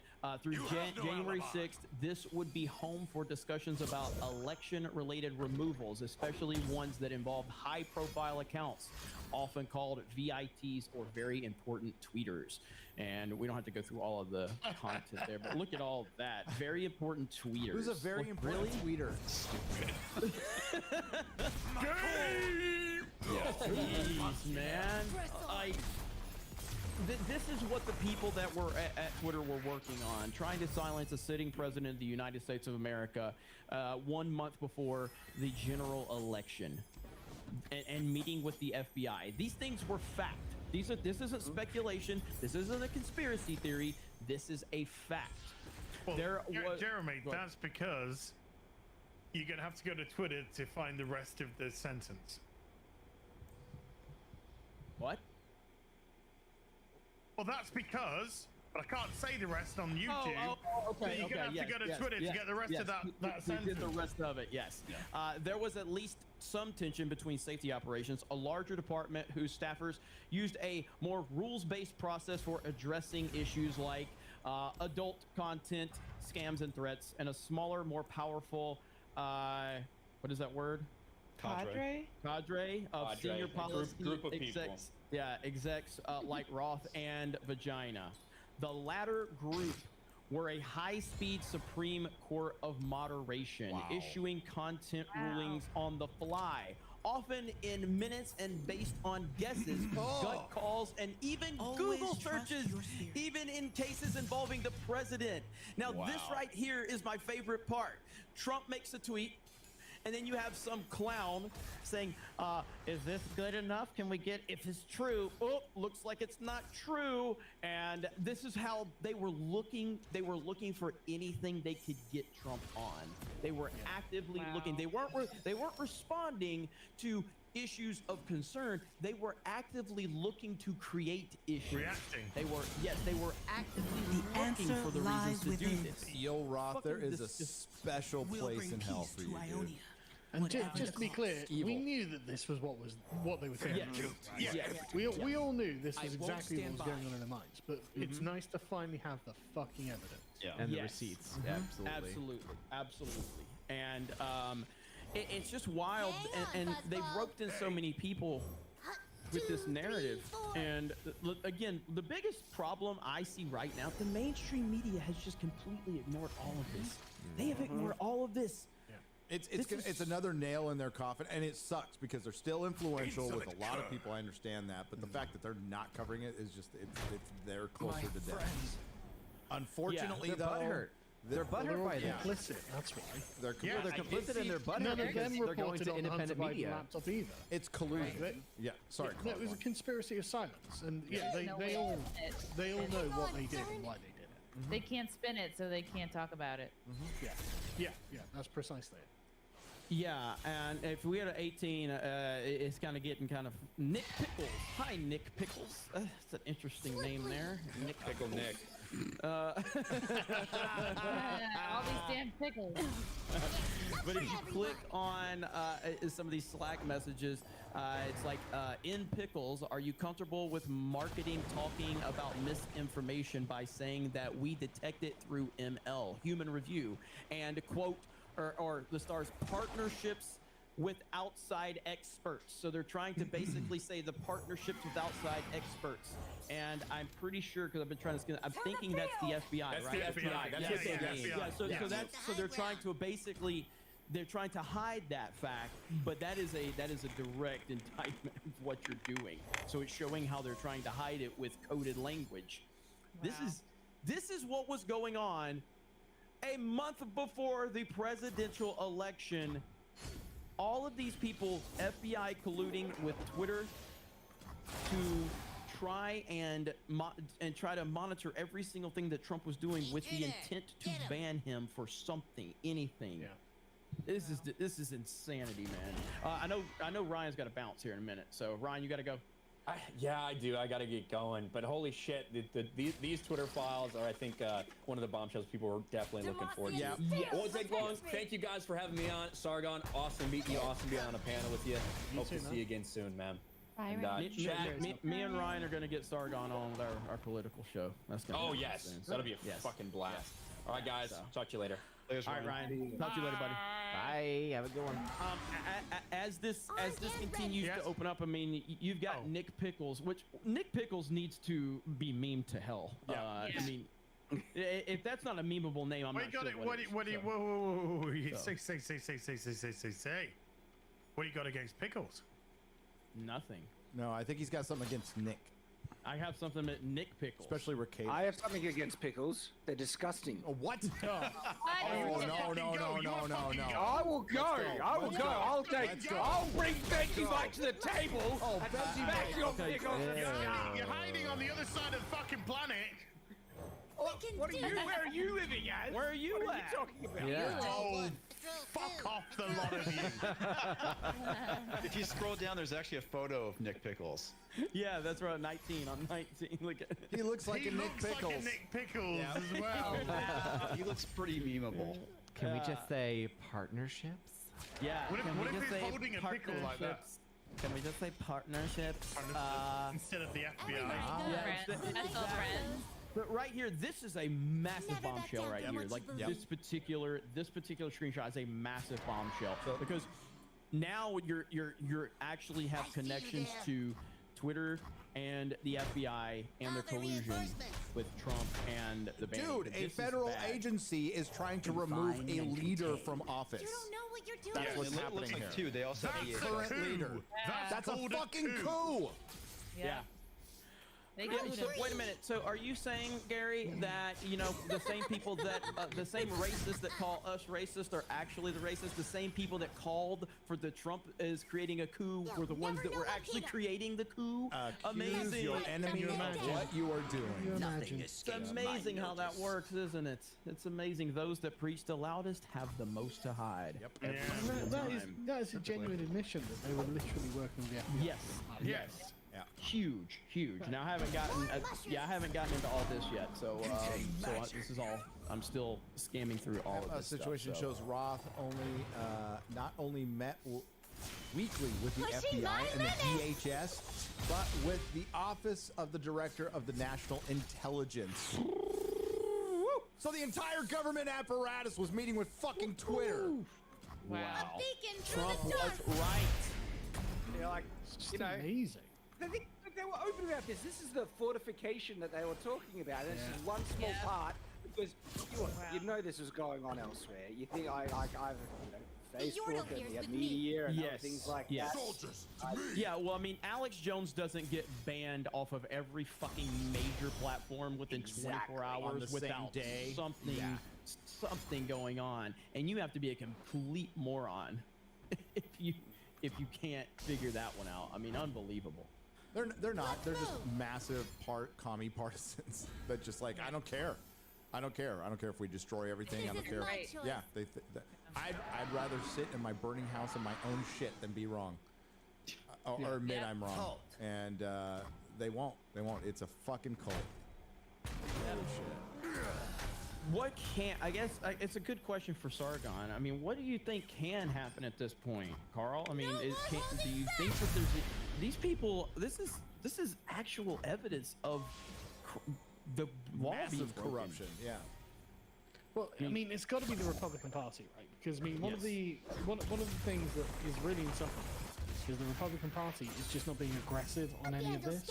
Like, I think, and they're probably afraid, right? They're probably just terrified of the implications, because at the moment it's very clear that the Democrats are just openly at war with the Republicans. Like, there's no sort of like loyal opposition or anything like that, or like, fellow citizens. No, they view you as evil. They think you are the problem. Well, so it's like, right. It's uniparty, I think. Carl. It's the uniparty. Like Mitch McConnell wants Trump gone. That's no secret. Yeah. But that it doesn't matter because like the point of a democracy is that you're meant to be getting along. Like, you share a country; these are your fellow countrymen, and you are in a state of constant hostile aggression with these people. Every single day on the news, on their media, it's like Republicans evil, Republicans evil, Republicans evil. And then it's like, right, okay, we're gonna literally plot to deplatform you. We're gonna rig the system against you. We are acting malevolently towards you. And it's like, look, you can't rest easy in a country with people like that. You know, these are people who are trying to destroy you, actively trying to destroy you, destroy your livelihood, destroy your family, destroy your business. You know, they like all the lockdowns, the weird degeneracy, all this sort of stuff. And it's like, right, okay, this is like a kind of cold civil war that America's in at the moment that has been declared by the Democrats. I don't know what you're going to be able to do about it, frankly. You know, I don't think they're like Wile E. Coyote, like they've run off the ledge. And so their only option is just keep running. Think it fast? You know, so it's like, right, fuck, man, you know. So, I don't know. I'm genuinely worried about what these and I don't think there's anything beyond what they will do. Like, I don't think they'll be like, guys, I think we've gone too far. Yeah, you know? I agree. They're not. They don't have that line. Yeah, exactly. Was it wrong for us to do that? They're never gonna. They will never. Think No, it sounded quite the contrary. It sounded very much like they were enjoying this, and I could only see the abuse of power getting worse and worse. They loved cozying up to the FBI. Yes, they did. It made them feel important. One big question. They don't see anything wrong with that. They don't see anything wrong with this. It's like, right, okay, so you're trapped in this country. No greater gift than knowledge. You can't just get rid of them. You're trapped with them. What are you going to do about it? You know, how can you talk them down? They will literally just stonewall you. They will not talk to you. And so it's like, right, okay, good luck. Yeah, you know, that's all part of the. Right, because the people who voted in Trump are not your fellow country people. They're deplorables. So when someone's domestic terrorists, elected, it's like they don't consider you people. Well, that was the narrative that was spun through the mainstream media, big tech, and Hollywood. And it permeated every part of our culture, and it brainwashed a bunch of people. And you're right, Carl. That there is once Hollywood started. You know, Hollywood was always left, and there was always there was always part of Hollywood that fought back against it. But what Hollywood, the big thing that changed in 2016 for everything, not just Hollywood, was, we live in a white supremacist system. Like, they just started openly saying that, like over and over and over again. And it started showing up in all of our shows. And shit was just think how different Hollywood is now compared to what it was like in the 80s and 90s. But Hollywood was a genuinely patriotic place. Right, it used to make movies that made America look amazing. Right. Now what it does is make movies that make America look evil. Americans look evil. And it's like, okay, you know, or incompetent. Particularly the white ones. Yeah, exactly. Or incompetent, boorish, like, you know, ignorant. And it's like, okay, well, like, why? Why are you doing this to us? What have we done to you? You know, that's what I would do. Illuminate the enemy. And it's all, and it's all part of the usurp the system. They say that we're subverting everything. For subverting expectations. So, well, my expectations were that it was going to be shit. Could you subvert them? You know? But surprise me by making a good movie. Yeah. You know? And who were the biggest fucking honks for the authoritarianism during COVID? It was fucking Hollywood. Yeah, but the New York Times, and the Wall Street Journal, Washington Post, you know, all of the leftists, all of these left-wing institutions, they love the power. They love having the power, and they see you. They're contemptible of you, right? Look at the way the Substack. Well, these seem like red state movies. Okay, you know, that shouldn't sound like it's dripping with venom, but it does. And so it's like, right. Remember, you are ruled by people who fucking hate you. Just remember that. They will actively try and destroy you if they can, and they'll get a kick out of it. They'll think it's fun. When you nominate a champion, and that's what Donald Trump was, fundamentally. I dare you. When it comes down to it, like, Donald Trump really, but more than anything else, has got this heroic narrative going. You know, he was the outsider. He was the guy they fucking laughed at. Remember John Oliver and all the rest, the clips have gone, run, I dare you, I dare you. It's like, exactly. That's my intro every time I go live, Fucking run and fucking destroy them, you know? That's what the red states, the normal Americans were like, yeah, no, fuck you. Fuck you. But he found that common tongue as well. Trump spoke the common tongue. Exactly, he was so odd. And the thing for me was the Big Macs on the silver plates. Like, fucking hell, you know that must have driven them mental. Only you know? Big Macs on silver plate, they're just like, it should be caviar, you plebs. You know, and so Donald Trump was genuinely the people's champion. And of course, this is how they have to treat it. You know. Yep. Yeah. This And at the end of the day, what the elites want, they don't want citizens, they want serfs. Yeah, of course they do. Of course they do. And It's- these it's people think of wild. themselves as the aristocrats of America. Yeah. And Exactly. So, you know, you're not. So just get Despite used to how it. bad things are, that's going to be a real tough one to pull off here. Yeah, and It I already mean, exists. It already exists. This is what we're looking at here. This is what we're looking at, and there's the reason that fucking Sam Bankman-Fried and all of these people, none of them, like Bankman-Fried, like committed probably the greatest fraud in just my lifetime. I can't think of a bigger fraud, and he's going around doing a media tour, being like, "Yeah, haha, isn't that funny?" Yeah. You know, it's like, dude, there are going to be no fucking consequences for your aristocrats. one thing, and I know like this is it's generally an entertainment show. So why don't we go to number 37 right Let's now? go to So we can tie 37. this directly to entertainment, directly. Because look at 30. You're going to have to refresh probably. Because this is wild. 37, 38 are wild. I say 36 is already like talking about like what people might do. I think I could totally see Trump trying to What does 36 say? trying to Very- sue. Very well done on speed. Trump was being visibly filtered as late as a week before the election. Here, Yep. senior execs didn't appear to have a particular violation, but still worked fast to make sure a fairly anodyne Trump tweet couldn't be replied to, shared, or liked. Suppression of a sitting president. Ugh. Yep. Well, what's the best way to cover up a coup is to call out an insurrection. Yep. Yeah. Yeah. Well, Yep. Here we go. James Woods right there. yeah. So A it- seemingly- okay. Wow. He caught it in real time. Holy shit. Dishonorable. Yep. So right Whoa. there. That Look was at his that. crime. Yeah. And then the follow up. Then the follow up 38. And then right here. After Woods angrily quote tweeted about Trump's warning label, Twitter staff, in a preview of what ended up happening on January 6th, despaired of a reason of action, but resolved it with hit him hard on future.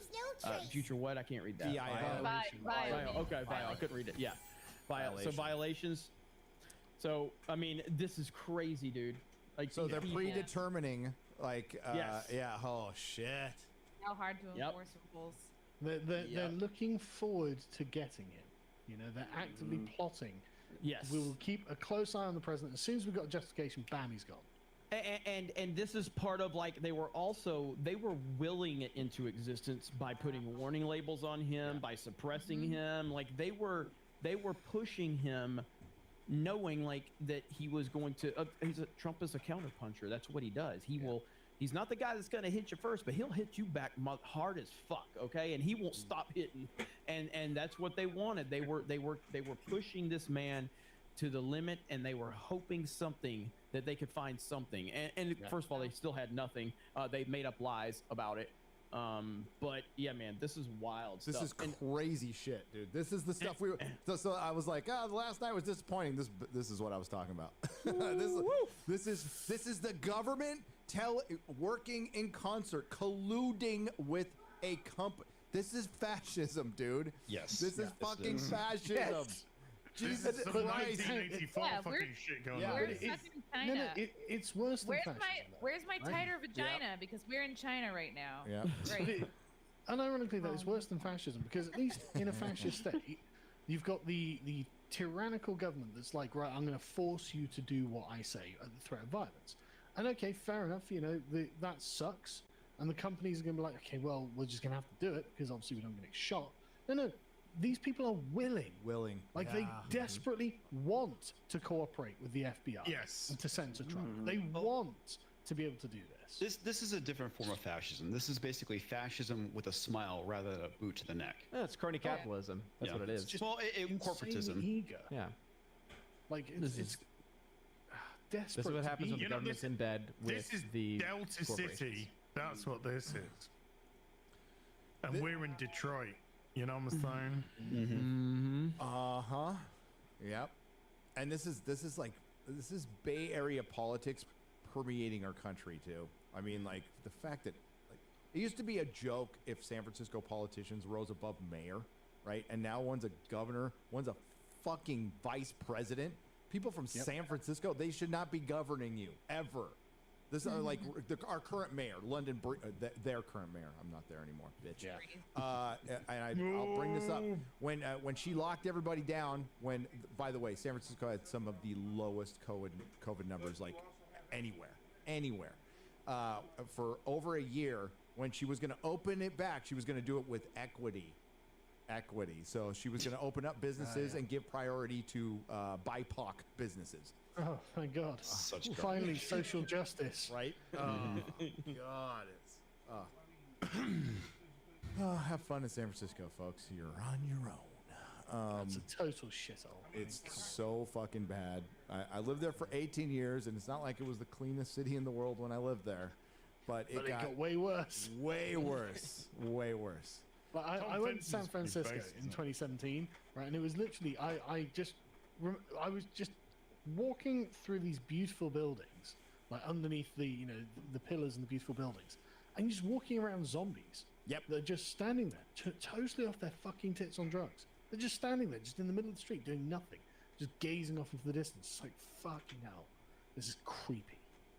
No, it's funny. We were walking in front of the fake San Francisco at Universal, and there were zombies walking around. We're like, hey, it looks like San Francisco. Exactly San Francisco.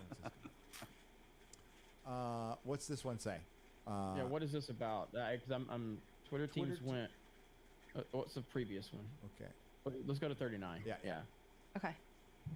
Here's a label is applied to Georgia Republican Congresswoman Jody Heiss for saying, "Say no to big tech censorship, and mailed ballots are more prone to fraud than in-person balloting. It's just common sense." That's a factual statement. That's what obviously true. Oh my God! Like, this just shows you the nonsense that was going on. Yeah. Holy so shit! Say no to big tech censorship. I'm like, no, we say yes to big tech censorship. Yeah. We love big tech. We are big tech. It's just astonishing.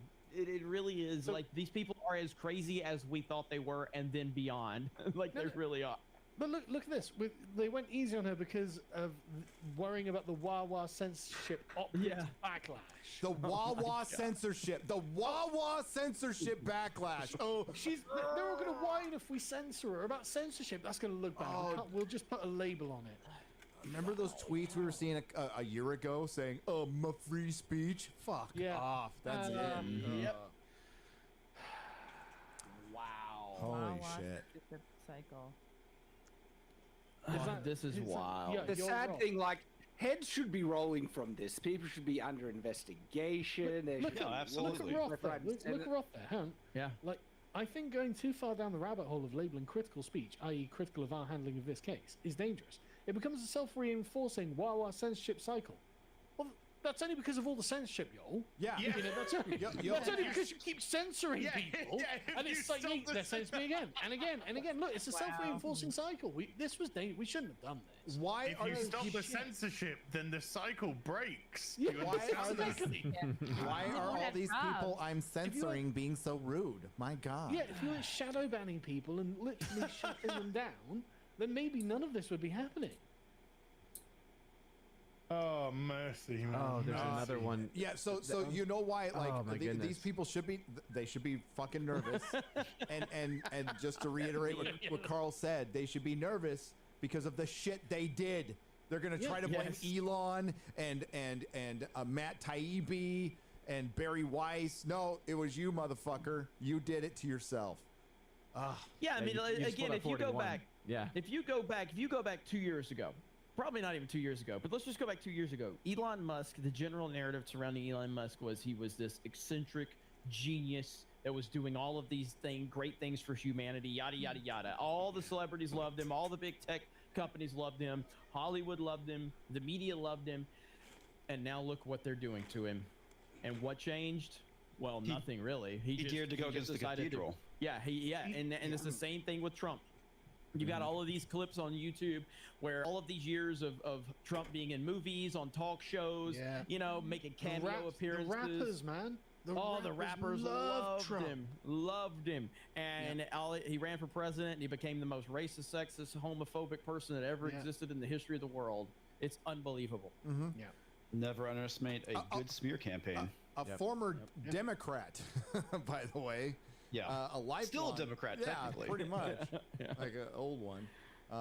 Meanwhile, there are multiple instances of involving pro-Biden tweets warning Trump may try to steal the election. Yep. It's all projection. Oh, they only to be approved by senior executives. Exactly. Of course they would. Of course they. What the fuck are you talking about? Of course. But again, juxtaposing this to like the suppression of Trump and then the pushing of the pro-Biden is clearly putting that weight, that finger on the scales. Yep. And so if there are not lawsuits that come from this, then Oh, wait! Look what's trending on the right. I didn't even notice. Peter Parker's Spider-Man. Oh, that's great. Love it. Oh. Bless you. Listen, the only Friday Night Tights can pull off a heavy political discussion with a Peter Parker Spider-Man trending on Twitter. So. You guys rock. Hell yeah. That's so good. Yellow Flash, you got to keep it going tomorrow, baby. You got to keep it going. I think tomorrow go with Steve Rogers as Captain America. Ooh.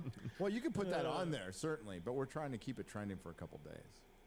Yeah. We conspired behind the scenes in DMs. I'll admit it. There we go. I spoke to the Bibby. Well, did you see yesterday? So that there was a screenshot of Libs of TikTok's account when showing all the stuff, and they could read. What it showed though was that Twitter had access to read all of our DMs. Like they had full access to read all of our DMs. Oh yeah, and Elon responded to it, and basically they're working on getting everything encrypted. But it's again. All of this stuff is stuff that we either knew or assumed, but having it confirmed is really something that is not something we're accustomed to. We're not accustomed to having all of the dirt kind of thrown out there for it to be indisputable. And so that's the exciting part. And the best part about this is that it's their arrogance that fucked them. It's their hubris. Like they kept all these messages and they were just fucking, we're totally colluding with the FBI. Isn't this funsies? Yeah. And they never thought they'd get caught. Yeah, exactly. They were never expecting this. I mean, I wonder, like, did they have to try and dig into, like, buried parts of hard drives to restore deleted stuff? Because I was getting the feeling before the transition when Elon took over, they were deleting everything they could get their hands on to try and, protect their own asses. My guess, Chad, it's too big. It's just too big of a company, and there was too many fucking people to keep track of to delete everything. And nobody was in the office. But I'm sure a lot of that stuff did. I'm sure a lot of it did. I mean, look, I can't speak to it. Okay, I don't understand it. All I know is that right after it was announced, I think that Elon was purchasing or the deal was going to go through. I was told by Drunk 3PO that his account was suspended over DMCA, and he got his account back. He had applied for an appeal again. Well, mine was suspended over DMCA for over a year, and I submitted and I got mine back. And I know there's a couple other people all got theirs back within the same time, but we had been appealing prior to that and we're getting rejected. Suddenly, as soon as it became official that Elon was making the purchase, all of a sudden the DMCA claims they all got approved. It was a weird situation how that all happened. So I do believe that happened because of his purchase. I don't think Elon basically went in and said, "Hey, get D-Day Cobra's account back and let's get Drunk 3PO." I don't think that. I think there was some kind of legalities involved with that maybe they weren't doing their due diligence and so it got released. But that's speculation. But things were changing. Back to how they have all this data. Even if they did delete it, all this shit's cloud-based, right? Even Slack. So nothing is truly gone in the cloud. It's interesting. It's either backed up. Stop the signal. Yeah, they can. I was trying to say it as I wanted to say it. You fuck. I was gonna say it anyway. Go ahead. So. Well, you were too slow, Jeremy. Blew shit off. It's actually impressive to see people who really know computers to go deep into the hard drive and recover stuff that people have tried to delete. Wow. As best they can.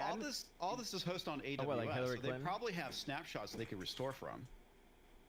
That's interesting. I hope they find everything. Just keep digging. That's not my busty Asian porn, by the way. I was just gonna say that I don't know how that got into the cloud. Let's just hope they don't we use live any in the type age of big data. We don't throw anything away now. Yeah. It used to be data was ephemeral. Now it's stored and archived, and you still have access to it. So nothing truly goes away. Why is Keem trending? Is that Keemstar or some other? It's bound to be. It's got to be Keem. No telling what Keem, who he's pissed off today. Is he beefing with Klein again? I'm a fan of Keemstar.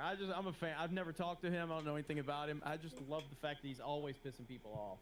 Well, just ever since the great video exposing Boulder Boy, I just yeah, it's pretty great. You know what? Yeah, and the animated version where it's just him as a little guy. Jeremy at the quartering, I love you. I just want to say that, but Keem roasting you on doing a slow video was pretty funny. I was laughing my ass. Oh, but I love Jeremy. Coffee brand coffee, okay? Jesus. Coffee brand coffee. Coffee brand coffee. On December 10th, as Trump was in the middle of firing off 25 tweets saying things like, a coup is taking place in front of your eyes, Twitter executives announced that a new L3 de-amplification tool, this step meant as a warning label, now could also come with de-amplification. So they were cooing as he was complaining about. They were cooing him. Yeah. They were cooing. I don't know if that's a word. I just made it a word. I was kicked out of 3 high schools. Okay. So this was in the middle of Trump telling everybody, hey, the thing that's going on, it's actually going on. Yeah. Oh, he's exposing us. Let's de-amplify him. Yeah. Insanity, dude. Let's ask the amplification as well. Level 3. Yeah. That's funny. That's a good point. Level 3. Maybe that's where. Never mind. I was gonna say maybe that's where Kanye got his his level 3 tweet that he put out. But what I would think, like, what people need to understand, and this is the way it hit me when Trump got banned. They banned a sitting president of the United States of America. What do they think they're gonna do to you? You know what I mean? Like, what do you think they're gonna? Because I've heard so many people. They're like, Jeremy, like, no matter what people think, like, it's all relative. So if like me, I look at someone that's got 1 million subscribers, and I go, oh, they got a big platform. Someone with 1 million looks at someone with 10 million. Someone with a few hundred looks at us and thinks we have a big platform. I don't think we have a big platform, but people think like, oh man, you got to call this out. You got a platform. I ain't got shit. They banned Trump. None of us got shit. They banned Trump. None of us have anything. We can only work around it to the best of our ability and call things out to the best of our ability. But they banned the sitting president of the United States of America. That was done for multiple reasons, and there's 2 primary reasons. Number 1, it's because it's Trump. But number 2, it was to let all of us know that you can be taken down too. You better stay in line and shut your fucking mouth. That's what that was meant to do. And it goes truckers. Back, hang on. It goes back to that tweet he put up. They're not coming after me. They're coming after you. I'm just in the way. That's what Trump tweeted. Mm-hmm. And it right was a after fucking that, fact. Sorry, Gary. Head. It's all right. It's all right. The Canadian truckers, they had their fucking bank accounts frozen. I mean, I know Kanye did, but Kanye, whatever. But like, these are individual citizens who were jumping around in fucking bouncy castles, right, and honking fucking horns, and they had their bank accounts frozen by a government. Like, they're gonna try it. And Gary, they were making Trudeau look bad. Yeah. What are they supposed to do? But it's not far off until one of us says something, right? Yeah. Probably Ryan, and then they'll cut off his bank account, right? So, and look what they did to Carl, and that's years ago. So like, this has all been proving ground to see how much they can get away with, and even now we're like seeing like legit bombshells tonight, and they'll get away with it. That's the biggest fucking pisser, And Carl, what were you banned for? Oh, I was never banned from like YouTube. It was just Twitter and Patreon. Yep. But YouTube has been suppressing your content and de-ranking you for ages, Carl. Well, yeah, obviously they have. But what are you gonna do about that? Like, All right, I guess I'll look it up. What? Oh, Twitter. What were you banned for? Oh, insulting Nazis inappropriately. Oh, okay. there's some context to that for sure. But yes, what he was doing. That's pretty much sums it up, though. I mean, yeah, that's pretty much it. Gaming. Just, be perspicuous in the way that you insult Nazis on the internet, or else the powers that be will be like, not on our watch. Some executives wanted to use the new de-amplification, the level 3 de-amplification tool, to silently limit Trump's reach more right away, beginning with the following tweet. There we go. What's this? These motherfuckers, level 3 I used to say shit like that on play G.I. Joes as a kid. Level 3, everyone, we're at level 3. These motherfuckers are stupid. It's a role-playing game to them. Jesus. We must have a level 3 intervention level here. Well, it just shows you they have the mentality of children, I guess. Yes, Gentlemen, 100%. we have a level 4 situation here. Is level 5 level 3 situation here? The president shit himself again. Yeah. I just tweeted out a screenshot of that tweet from Trump, though, that everybody can go see if they want. And just a word of warning, by the way, if any of you find yourselves on the Avatar Twitter thread, don't open the hidden replies. Jesus Christ, don't go near them. Fuck God, no, don't go near them. I don't even know what that means. I don't know if that. No. I kind of want to go now. You don't. Don't tell me it's what's it called? The fan fiction crap. Oh, it's worse than what the fan fiction is. Who the fan fiction is? Oh no. Don't. Yeah, I'm not gonna. That's a good suppression tool. Wow, on these Twitter. people hated him so much they justified everything.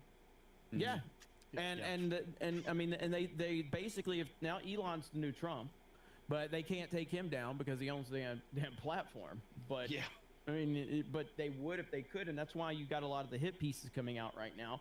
You've got Elton John announcing him leaving Twitter, like anybody gives a fuck. Shockingly enough, Elton, all we care about is you to sing, so shut the fuck up tweeting. Yeah, but you know what? Look at Elon's response to him. He says, I'm so sorry to hear this, and please tell me exactly what is it that you have a problem with. Oh, and he won't answer. He won't answer. No, he won't. Stephen Amell tweeted out, Stephen Amell, who was Arrow, of course, CW Arrow, tweeted out, if you're leaving Twitter, can you stop announcing it and just go? Yeah. Oh, that's fantastic. But I kind of feel like that wasn't that last year though.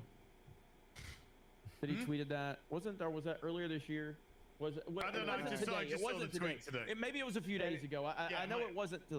So I instantly like him more now. Yeah. Either way, just shut up and delete your account for Christ's sake. You know?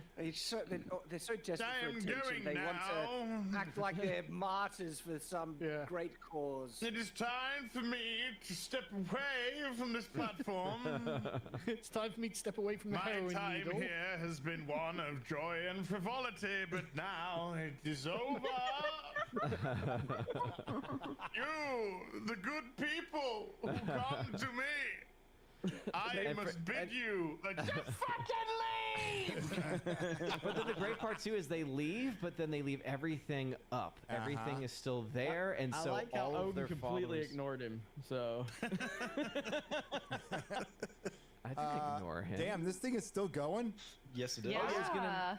I was gonna make the further point that like at least when I left Twitter, I nuked my account. Like my account, it was gone. All the followers, everything gone. You know who hasn't done that? All of these celebrities who are like, I'm gonna leave.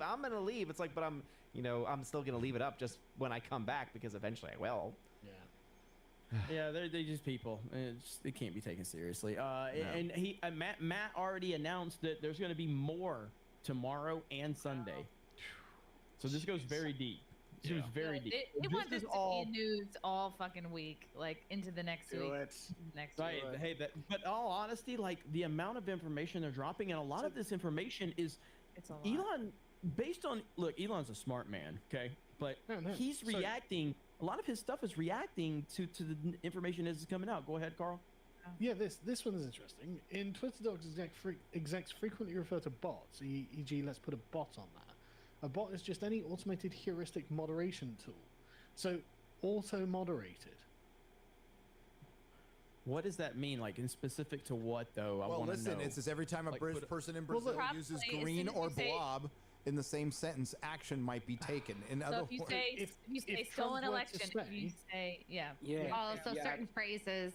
Wow. So it's just an auto filter that's on Trump.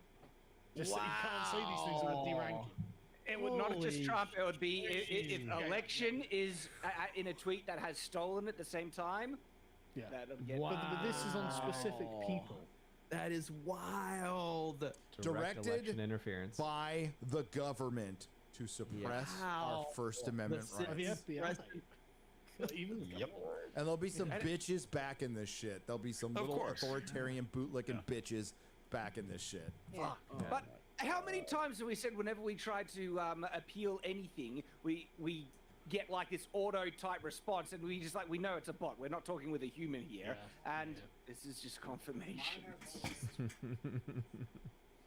Oh my Good lord, man, this is wild. In this instance, it appears moderators added a bot for a Trump claim made on Breitbart.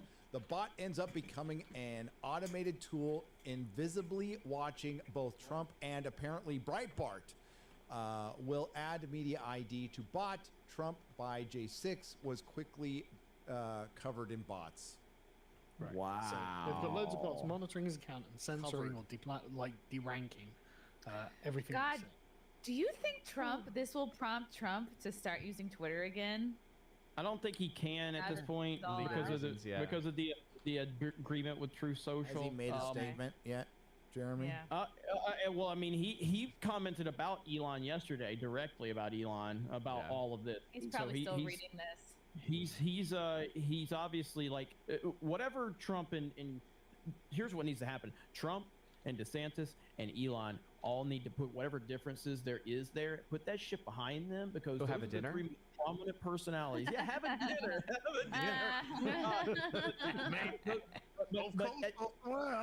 A lot of it's on Trump to like Trump, him and Elon. I think that they need to figure it out, because it ain't gonna happen just on True Social. Like he's gonna have to get back on Twitter before the fucking election. I think he's gonna have to. He had what 85 million followers or whatever. You know what I mean? Like just never. Well, he thought had Twitter 100 would million be good originally. again. Yeah, right. And so I mean, it's just and honestly, how many would he have had if he wouldn't have been suppressed anyway? He would have.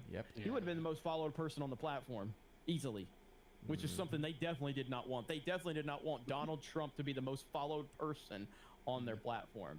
That's just a fact. Yep. So Bouncing. yeah. Oh my God, 52. And like one of those things the question, this goes back to Hollywood too. We're like, why do they keep doing this shit? It's not a smart business decision. You're telling half of your potential. Not about business. It's not about business. It is Not so the not ideology. about business. It is about ideology, and they are working directly with federal institutions that all need to be fucking dissolved at this point. Yep. That are useless. Absolutely, they're partisan. They're fucking useless. They knew they'd get bailed out. That's the thing. That's Because look at Twitter's debt at the moment. Like, if Elon hadn't bought it, Twitter's 20 billion in debt. If Elon hadn't bought it, they knew they were never going to pay that back. Yep. But it was the power that the institution has as a tool for censorship. That's why they'd keep bailing it out. Yeah. I thought Twitter was just about to close down. Yeah, it was not doing well. Look how they were before pissing away the money though. Before Donald look at- Trump. Yeah. Think of the fucking red wine on tap. You've got all of the useless women working there. Like, and this is a company that's $20 billion in Got debt. that right. And they've like, I'm gonna go into the fucking relaxation pod and go and daydream about the sky or some bullshit. And it's like, dude, your company. If that was any other company, it would be literally going into administration because it's collapsing in front of your eyes. But instead, they're all swanning around in this like dream, like, no, we'll just get bailed out by the people who are using us as the censorship tool. That's the thing. And that video on 52, that was the video where he was basically calling for peace, and they took that down, right? That's the video, if I'm remembering right. That's the one where he's like, stop, go home. Yep, exactly. And they took that one down. All right, so Trump has bounced it. Locked him Trump out of his has account for 12 hours. Trump He's has He's tweeted or truthed, I guess, if you want to call it that. He's truthed. I'm trying to find it. Hang on. God, He's truthed. He's truthed. He sent out. Trump sent out. He sent out a truth, everybody. Yeah, Trump sent out his truth. The truth fairy is coming. I only speak the truth. I don't want to repeat what he said because it's Gary's channel and it's YouTube, but basically said Use the a biggest different thing to word. come out of the Twitter targeting hoax is that something happened in January. Yep. And that's as big as it Chrissy's gets. album, obviously. Yeah, Chrissy's album. Buy my Chrissy's album. That's what Trump was talking What was the name about. of the album again? It was called. January 6th. There you go. So, Exactly. On Amazon and iTunes. Boom. and He's not fucking wrong, is he? Yeah, it's not, and it's not. I'm trying to be as coded as possible, but if you replace November with January, that's what he's talking about. There you go. So, so something happened in January, which would be November, but I'm not saying what year. My I'm not gonna say what year. So, yes, happy birthday, Az. That's what we're saying. Happy birthday, Az. So That's a really good way of saying it, man. Wow. You know, whatever, man. It's 1 a.m. I'm well, you know, maybe it's not in fucking New Zealand. Who knows? Yeah, but it's time for me to I don't know, live in a different fucking part of the world. I'm sure it's the middle of the day from New Zealand. To you, it was January the 6th. To me, it was just Tuesday. It's good to have you on, Az. Thanks, Az. I want you to visit Great Britain at some point. It sounds like a lovely place. I want you to go fuck yourself. You should just travel with Dad. I'm just saying. Yeah, I'm getting over there next year. Az. You should come with me. Based on your recent track record, I'd rather We'll fly over fuck myself than you get a hold of me, because you've been eyeballing a lot of dudes. Oh, so before you go, this was sent to me. I'm gonna send it to you. Nice. Oh my God! Wait, let me. Oh wow. Nice. There you go. Oh my God, that's so cool. Nice. Is that Ryan? Is that Ryan? Yes, it's Ryan. Cut And Muller there's is. comics. There's little comics Oh division. my Holy shit! So good. Wait, who's in your hand? It's a duffel bag. It's a doll. No, There's the a other little hand. doll. Another hand. There's an Oh, it's Batwoman toy, is It's it? an action figure. Yeah. Yeah. That's awesome. Will sent that. Thanks, Will. I'll get it to Az. Frickin' So thank you, everyone. The Ryan was so good. Buy a plushie so Buy a that I plushie. can buy a ticket from fucking New Zealand to go somewhere in the world. I don't To the know. UK, yeah. To the UK. Wouldn't that be great? I always wanted to visit the houses of Parlour fucking man. I don't know. Sunday fun day, and Tuesday real BBC on Gary's channel. It's going to be on Gary's channel for the next couple of weeks now. And we've got a special guest, which is Graham Nolan. Graham Nolan. Co-creator of Bane, because Bane turned 30 yesterday. Yes. When's the last day for the plushies, Az? Plushie's last day is Tuesday, just before the real BBC. So will I be able to push my main event? Is that the last day? Will they No, still be that'll available? be the last day. There'll be, hold on, there's 4 days, 15 minutes. So Okay. Saturday 1 a.m., Sunday 1 a.m., Monday 1 a.m., Tuesday 1 a.m. No, Probably not. Okay. it'll be finished. It'll be finished an hour before the real BBC, I think. We'll mention them on Mario Kart Sunday then. And when they've gone, they've gone.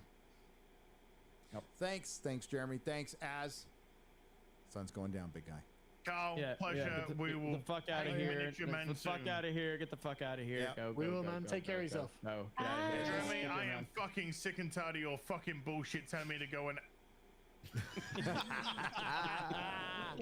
Saw that coming a mile away. Hey, this I love is that dude. Love we're that gonna. guy. Yeah, I do too. This will be out for anybody who needs to go. This is your point. To be honest with you, I probably have to go as well. He is right. It is 1 o'clock in the morning. Yeah, I figured as much. I'll let the gentleman go first then. And but thanks for staying this long, Carl. I really appreciate it, dude. This has been awesome. Yeah. This has been like really good evening for me. I'm having a great time. So. Brilliant. Hey, hey man, you're welcome on any of our stuff, man. It's been great to have you. It's been an honor. So we'll be in contact. Welcome back. Cool. Anytime, anything you'd like to plug before you go? Yeah, just I guess the podcast of the Lotus Eaters, which is our daily podcast. We broadcast at 1 p.m. UK time, which is like 8 a.m. Eastern. So yeah, come and check us out. We just cover the news, basically, cover the current events. But we have a good time doing it. I think we're doing a good job. So You are. Yeah. It's Thank you. really brilliant. So thanks for coming on again. Take care. Sargon of Akkad, ladies and gentlemen. Hell yeah, man. Thank you, man. Have a go, Carl. That's awesome, man. Carl! I just wanted to say that so bad. Carl! What you mean, Carl? We leveled up tonight. We did. So Holy shit. I already see like leftists on Twitter being like, "This was it was Trump's DHS and FBI that they met with." Yeah, no. Yeah, exactly. No. Makes it even- No. What they're saying though, Cathedrals, DHS, and FBI. what they're saying though is this was under his administration. Yes, exactly. So it's like, yeah, and that just shows you how much he was dealing with, how internal it was. That only makes it worse. The Washington swamp is as deep as a fucking ocean. I mean, that's what it shows. Yeah, fucking. Didn't those, like, there was those quotes that were released just after his election from some FBI officials saying, well, you know, do you remember those ones where he was saying they'll do what they can to get him out? Yeah, that might have been Jim Baker. And they also had we also had a fucking sitting general calling China, saying that they would warn them if Trump made any decisions towards them. A fucking sitting general. That's It's insane. Yeah. Like that's not treason at all. Yeah. I was gonna ask, isn't that treason? Like, yeah, it is treason. Holy crap. Yeah. You could still get the death penalty for that, by the way. Yeah. Wow. Let's see it. Let it rip. Let it rip. Yep. Odin, you gotta go. I'm gonna head out too. Yeah, because my wife is heading out early tomorrow on a flight. She's going to a wedding, so I'm just gonna spend some time with her before she goes to bed early. So whatever. Thank you as always for Give it to her. Spend time with a wife. Ooh. Get it in. Get it in. Get it in. God New baby Odin. bless America. God.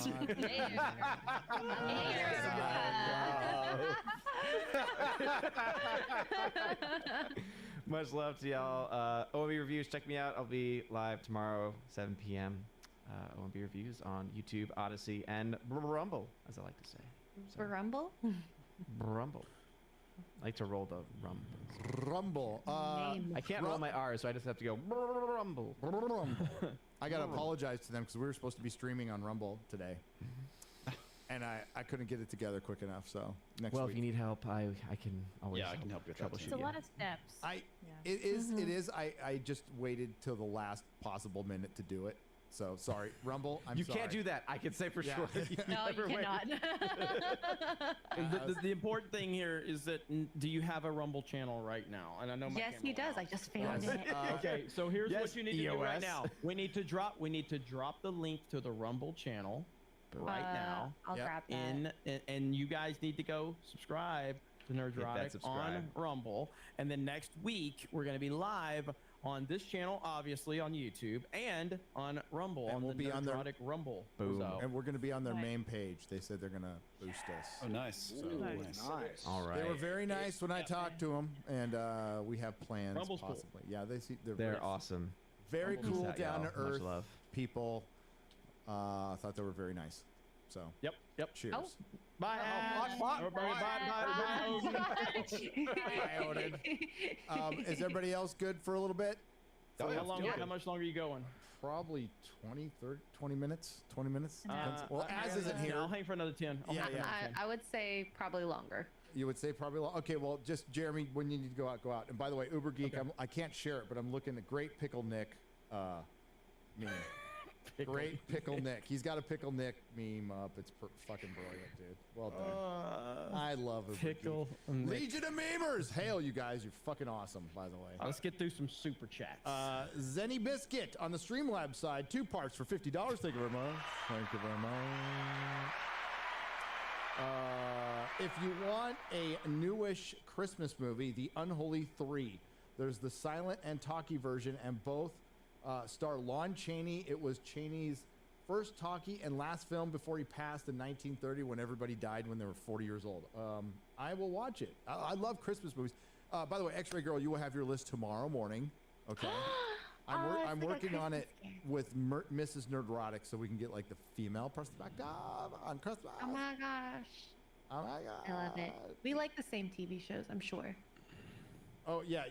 You both like normie shit, so it's cool. And gay vampires for some reason. I don't know. Yes. But yeah. I see Jay Longbone like roasting that interview with the vampire, and Melissa was reviewing it with Kaylee, and yeah, apparently it's pretty bad and super gay. But guess what? It was always super gay. Did you read the book? It was gay. Zenzi part 2 is only fair to warn as don't fall in love with Granny. It's Lon in disguise. Merry Christmas, y'all. Oh shit. Oh no. Well, he's not here, so we'll find out. We'll find out. Yeah. I don't want to watch the Rocky Horror Picture Show with Az for sure. 3870 for $50.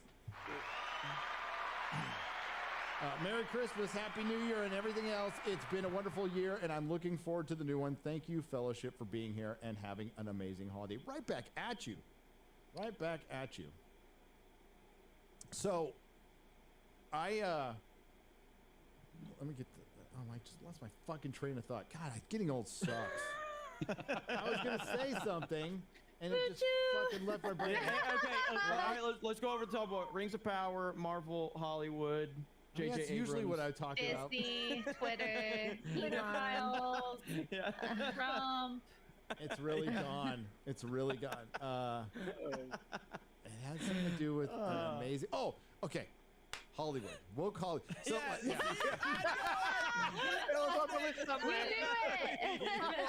What am I going to talk about? My dogs? You know, shit. All right, so...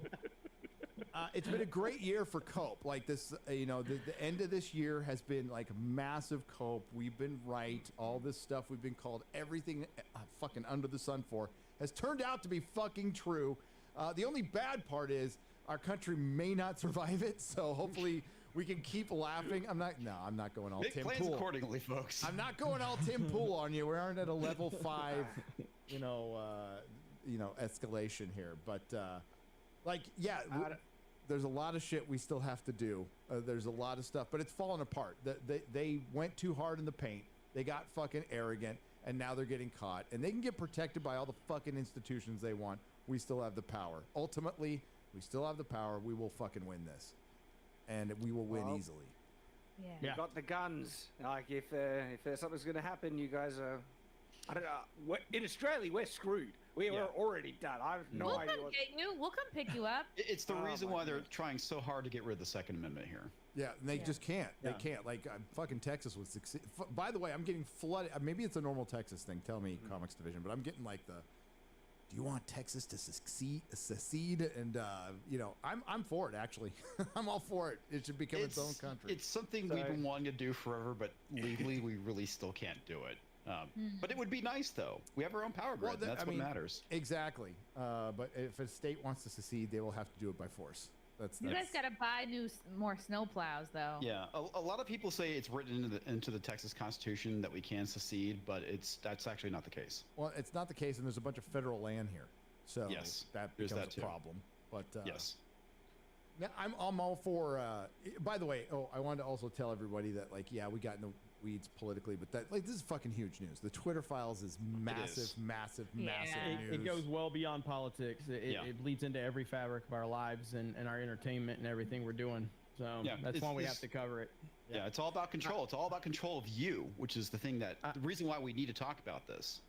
Yeah, look, I would love nothing more than to just go on my channel and talk about stupid fucking video games and the games I like and the games I don't like and play games and do all that. And I do that occasionally on, some of our other channels. We do that, but unfortunately, all this stuff is just part of everything we're doing.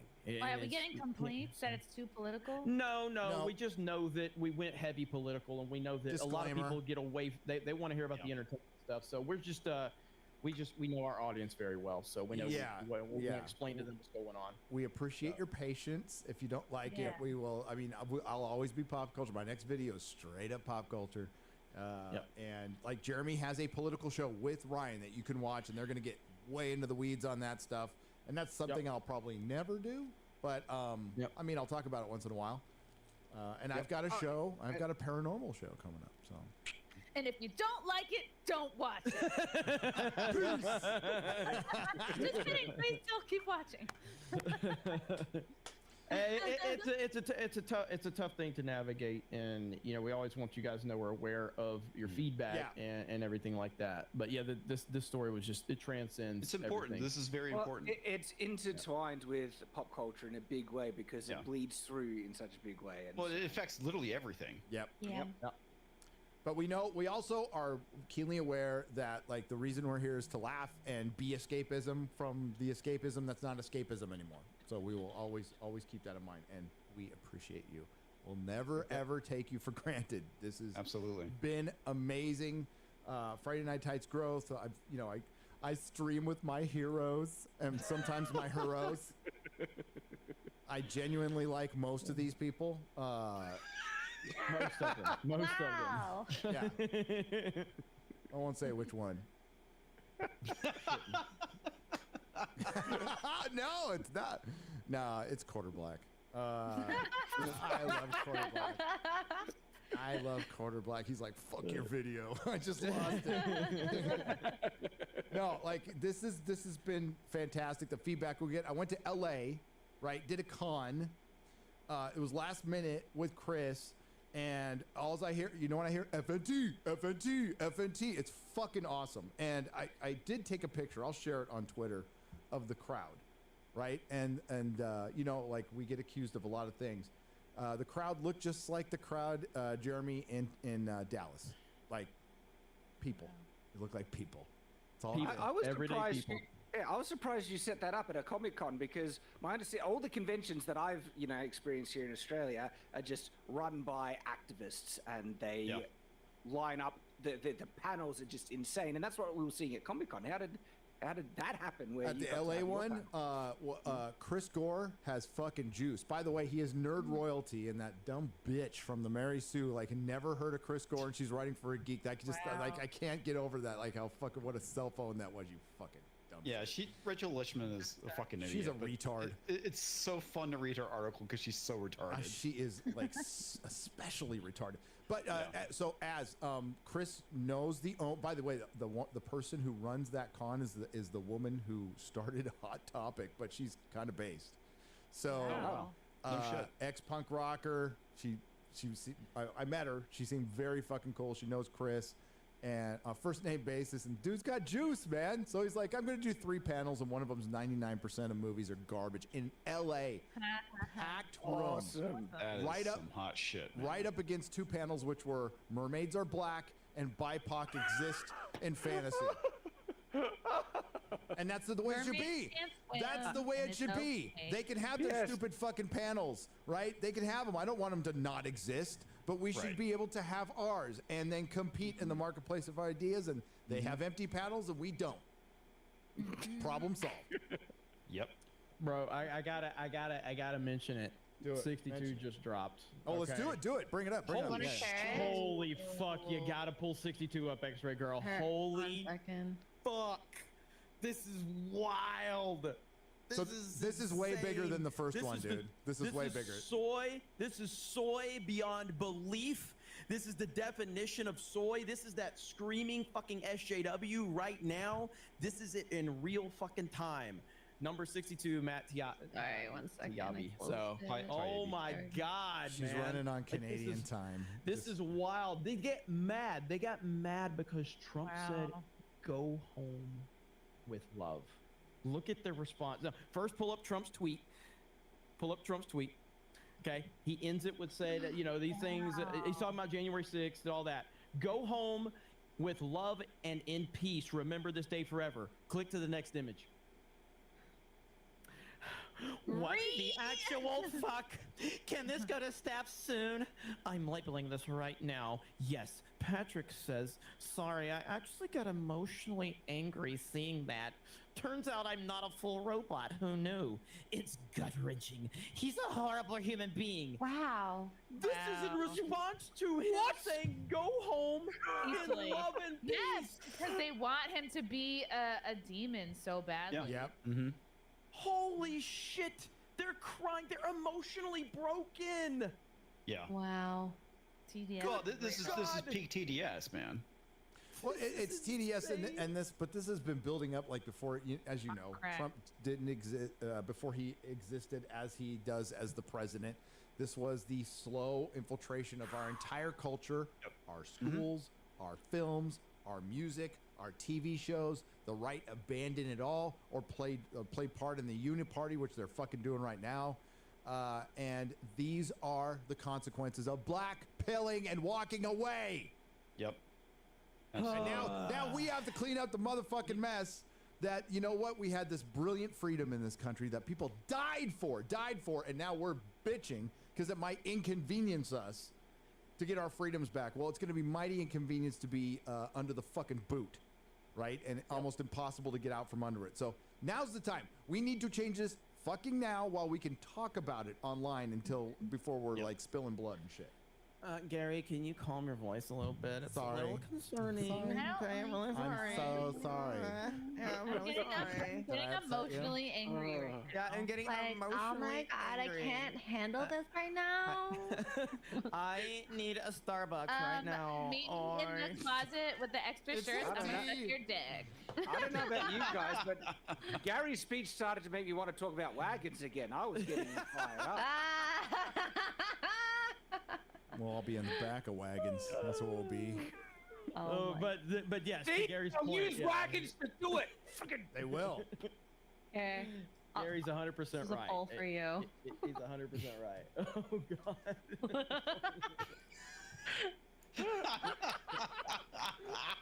I've been waiting for this to come up again. Oh god, that's fucking great. That is good. I'm stuck between Willow's wagon and Milano's Volkswagen. Hard place. Guys, Volkswagen. Who are they made by? It's all freaking coming together. People's wagon. It's blowing. What are they doing? The people's wagon. That's what it means. Volks, yeah. Yeah, Volks means people. It's the people's wagon. Oh, Volks. Invented by Hitler. It's like the What's up, folks, Volks? except with a V. This whole thing's wild. I do have to go because I gotta get ready for my stream tonight. We're gonna play Fall Guys over on Geeks and Gamers Play with our premium members as always. And I don't think Disbrew's gonna show up because I think he's scared because he knows what's up. Because that's what Disbrew's all about. He's a big badass with his 100,000 subs. Then it's time to play Fall Guys with Big Daddy J, and he gets scared. So I don't know what's going on with that. Honestly. It probably has something to do with the fucking 3 o'clock in the morning there. I think. I don't know. But fuck that. Brits aren't like Americans. You can't like shame them like, hey, pussy. They'll be all, I'm British. Of course I'm a pussy. But yeah, but everybody will be there. Kristanova, Rolo, many of the Geeks and Gamers teams will be over there around 9 o'clock. So I'm gonna try to knock out a video before then. But thank you, everybody. I love this show. I love everybody here except for Gary, since he took away my joy of hitting 500,000 views in a day. He just had to flop it on the table, ruin everything. Now, in all seriousness, it's awesome. Freaking 2 million views in 5. Where's it at now? It's like 2, 3, 2. It's creeping up to 2, 4. It's wild how quickly it shit slows down though, because they still have you on a cap. So for the longest, Gary was getting like 200,000-300,000 views in a day, and then all of a sudden it would die off at like 400,000 or 500,000. And, you know, it's like the video I got 500,000 views in like a day. It's at 650,000 now. It's like, oh, there's a cap, dude. The fact that it didn't trend is some bullshit. Because like 100%.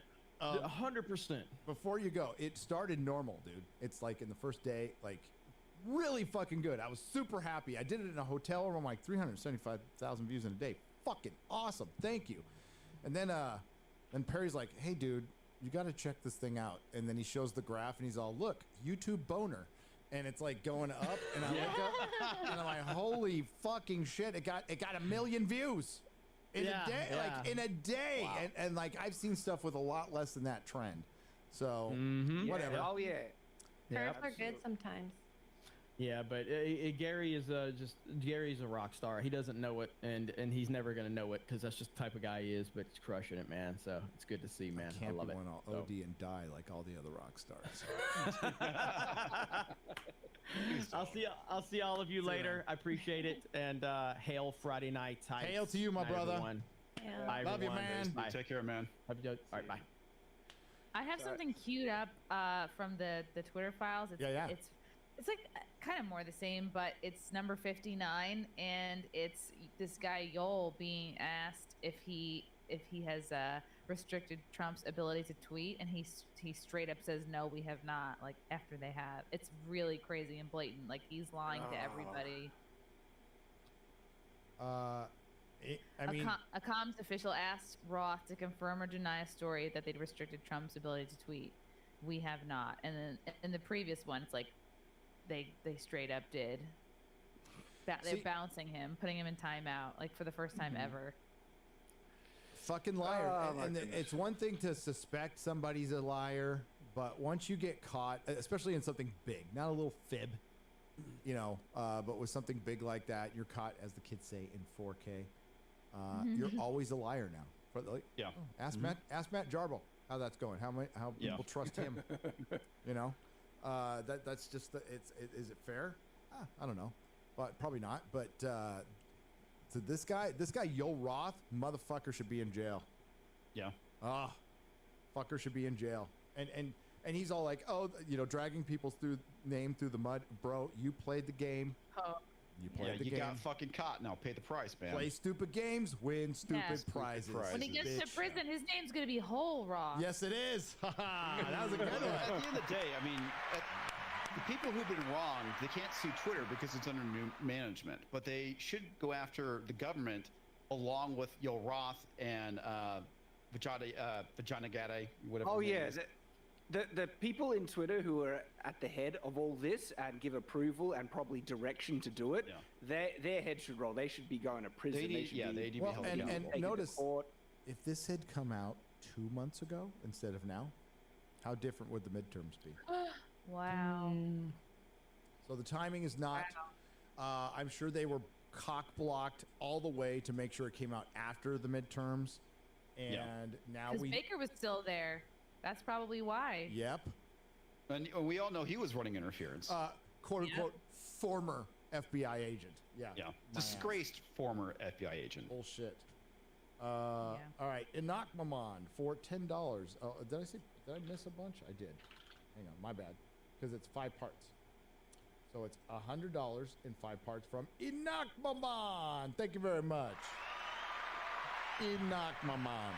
I know I said I'd demote myself to lurker. You did say that. But I have to say this. If Cavill is out as Superman, I'm out. I would agree with that. I like James Gunn. But if he's out, you know, what they'll probably do is cast some Timothy Chalamet, wafy, you know, Femi Superman, and just no thanks. I'm out. I was a Snyder bro until the charity incident. Then I wanted to keep the characters as the basic storyline, but I was okay with Snyder out. Then I was okay with keeping actors and Darkseid from, but jettisoning everything else. Honestly, I like Batfleck, I really do. But like Henry Cavill, if I have one they have to keep, it's Henry Cavill. And they got that Darkseid. Like Snyder, fucking did Darkseid right. He just did. He's still an asshole. But jettisoning everything else. Now I just want Cavill and Superman. That's it. That's my line in the sand. I've been compromising for over 10 years, and I'm done. I'm going full apathy with all of this, with all these other IPs. Yeah, James Gunn is not dumb. He's not going to get rid of Henry Cavill. He's just not. You know, 2 Kingdom Come pictures. Well, it wasn't a Kingdom Come. It was a Justice picture and a Kingdom Come picture. But Superman was prominent, and it's an older Superman. So I'm, you know, and Cavill works in Hollywood, and The Rock is 50, and he's all steroided the fuck up. Doesn't seem natural. No, dude, just come out and say I'm steroided the fuck out. I would not think any less of The Rock. As a matter of fact, he's a wrestler. It'll be the first time he'd be without honest. saying. Yeah. Nice Biden endorsement, Rock. Part 3. I have been. I can even tolerate the making more Pattinson Batman movies if he bulks up. But dude, yeah, Matt Reeves is a Jar Jar disciple, and I just don't trust him. And I hated the Batman. I know I'm the devil. I'm sorry, but that wasn't Batman. No, dude, I hate it too, man. You're not alone. No, Mahler and I were talking, and we're like, wow, how sad is it that the Batman was the best superhero movie of the year? Because it wasn't very good. Like He was good. He was wet most of the time. Yeah. You know, there's parts of it that were okay. The music, the soundtrack was great. It was I didn't mind it. I didn't think it was phenomenal. But it's been a Very while average. since I've seen it. Yeah, it's very 6.5 out of 10. But then there's got some really dumb things about the whole Stupid as incel fuck. Riddler and crap. Yeah. Oh, him being an that movie incel. in an hour and a half. Honestly, tops. the best part of that movie is the opening scene with the music, and it's all dun, dun, dun, and it's building up, and you see all the criminals, but then they see the light, and they start running. I'm like, that was great. But then it's so funny. Like, there's that epic moment where it's walking away from the explosions and everything up to the cars. Like, that was really good. And that really weird thing where he just goes down, it's looking in the window. It's just made it look so goofy. It did. Oh, You it's should have like- cut that out. That should have just They been just- him walking up. Yeah. Colin Farrell's Penguin was good. I thought he was good. Yeah. Well, the whole chase scene was fantastic. Yeah, but fuck that Batmobile. I want to fucking like. It's just it was a souped up fucking hot rod. I want a Batmobile. It looks like a damn Batmobile. Everything's like they want to ground Batman. Batman is not grounded. Batman is fantasy. It is fantasy, and you can make it noir as fuck, but it's still fantasy. Right. Yeah. I can even tolerate making more Patterson. I read that part. Knocking on doors, stomping his boot instead of going in quiet and absorbing hails of bullets like RoboCop. Yeah, that's not what Batman does. Yeah, that was dumb. That was dumb. Especially with the fact his mask isn't fully covering and is walking into a machine gun. Shoot him in the face. Exactly. It was just so dumb. Plus the theme was crap. No, I disagree. I like the theme. I thought it felt very animated series. It did. But that was the only thing that felt animated series about it. After that, it felt very modern. It was just an Imperial March from Star Wars. Why am only the only one who noticed? Well, I mean, the Imperial. There's 2 notes difference, but it's close. It's close because I played it on the bass, and you're right. It's pretty close, but it's very easy to play on the bass. You can play it with like one finger. Sorry, I digress. Point is, I want Cavill as Superman. I don't even like Superman, but Cavill is cool. I love Superman. I freaking love him. P.S. I mean, there's a reason why Superman has endured so much as like this ultimate kind of heroic figure, beacon of hope and stuff. That's what made him great, and that's why the recent one has failed so much because they lost the understanding of why people love Superman and why he was so awesome. Part 5. He's out. I'm out. Done. Not just IP movies, no movies. I'll sell all my Blu-rays, never go to the theater again, never watch TV again. I'm sick of Hollywood not giving me what I want. YouTube and Iron Age 4 rest of my life. That's my rant. Good night. And hail Anak Maman. Iron Age. Iron Age, Bring it, baby. yes. Bubby got a haircut. Oh, look at the dog. In a good way. It's a good dog. There's a good puppy.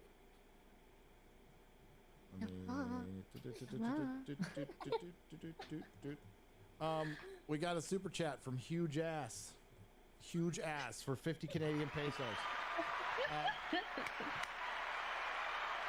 Hugh Jass. Okay. Hugh Jass. Jennifer Lawrence was the first female space cadet. She also invented the printing press, discovered gravity, cured polio, split the atom, won World War II, and invented Vegemite. Go tit. Go tit. She invented Vegemite? Lesser known fact, she also invented time travel. Oh, Did she also invent the wagon? She did. Well, now we've got problems. Yep. But it answers so many questions. You know what's sad? You know what's sad is wagon used to be Shad's safe word. Now it's his triggering word. Really triggers me. I just got so frustrated in that damn episode. Every time I was just like, ditch the friggin' wagon, you retards! I'm violating the commandment to not simp, but I have to simp for my man Sargon. Hail to all my nittas. I gotta say that very slow. We are following in the footsteps of all who fought bravely in Gamergate as we fight in the trenches of the knitting wars. We will prevail. Tara T for $49.99.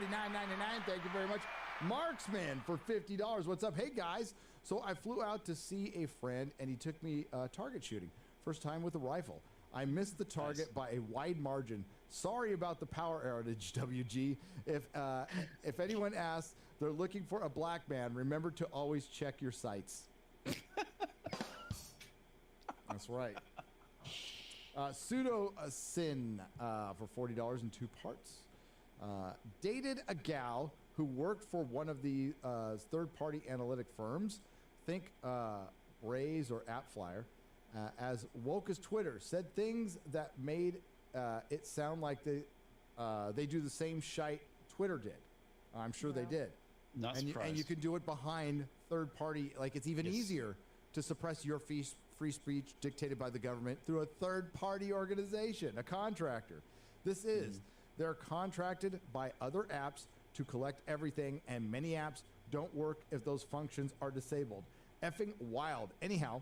Hail to the Fellowship. Also, Amazon's Patriot. You got to see it.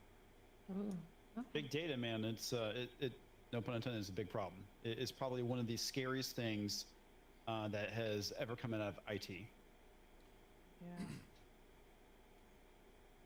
Oh, right.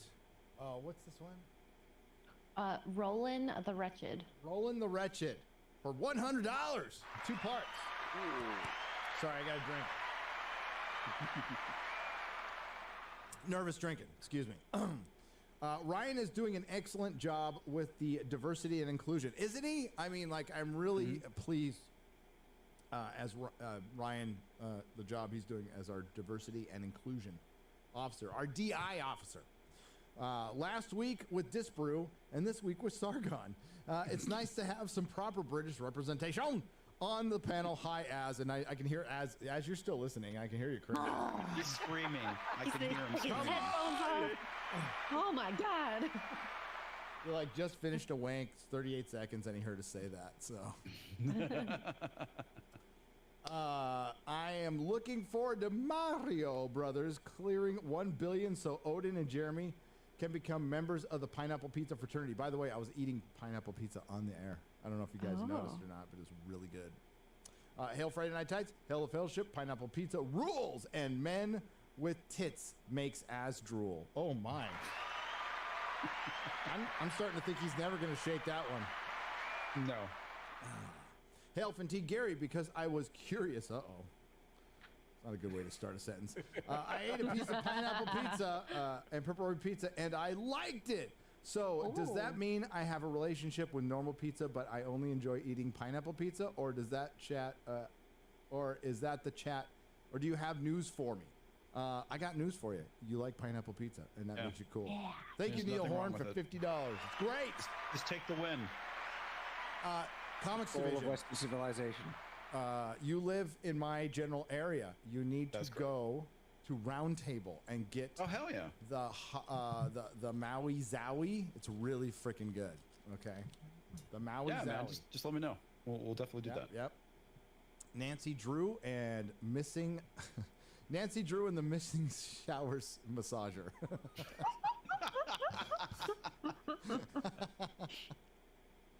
Honest question for Carl. If there was a 2024 presidential debate between Kanye and Jeb Bush, what would be the result? Hilarity. I can answer that. Fucking hilarity.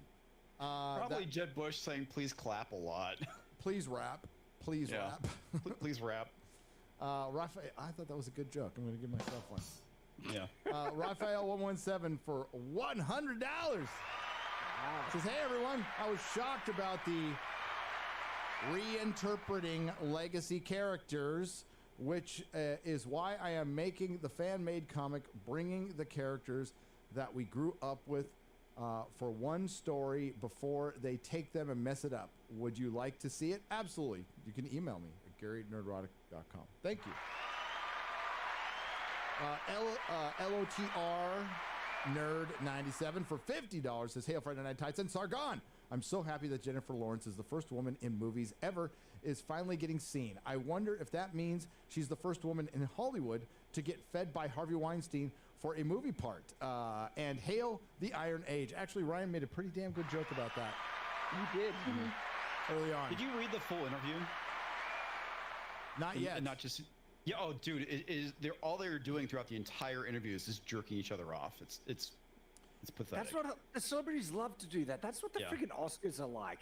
It's just they all go there to pleasure each other because they're so Massage their high on egos. each other's Yeah. parts. That makes you happy. You know when they do their best job acting is when they can get into a role and appear smart.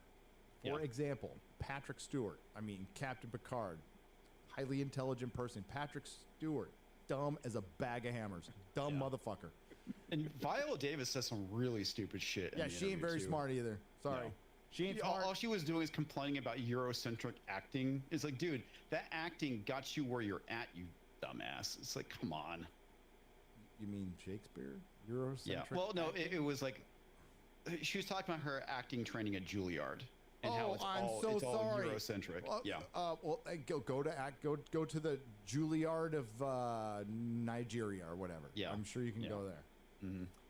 Just wanted to share some of this birthday money with the people who I enjoy and are thankful for. Oh, thanks.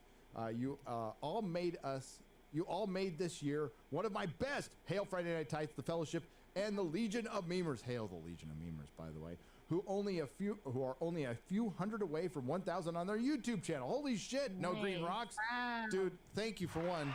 Hail no green rocks. Member of the Legion of Memers.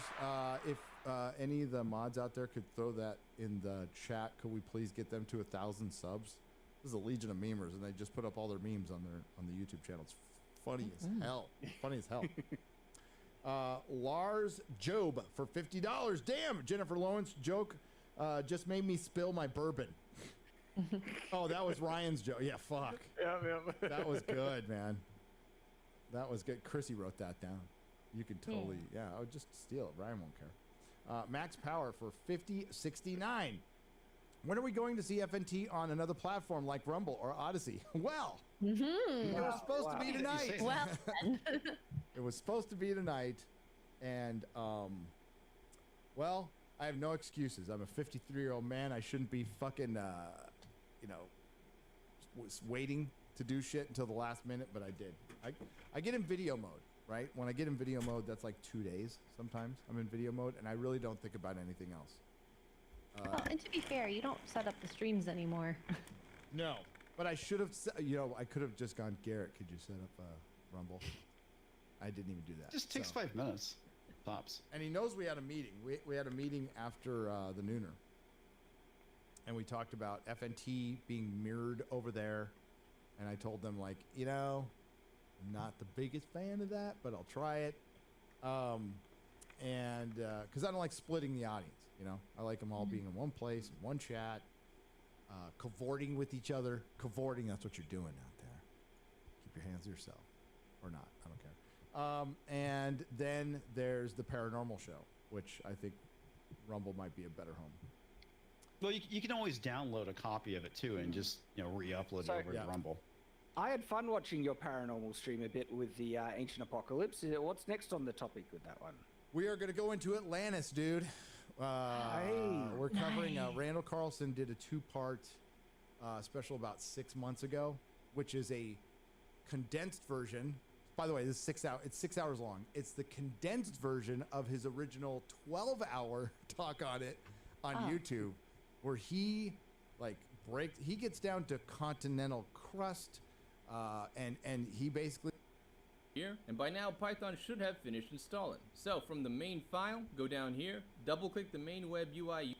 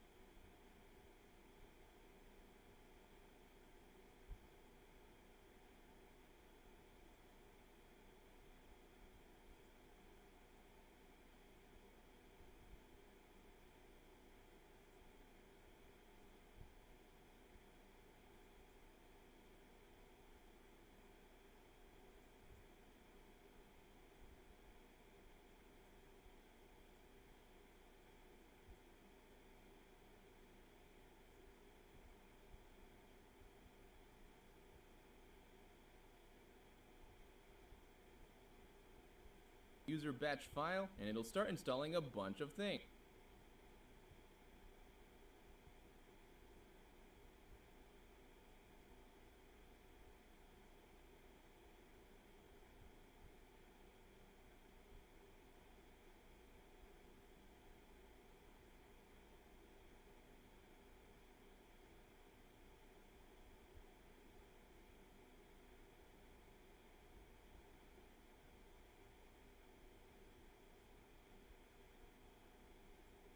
Like a lot of things. Like it's probably going to take 20 to 40 minutes. Now, if you ever find yourself waiting more than an hour and you don't see the screen change, Penguin Dragon and I figured out that if you click anywhere in the black screen, it will usually pause the download without you noticing. So basically, if you don't see any change after an hour, just press enter and it will usually start to finish its thing. Anyway, eventually it'll tell you all this and you'll see a URL here. Copy it, go to whatever browser you want, paste it,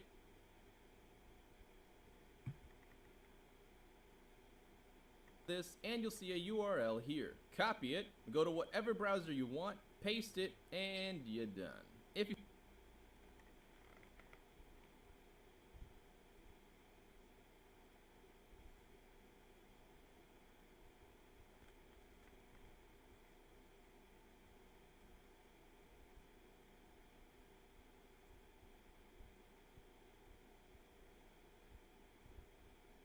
saw my last video, you'll recognize a lot of settings from the Stable Diffusion website: image width, height, sample size, and a bunch of new options that they don't have on the site. You type in your prompt, click generate whenever you're ready, and at any point if you want to abort a generation, just click the generate button again. Once the images show up, you can save them right here, and if you ever want to see where your saved images are, you can find them under outputs and images. You can always check the status of your generations in the command prompt over here. And one last thing, if you don't have a particularly powerful computer, you might run into some problems, and I've been told that a way you can resolve this is by right-clicking the batch file, edit, and enter this piece of code right here. Save, and then try again by double-clicking to run the software. Anyway, hope that helps, and as always,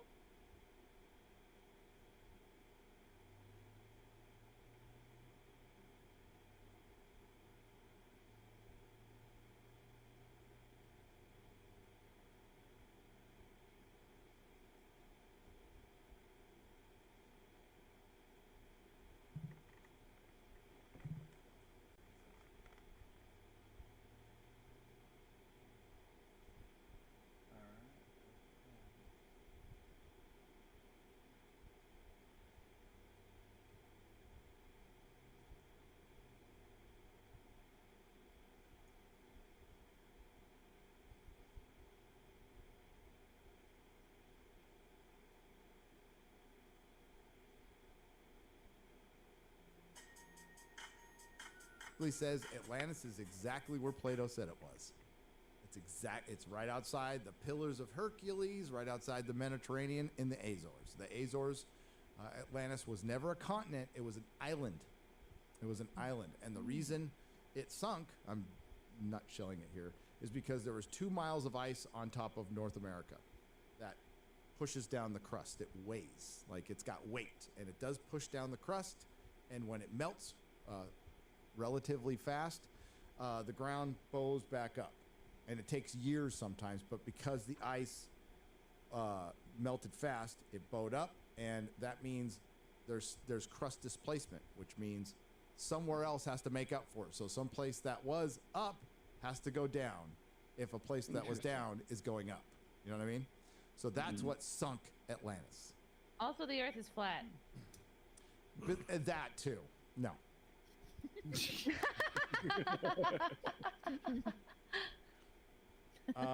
But yeah, like I just overly simplified it. He talks and he brings the scientific, evidence from other people. Like there's beach sand at off the Azore Islands. There's beach sand like a mile down.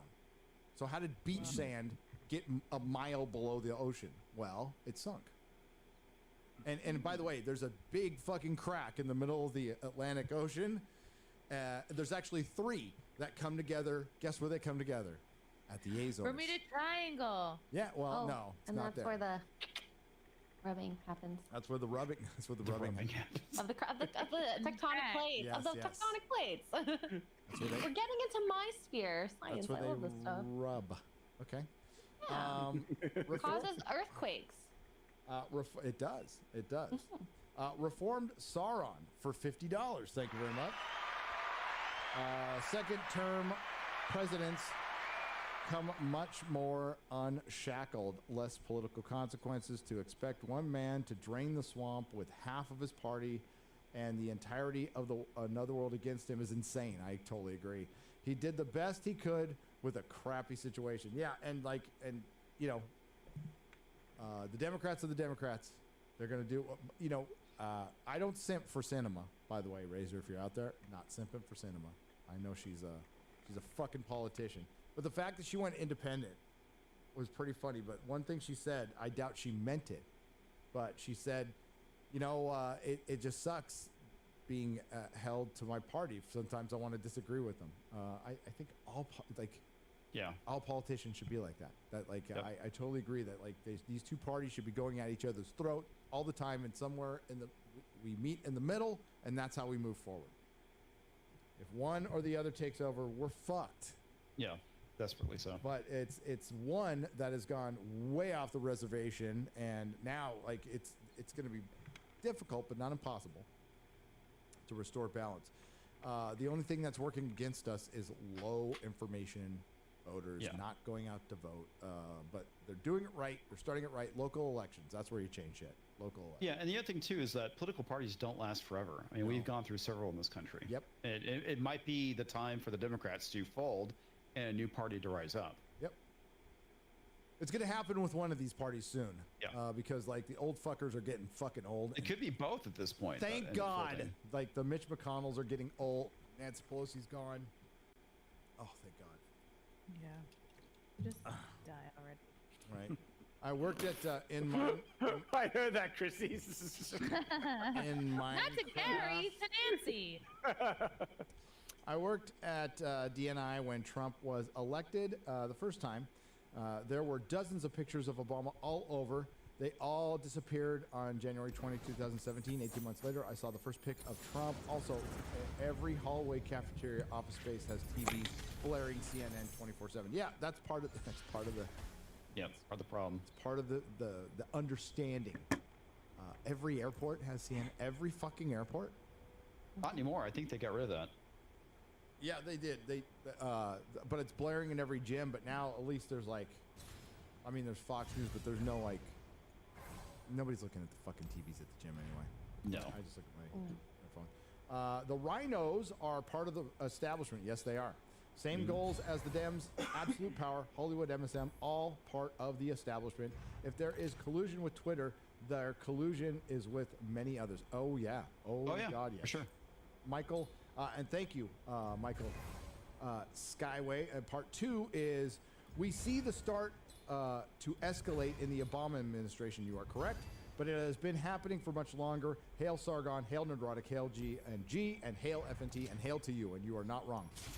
This is a long process. I think it became more apparent during Obama than anything else. Yeah, it started with the post-Reagan.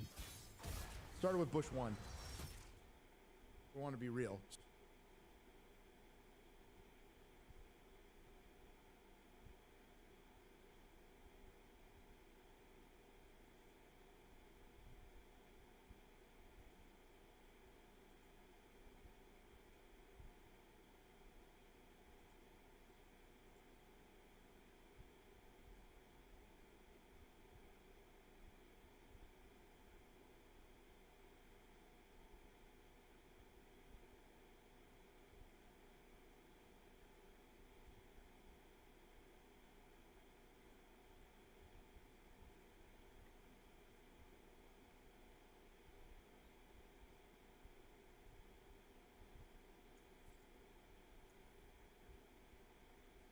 It's kind of a crazy Friday. I don't know why Elon Musk keeps insisting on having these Twitter files drop on the worst possible press day.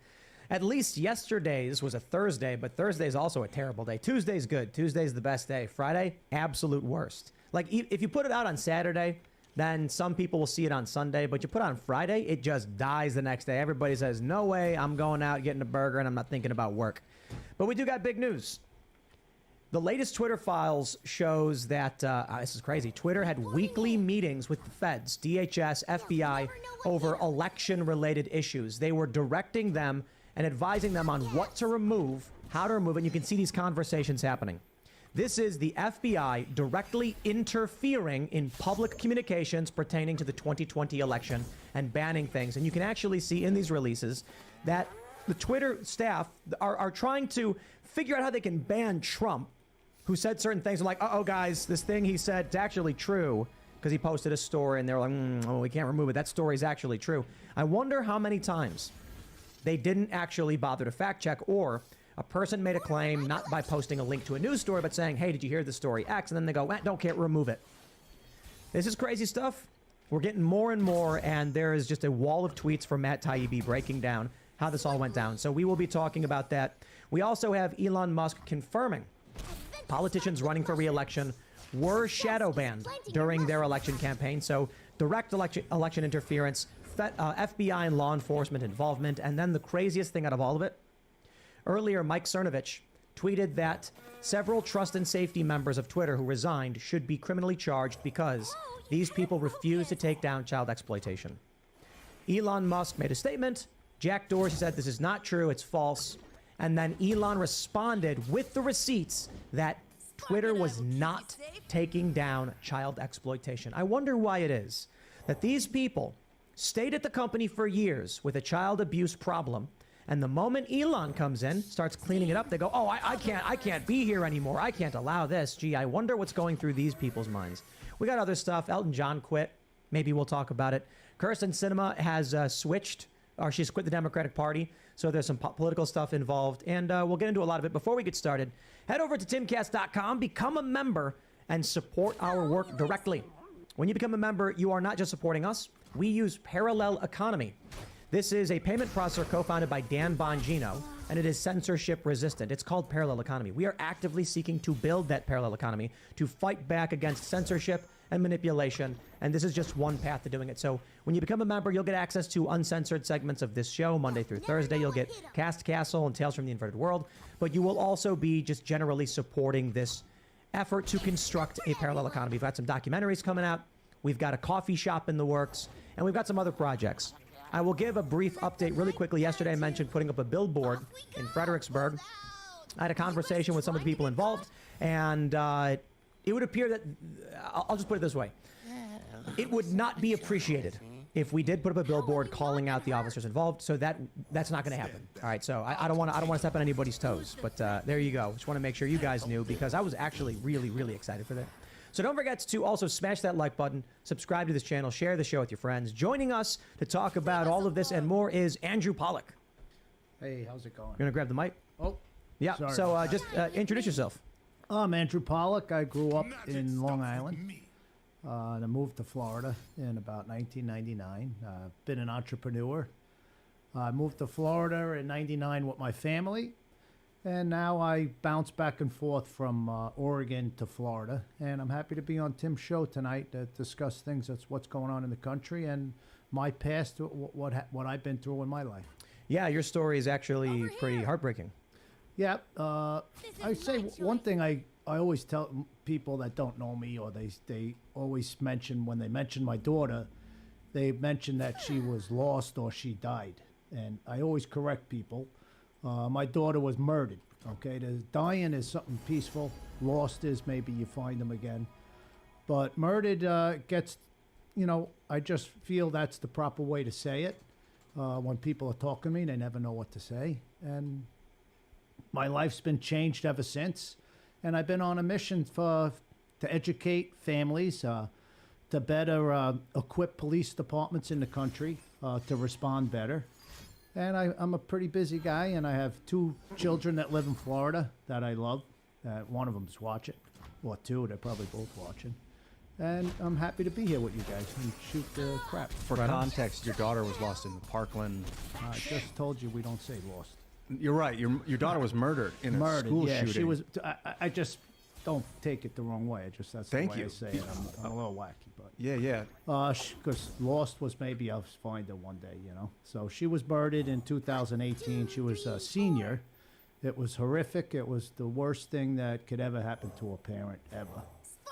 And there's not a moment that goes by that I don't think about my daughter and trying to make it so another family would never have to go through what I've been through. And that's what drives me to come on shows and to travel the country and to help law enforcement. Right on. Well, thanks for joining us, man. We'll get into that as well. Sure. We also got Luke hanging out. It's a crazy story. We're definitely going to be talking about that, plus a lot more. My name's Luke Radowski here of wearechange.org. Today I'm wearing a t-shirt that says I tested positive for freedom. My symptoms are that I'm not a punk, and I don't believe the government should be using force and violence to put ideas onto other people. So if you agree with me and also have a case of freedoms, you could get the shirt on thebestpoliticalshirts.com because you do. That's why I'm here. Thank you again so much for having me. I'm Ian Crossland. Thank you guys for coming. Thank you for being here with me, all my fellow humans. Andrew, Andy, good to see you, buddy. Good, man. I'm glad. Ready to get down to business, bro. Happy to be here. Let's rock and roll. What's happening, Kellen? Hey guys, back again. Happy Friday, everybody. Yeah, I'm really excited to talk about things, hash it out, and definitely hear your story. Right on. Cool. So just another quick clarification for those that don't understand. I wanted to put up a billboard of those bad cops, right? When I say it wouldn't be appreciated, it wouldn't be appreciated by those who are upset with those cops. So I don't want to give away too much personal private information, but talk to people down there, and they were like, "Nah, we shouldn't do that." And I was like, "Okay."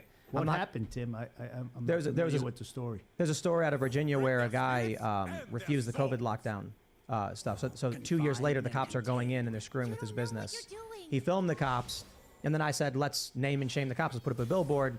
And a lot of people got excited for the idea. I certainly was. But I've been requested not to do that by people involved, and not the cops, but I respect it. I'm not gonna go into someone else's town and kind of screw with them. So that's just an update. But let's get into the news here. We got this story, this Twitter thread from Matt Taibbi, and it's all right here. Check this out. Post number 20 of today's Twitter files. This post is about the Hunter Biden laptop situation. Shows that Yoel Roth, not only met weekly with the FBI and DHS, but with the Office of the Director of National Intelligence. Take a look at this. This post. The most important thing, it says, in short, FML, weekly sync with FBI, DHS, DNI, re-election security. The meeting happened about 15 minutes after the aforementioned hacked materials implosion, blah, blah, blah. That right there says one thing very, very simply. Twitter was regularly meeting with federal law enforcement for quote-unquote election security. But Twitter was being advised that there was going to be hacked materials and other things like that. We know that the FBI contacted them specifically about that. We now know they had consistent weekly meetings to the point where they were actually like, oh man, gonna have to miss our weekly meetup with federal law enforcement to figure out what's not allowed. This Twitter thread's actually very, very crazy. There's one post where, let me see if I can there's so many of these. Look at this one. Yoel Roth said, very boring business meeting that is definitely not about Trump. Pretty much. Definitely not meeting with the FBI, I swear. LMAO. It would sound, and it would appear, I'm trying to be very careful, that Yoel Roth met with the FBI to discuss Donald Trump. I wonder what this was pertaining to. This Twitter thread from Matt Taibbi is specifically about banning Donald Trump. He says, after J6 internal slacks show Twitter executives getting a kick out of intensified relationships with federal agencies, here's Yoel Roth lamenting a lack of generic enough calendar descriptions to concealing his very interesting meeting partners. Sounds to me like the FBI was meeting with Twitter and they colluded ultimately to come to the decision to remove Donald Trump, the first sitting head of state to be suspended from a platform. And aside from that, the other information showing that they were having regular 2020 election security meetings. And we know that the FBI warned them about the Hunter Biden laptop situation, and they had access to this. So, to me, I think this is the bare minimum confirmation the FBI was directly interfering in the 2020 election. I mean, it's pretty clear after all the circumstantial evidence is coming together, and there's a lot of it, specifically highlighting the involvement of this. And I kind of want to bring back what U.S. Congressman Chuck Schumer said a couple years ago in 2017 when he was directly addressing Donald Trump when Donald Trump was having problems with the intel agencies, with the FBI. He said, quote, "The intel officials have 6 ways from Sunday at getting back at you." So I think it's fair to say that there was a lot of infighting, and it's fair to say that there was federal agencies, intel organizations, military psyops officers that were working at these big tech social media companies. There was a revolving door between all those institutions and a lot of these bigger companies, not just Twitter, but also Facebook, also Alphabet, also Google. And when you look at this revolving door, you clearly see a conflict of interest, people abusing their power, not just meeting together, but making big decisions. And this is what I said when the first Twitter files were coming out. I'm like, this is just bare minimum. This is still just scratching the surface, as there was a former FBI agent that was critically involved in this whole Trump collusion story that was involved in censoring it from the very beginning. So now I think we're seeing some of the layers of this onion unravel. A lot of people are going to be crying, and I think we're still only seeing the surface of what's a deeper relationship between the intel community and, of course, big tech social media that are working hand in hand together. I've mentioned that it's happened before, and that I feel like, but we talk about how like it's a frog in the pot boiling, the water's boiling slowly, and we don't feel it heating up because it's happening so slowly. But think about Nixon, man. The last time we had a corrupt government spying explosive news piece, it was Nixon. Well, that wasn't the last time, but Nixon and Watergate. He resigned the presidency because he was found spying on another campaign. Do you remember when President Trump was still president? There was a legislative bill put in against big tech, and it went into the Senate, and they knocked it down. He warned about all this censorship, and it didn't get passed through the Senate. Do you remember that? No, what was it? It was. You remember, Tim? No, I was going to say from 2016 to 2018, the Republicans were actively working against Trump. Exactly, and especially with big tech, because I know he warned them about it, and they didn't follow through when they could have, when they had control. Now, there's no control. I'm sorry, I need to clarify. They've always been working against Trump, but I mean when they had full control of the Senate and the House, they were going along with the whole Russiagate lies and all of that stuff. Check this. I want to show you guys this tweet from Matt Taibbi. Check this out. Here, the FBI sends reports about a pair of tweets, the second of which involves a former Tippecanoe County, Indiana councilor and Republican named John Basham, claiming between 2 and 25% of ballots by mail are being rejected for errors. So they said, here, we just got a report from the FBI concerning 2 tweets related to the shredding of mail-in ballots. This is proven to be false via this, PolitiFact. Do we have a moment ready for this one? I believe this was deemed no VO on numerous occasions. So this is the FBI contacting Twitter saying, remove this guy's speech. On what grounds? PolitiFact says it's not true. But on what authority does the federal government have to flag the speech of a private individual to be removed from a platform? Zero, none, period. It's pure corruption. Look, I don't like the idea of misinformation. I think PolitiFact is full of garbage. They lie all the time. The fact that partisan leftist organizations can claim something's not true, the FBI then goes to Twitter and Twitter says, "Oh, look at that. Guess we got to remove it." This is subversion. Some people are saying collusion. Other people are saying conspiracy.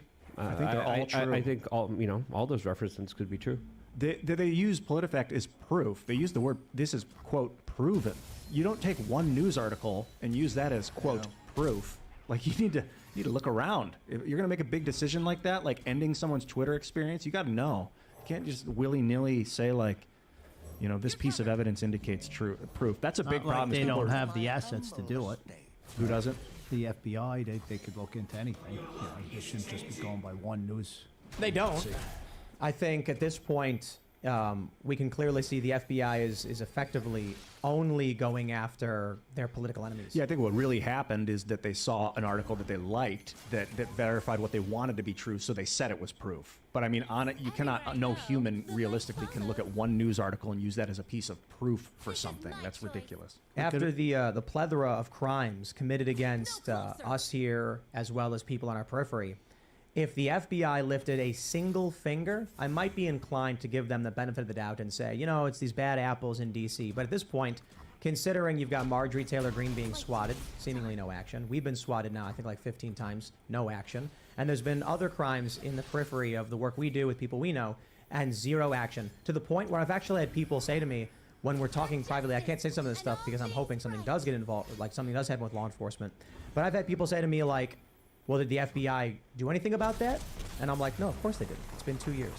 And there's nothing being done. So I will just say, at this point, I think it's fair to say, the FBI is not going to do anything. They'll go after a garage pull rope for a NASCAR driver, but they're not going to deal with the seriousness of crimes. They're going to this is them directly interfering in the election. It is a criminal organization. Honestly, at this point. tell you what happened personally to my family with the FBI. There were 2 tips called in to the FBI about my daughter's shooter, and they dropped the ball on both of them. Wow. They didn't follow up. Was the he was shooter- going to be a shooter. Was the shooter a Democrat or, He was just a piece of garbage, But they called it in twice to the FBI, and they dropped the ball. They ended up getting held accountable. They're actually one of the only entities that admitted failure in the shooting. But they also and that happens in many shootings. They were constantly dropping the ball. But what's their concern with Twitter? You know what I mean? There's people getting shot, and here they are censoring and working with Twitter when they're dropping the ball on mass shootings. You're specifically mentioning the Parkland shooter, is that correct? Correct. Because we see this time and time again, known just to that one. authorities. There's Correct. so many instances where he was either undercover or working or known to local police officers, state officers, or in the most situations, let's be honest here, federal officials, federal government officials, especially at the FBI, who were warned many times. And it's just mind-boggling and head-scratching for the average citizen to be like, oh, he was known again, and they didn't stop it. But if there's an abortion activist, if there's a parent-teacher conference activist, they're going to be on them like white on rice. They're going to be investigating them, spying on them. They're going to be jailing people just like they are for peacefully singing hymns outside of abortion clinics. That's what the FBI is spending their resources on right now. But all these mass shootings always go free when we have the biggest national security surveillance dragnet in all of recorded human history. The government sees and watches almost every aspect of our life, databases it in these huge server rooms, watches over everything, and we're gonna believe them when they say, oh, this convenient event that works towards our agenda, that gives us more power and authority now, that more people will have to rely on us on, just accidentally happened. We knew that there was a suspect here, but he just fell through the cracks once again. I And don't it know. happens over and over. I know. with It's the crazy. FBI. It's absolutely infuriating. It is. Were they honest? You said they came clean and said they dropped the ball. But were they honest with you about why they dropped the ball? It was a call. It was a couple of calls, and they didn't follow up on the call, and they admitted to it. And a lot of guys. And they said yeah. they made changes. I didn't find out what exactly happened to the police or the FBI agents that didn't follow up. And a lot of the times it's the same MO. It's someone who's socially isolated, someone who hurts themselves and hurts other people around them, someone who clearly is a threat, someone who even goes online and says, I'm going to be committing these threats, and that also falls through the cracks. I mean, there's just so many of these instances. I have the lady that called the threat into the FBI that calls me like constantly, not constantly, every few months she checks in with me because she just feels horrible. Yeah. That she called and warned them, and they never followed up on it. She was someone that knew the guy personally? Yeah, it was like an aunt, a distant aunt that knew he was, talking about being a school shooter. And she had called the FBI and the police department, and they didn't follow up correctly. And the rest, we know what happened. Yeah, she must feel terrible. probably She horrible. calls She me, probably yep. feels so much guilt because she knew something was going to happen. She tried to warn the authorities, and then they just sat on their hands, didn't do And anything. you guys don't follow it as much as I do. We just had that trial. And after murdering 17 people, he still wasn't committed. He didn't get the death penalty, life without parole. He killed 17 people, innocent, on video, admitted to it, and didn't get the death penalty. Why so no? it's ridiculous. Why no death penalty? A couple, it was like 1 or 2 people voted against the death penalty in the jury. So we're trying to fix that. I spoke with Governor DeSantis about it. There's a way around it where you don't need a full majority. It could be less. It could be like 70%. Because it was ridiculous. What does a person need to do in society to get the death penalty if this thing didn't get it? Did you kill my daughter? Would you support the death penalty before the shooting? Well, I have I personally have a problem with the way the death penalty works because the average death row inmate sits there for 20 years before they're executed peacefully. So I think there could be a lot of changes to it. It should be expedited. You know, someone commits a heinous crime like that, it shouldn't take more than 6 months, you know, to have a trial and execute them. Then I would be all for the death penalty. But the way it's set up now with appeals and they get their own, I looked into it. So a death row inmate doesn't have to work when he's in prison. He doesn't have to get his meals. It's brought to him. He gets his own TV. He gets his own security detail. So death row, a lot of people after a few years of being in general population are actually praying to be on death row. That's what I'm hoping happens to my daughter's killer. All of them on death row are getting fed meals and They're brought to the meals are brought to them, by the correction officers. They don't have to go on a line. They don't have to go on a general population. They have their own security detail, their own TV, their own computer, and they just sit. Most of them, it's over 20 years. We talk about the ethics of the death penalty on the show from time to time. I'm kind of, it's interesting because I'm like pro-choice, but pro-death penalty. Maybe I'm just a killer. I would.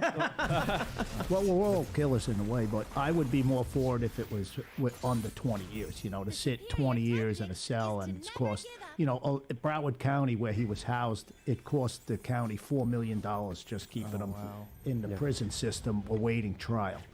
In Canada, they banned the death penalty, but they're expanding their euthanasia efforts very aggressively, which is absolutely mind-boggling and absolutely totally backwards in my opinion. But if you don't mind telling us about this, a little bit more details about this FBI story, because again, it's either they miss it or they're either trying to find someone who's mentally ill and goading them into doing something, as there's also a lot of documented stories of people coming together saying, hey, I had a mentally ill child. The FBI worked undercover and tried to push them to be extremists. There's a lot of those stories as well. But what did this woman, do you have some of the details here? I know you don't have a lot of the notes in front of you, but there was 2 warnings. One was from like a chat room. The first one came from someone in a chat room to the FBI. And the other one was from like an aunt of his calling the FBI that he was going to be a school shooter. Wow. And they failed both, both Holy of them, cow. they didn't follow up. Yeah. The police and the sheriff's department didn't follow up either. What's pretty bad is there was this guy, Deputy Eason, his name was. I remember these names. He got called to follow up that he was going to be the school shooter. He doesn't go and follow up on the tip, right? So, of course, he was able to go and kill my daughter that day. But he's also one of the deputies that went to the school and didn't go in the building. Wow. So he failed miserably not following up the lead. And then he goes to the high school and lets kids get killed inside a building. Just and like, doesn't go in with a gun and a vest. He sits outside. Just like Uvalde. Very similar situation. Again, the same kind of stories. Officers outside. This is so frustrating and so heartbreaking to hear all the time. Officers standing outside, not going in. Affected me big time with Uvalde because I was so... After the Parkland shooting, I got so involved with law enforcement, and we made such a stink out of that. There was the one deputy at the school. His name was Deputy Peterson. Scott, he didn't go in that day. He hid for 45 minutes. He didn't hide. He was right by he went within 8 feet of the door. He heard the AR shots going off. I know all this from depositions we did. He heard the AR shots going off, and he went to reach, and then he heard it. He retreated, and then he hid behind, he stood by a wall for 45 minutes while he heard the gunshots going off. So he is, a lot of people don't know this, but he is being held on felony child endangerment charges. Wow. I'll be at his trial, it'll be in May. Wow. But after Parkland, there was so much media attention on these cops not going in, and I did so much press that I thought there's no way in the world could a cop not know if you hear gunshots that you got to move towards the gunfire. And then Uvalde happened, and it really killed me. And my son had issues, with the anxiety, and it was just horrible after Uvalde that these guys, I don't know if you noticed, they didn't even go to open the door in Uvalde. It wasn't locked. That was all BS. They created a perimeter door wasn't blocking locked. parents, pushing parents out so they couldn't stop the shooting. There's parents that were arrested that had to run away and then get in the building and then get their children before the cops did in Uvalde, which is infuriating. And I remember covering Parkland and reading about it and being like, what were these cops thinking? They're armed. Kids There's are a getting number killed. of them. They're inside of a school. Their main job is to as they say, protect and serve. Their main job is to run into the line of fire when it comes to safeguarding the most innocent, the most smallest, the most purest, children of our society. And then they just Children stand getting there. killed. What was that that we were talking about, I think earlier this week, how in China, if someone's driving a car and they accidentally run someone over, they'll get out of the car and then murder the person, because having to be financially responsible for a person for life is worse than getting a few years in prison for an accidental, vehicular assault or whatever. When there was another story, people I can't remember who brought it up about what they do in China in a similar fashion. But when you get to a point where your society is overly litigious and lacking any kind of social cohesion, these are the stories we start to see. The reason why the cops in Uvalde bar parents from going in, I don't want to get sued. If they go in there and cause a problem, they're going to say, why didn't the police stop them from going in? And then we get sued and then I lose my job. No, you're not allowed to go in. I'm not going to go in either. You want me to risk my life for your kid? Never going to happen. That's where we're at right now. People don't look at each other and say, we're all in this together. They look at it and say, every man for himself. Was that the vibe you got? I'm not that you know the intentions of the officers on duty at the time, but did you get the vibe that they didn't want to get legal recourse, or were they just afraid? Or They were just, there's an expression in law enforcement, it's called ROD, retired on duty. Parkland's listed as one of the safest cities in the state. So they just had cushy jobs, overweight cops, they didn't run in where anyone, there were coaches at the school that ran in that day unarmed. And so Deputy Peterson now, he's getting $110,000 a year pension for letting my daughter get murdered and those other 16 people. So I'm hoping I'll be at that trial in May in Broward, and I'm hoping if he's found guilty of felony charges, he'll lose his pension. He went, it was unbelievable. We deposed him, and I was sitting as close as I am to Tim with this guy, and he came in holding a Bible. He thinks God's gonna help him now that he let all those people die. It's nice to hear that you said the coaches actually ran in that day, because I'm actually a high school coach myself, and they tell you you can't, if there's fights, you can't touch the kids, like Tim was saying, out of fear of lawsuits. So I'm glad the coaches of Parkland actually had the guts to go in and go. And his name was Aaron Weiss, and they actually named a really good program after him in Florida. It's called the Aaron Weiss Guardian Program, where teachers or not law enforcement could go through this program and be able to carry on at the schools. And I sat through it. It's really intense. And there's different districts that are allowing it, and they named it in the bill that we got passed in Florida, the Aaron Weiss Guardian Program. Aaron died shielding students. I'm reading about it. Yep. What was it happened exactly? Oh, he got it. He went into the building, and it was just horrible timing. Exactly when he opened the door, he just blown away with the shooter. My daughter actually was on the 9th floor. She was shot 9 times, and she was She shielded another student, and actually at point blank range, he shot her, and the bullets went through her and killed the other girl too. So for 45 minutes to an hour, the police were sitting outside 45 minutes. while one guy with an AR, while multiple weapons, was walking around the school. One AR, he had an AR. Peterson, the deputy that was there, could have had a clear shot at him. He went to the door. The shooter was still on the 1st floor.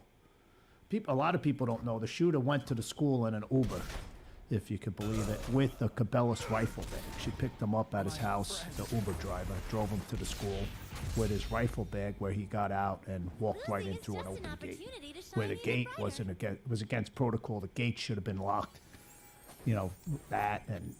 People didn't call the code red. Adults had hidden closets. Didn't call a code red. Police hid. There was so many things that went wrong against my daughter that day that I could make a list. What if certain things would have happened, she'd be alive today. Do they have gun-free zones in these places? I think every school's most of them. Because I'm wondering about an Uber driver seeing someone come with a rifle bag and being like, "Oh, a school, you say, huh?" And driving them into this place where there's, I guess my view of it is the law, gun-free zone is meaningless. Oh, well, criminals don't follow gun-free zones. But even Uber drivers don't understand. Yep. You know, they will pick up a person with a gun and drive them right into it. Yeah, with the rifle bag. Carried it with the Cabela's rifle bag right into the school and never said anything. They thought it was normal to pick up a kid before school hours. No one's even there. You know, it was just one of the things that went against my daughter that day. So what do you think? It sounds like the people who were armed were the people who shouldn't have been, and the people who should have been weren't armed.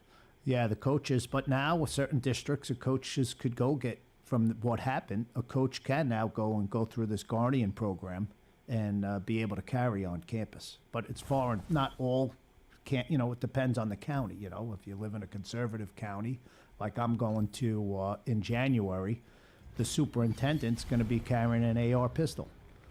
That's up in Bradford County, where I'm doing some things with law enforcement. So I hear a lot from these Democrat establishment gun control types. They think that it's nightmarish, this idea that teachers would be armed, that we would have special law enforcement armed in these schools. But the crazy thing is, if you go back in time, they had gun clubs at high schools. Mm-hmm. Yeah, rifle clubs. Red rifle clubs. People had guns. People were armed. And then we slowly started banning them. Now the idea of just going back to the way things used to be is shocking. Like, oh, how could we?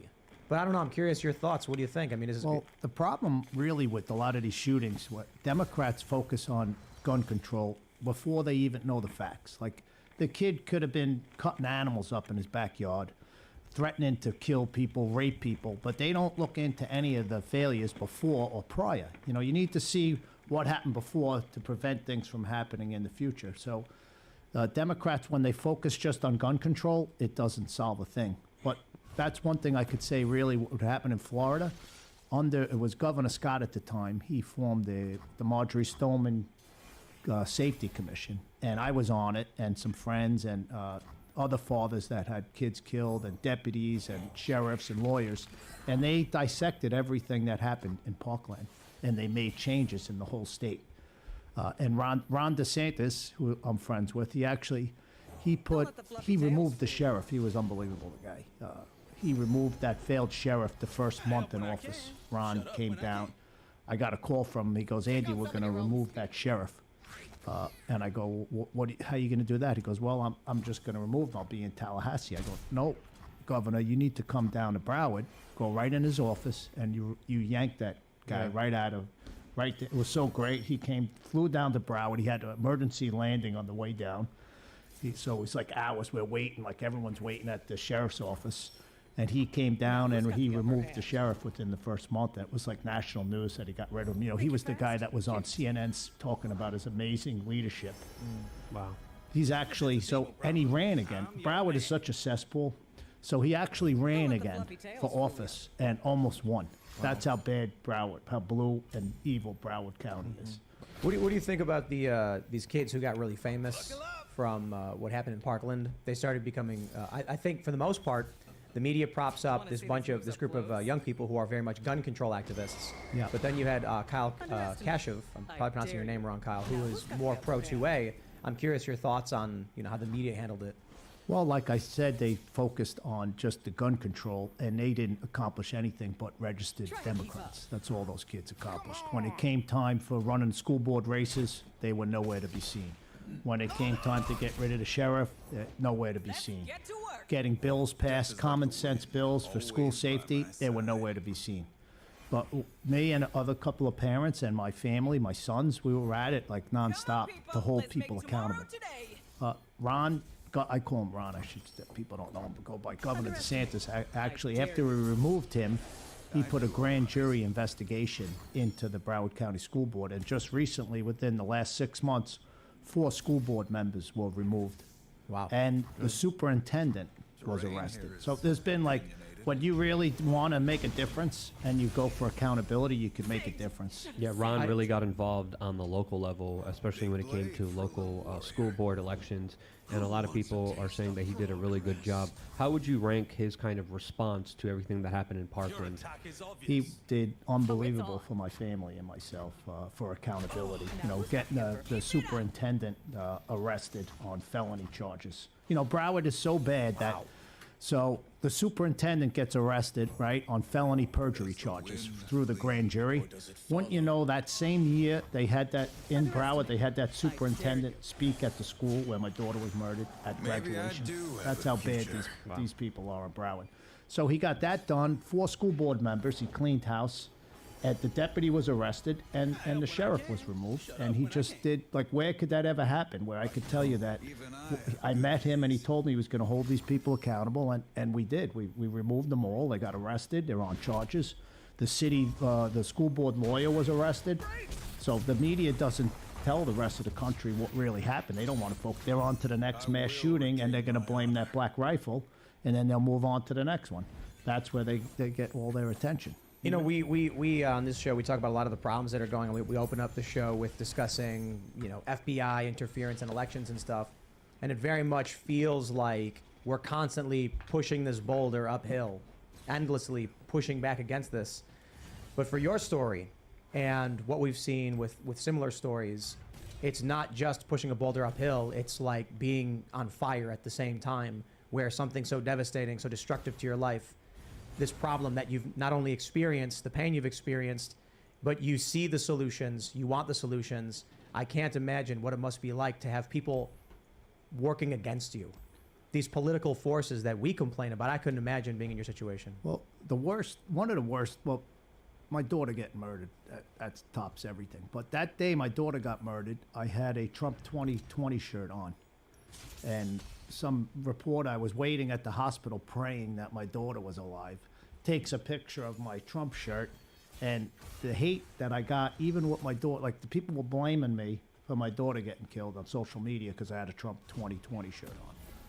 So, you know, there's a lot of things that I've been working on to try and prevent these shootings. And working with law enforcement. One thing I'd like to tell you guys, that one of the biggest problems that society doesn't realize, because you talk about mental health, it's such a failed system, the mental health treatment in this country, and what happens to these people that are mentally ill. And I know this factually because my wife is an ER physician, so she constantly sees mentally ill people coming into the hospital. What happens with these mentally ill people is the police pick them up, they threaten to shoot the neighbor, they run a dog over, or they kill a cat, or they're threatening to rape people. The police just use the hospital as dumping grounds. It doesn't get put on their background whether they threaten to kill 10 people, blow up a building. They go right through the system, they drop them off at the hospital, they're out in 24 hours with no background. So they can make, Democrats can make all the laws they want, you know, for backgrounds, and so you can't buy a rifle. But if someone who's mentally ill or a criminal doesn't get a background, all the gun laws in the country are never going to prevent it. Yeah, and it's not just that. I think it's also fair to say that a lot of these people just get thrown pills, specifically SSRIs. I don't know if you heard that conversation or have any kind of understanding of it from a lot of these kind of sickos who just get thrown these pills that mess up their brain chemistry. Do you have any knowledge of that? And was that related to Parkland as well? He was on those type of medications, but there's so many kids that are on it that don't commit these crimes. Like there's kids that play violent video games, you know, and don't go out and kill people. So I've heard of that, and the one that my daughter's murderer was on those types of medications. Yeah, was it like SSRIs? Or SSRIs. Do you know the name of them by any chance? I forget. Okay, yeah. Well, a lot of them, you know, that's usually one of the common connections between a lot of these kind of lunatics, is that, you know, they go on some of these medications and it just kind of makes them go crazy. Again, correlation does not mean causation. A lot of people like to stretch and just say it's fully that. I think there's a lot of failures in our society, especially when it comes to fatherless homes, especially when it comes to the medical industry, especially when it comes to law enforcement.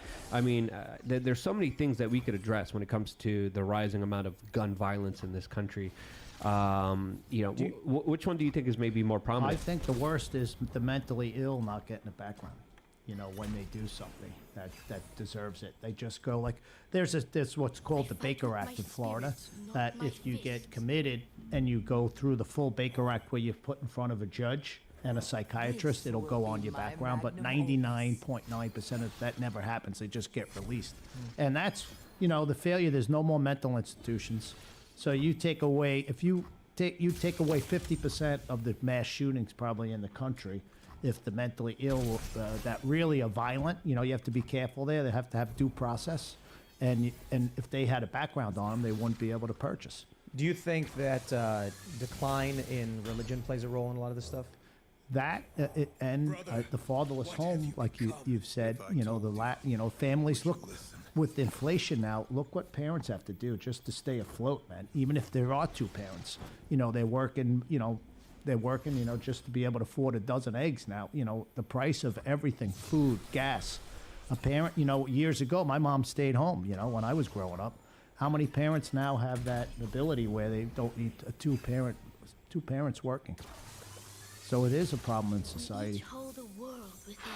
People looking at me like I got some wisdom. Well, I thought you were going to say something. What are you going to say? I'm trying to find out what drug the guy was on. I couldn't figure it out. I think a big part of it is that mental illness. Really wasn't focusing on the drugs, because they wanted the death penalty, so they don't want any outs with any drugs or any mental illness, I asked about the religion, but it's not just about religion. It's about a cohesive cultural structure. It's everything. It's the whole family unit. Right. I see is struggling. And I couldn't help but to notice too, because Ian's copy of Genderqueer is sitting next to you. You're familiar with that whole controversy? I don't follow it that much, but I know. I follow it with the sports and stuff, and with men competing and women's sports and different bathrooms and genders. This book is in grade schools, and I can't show you what's in it because it's a violation of of YouTube's rules to show the content that's in that book. That's horrible. It's adult graphic content that they're having kids see it, and this is a component. I don't want to. Sure. The governor in Florida was attacked for they put this bill in place. You guys must have heard it. What they wanted to make it the Don't Say Gay bill. But really, in education. But really, it was the teachers have no right teaching anything about sexuality in kindergarten, first grade, and second grade, and that's all it was. And they attacked the guy. Like, what parent would want you sending your child to school in kindergarten? They're talking about then they lied gender about identity. Yeah, and then they lied about it. They said it was the Don't Say Gay bill. There was nothing in there about that at all. They just wanted to attack him. And then the national media and the Democratic Party all march in lockstep, saying anybody who brings it up is lying about it, including Disney. That's right. Like, what the heck? Why is the guy even saying anything? And then, but what's great is, Governor DeSantis went at Disney. They were getting all these special tax breaks for being a Florida corp, and he pulled them all from them. So now they're like paying like regular taxes. He's doing He's great a savage, stuff. the guy. He's a savage, and he's a great guy.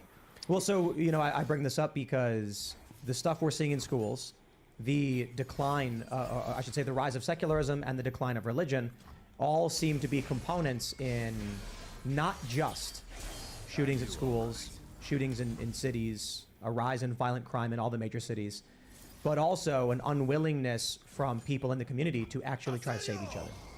So, talking about having a Parkland, talking about having with Uvalde, like I said, it's kind of like what we see with communist China.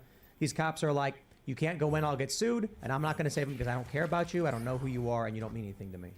Well, it depends, it's a serious thing. I get a lot of calls from parents and emails about their children in the schools and what's going on, about everything, gender identity, security, what they're teaching in the schools, restorative justice programs.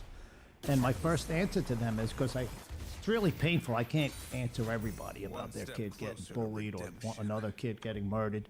But the quickest response would be, if you could afford it, you send your kid to private school. When did you guys ever hear of the last school shooting that was at a private school? You never hear about it. That's a great point. And if you can't afford private school, you homeschool, or you move to a district where that's not going on. Homeschooling has been increasing dramatically, but I think that latest Project Veritas video came from a very elite private school where people are spending about $30,000 to $40,000 a kid per year, and they have teachers there that are doing unspeakable things that if we mentioned here on this YouTube channel, we would get cut off automatically. Well, we can.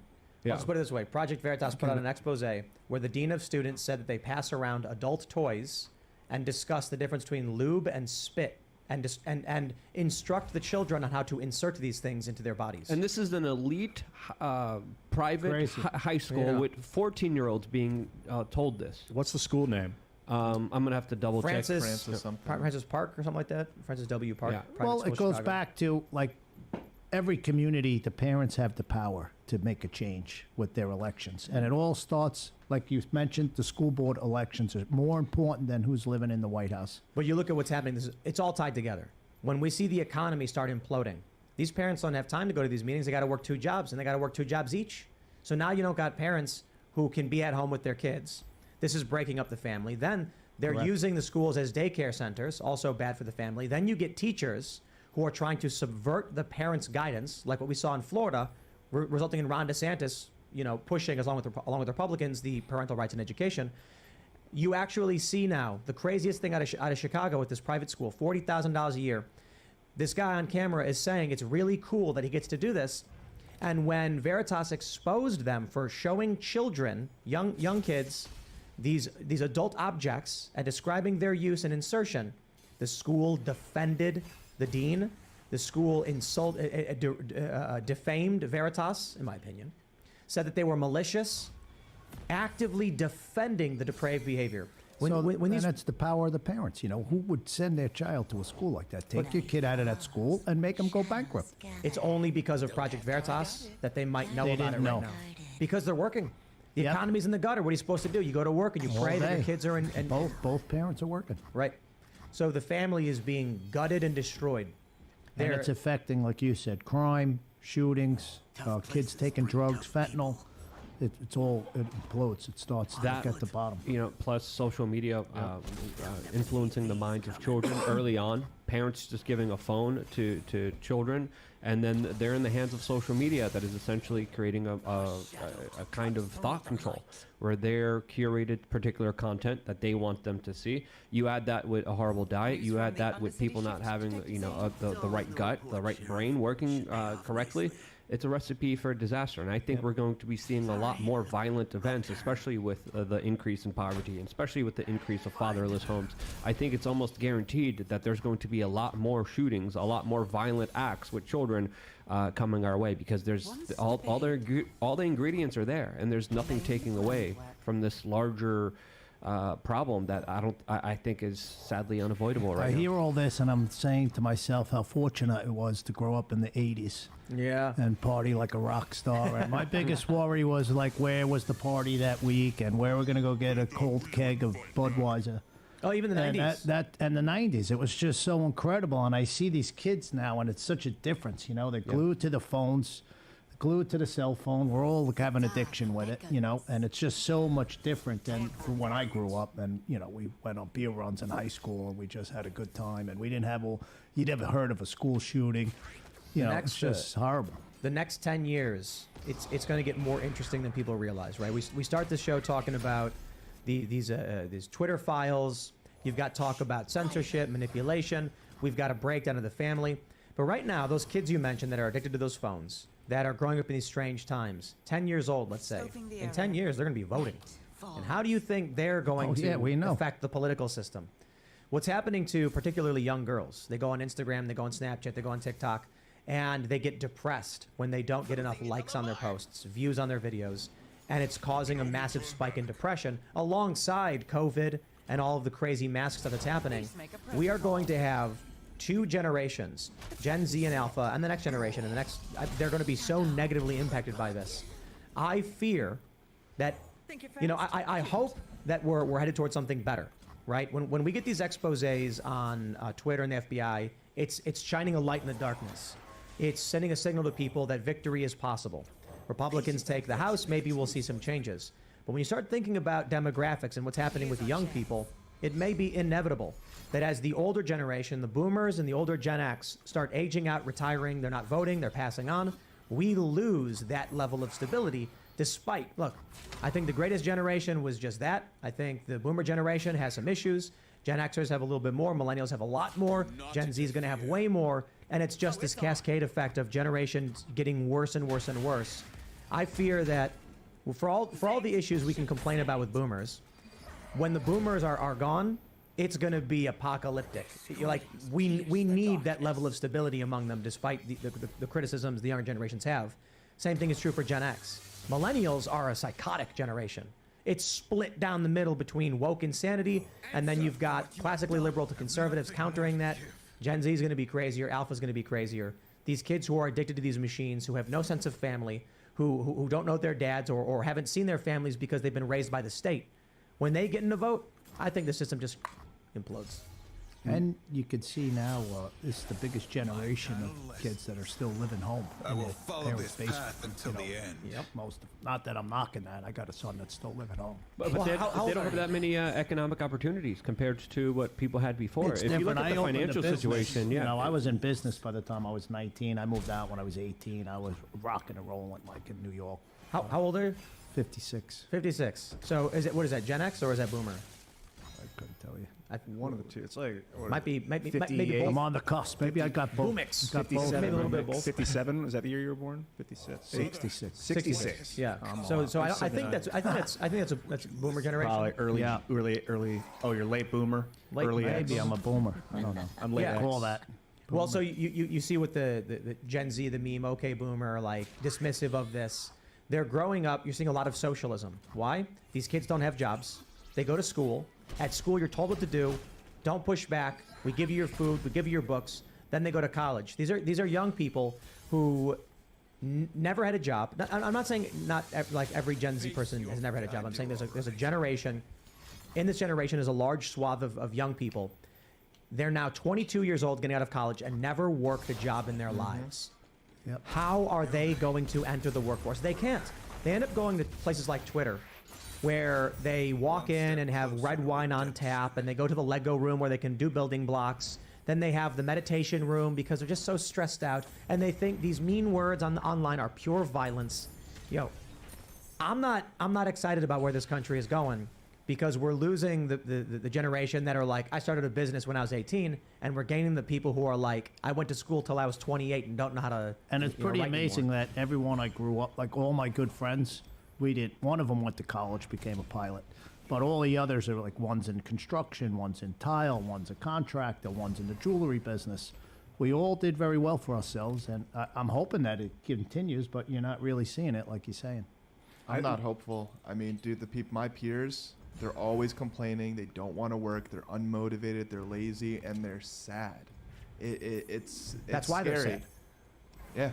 I'll tell you, I live on a ranch out in Oregon, and there's this one college I respect. I have these neighbors, these kids, they're about 30 years old, about your guys' age, and they all went to this Oregon Technical Institute in Klamath Falls, and they all came out with a profession. One's a dental hygienist, the other one does sonograms, and then there's all engineers, and they're all good kids, man. They're all conservative kids.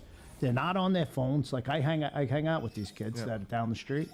And they're just really good, solid kids. So it gives me some hope, but they're so outnumbered, these kids. And they all are working or doing something. They all got great professions from this one college, but they're in the minority.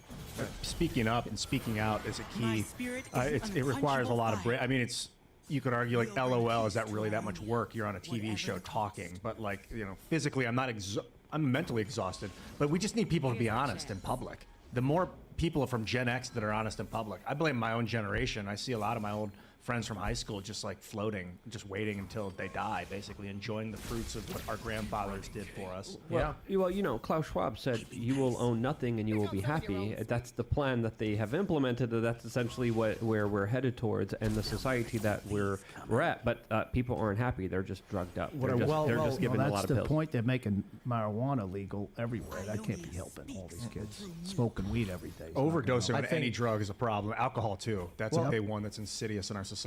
I think South Park put it really well when South Park did an episode on pot, and then it was actually funny. They hired this company where people pretend to be their kids from the future, and they're drug-addled losers who are like, you don't want to smoke behind me, and look at me, and then the kids are not stupid, and they're like, this is ridiculous, we don't believe it. Then at the end, Stan's dad says, look, we just don't want you smoking marijuana, and he's like, why don't you just be honest with me? And he's like, well, son, the truth is, marijuana makes you okay with being bored. And then when you're older, you'll find that you're not good at anything. And that was just like the simplest explanation of when kids are out partying and drinking, it doesn't matter if it's pot or anything else, without direction, without discipline, without stability, they end up, as young adults with no capabilities. So they have no mission, they have no drive, they have no skills, and they're angry. Why can't I buy that new car? Why can't I get a nice? Why is life so hard for me? And it's like, well, you spent your teenage years doing nothing. You know, for the people who are successful like you said you went into business when you were 19. Yeah. I don't know what's the answer then. You guys are younger than me. I What are think we going to do family, with this generation? Family, religion, maybe. I've been thinking a lot about finding peace with the past. That's a big part of it for everybody, for people in general. Just accept what happened, and then prophesy good things for the future. Because sometimes what we'll do is we'll look at the past and then say, because that happened, because there was so much, it indicates that it will happen again. But we are offering our versions of the future to the world. So Tim mentions religion, and there's one thing I'm in a circle with some religious Jews. They're Chabad, and my rabbi's a Chabad rabbi. They really do something right. They honor the Sabbath. So every Friday, which is great for the family. I wish I did it with my kids. So everyone should do it. Friday, come sundown, they shut everything down. The phones, the TV, everything. All the family gets together Friday night. They pray. They have a big dinner. They have some drinks.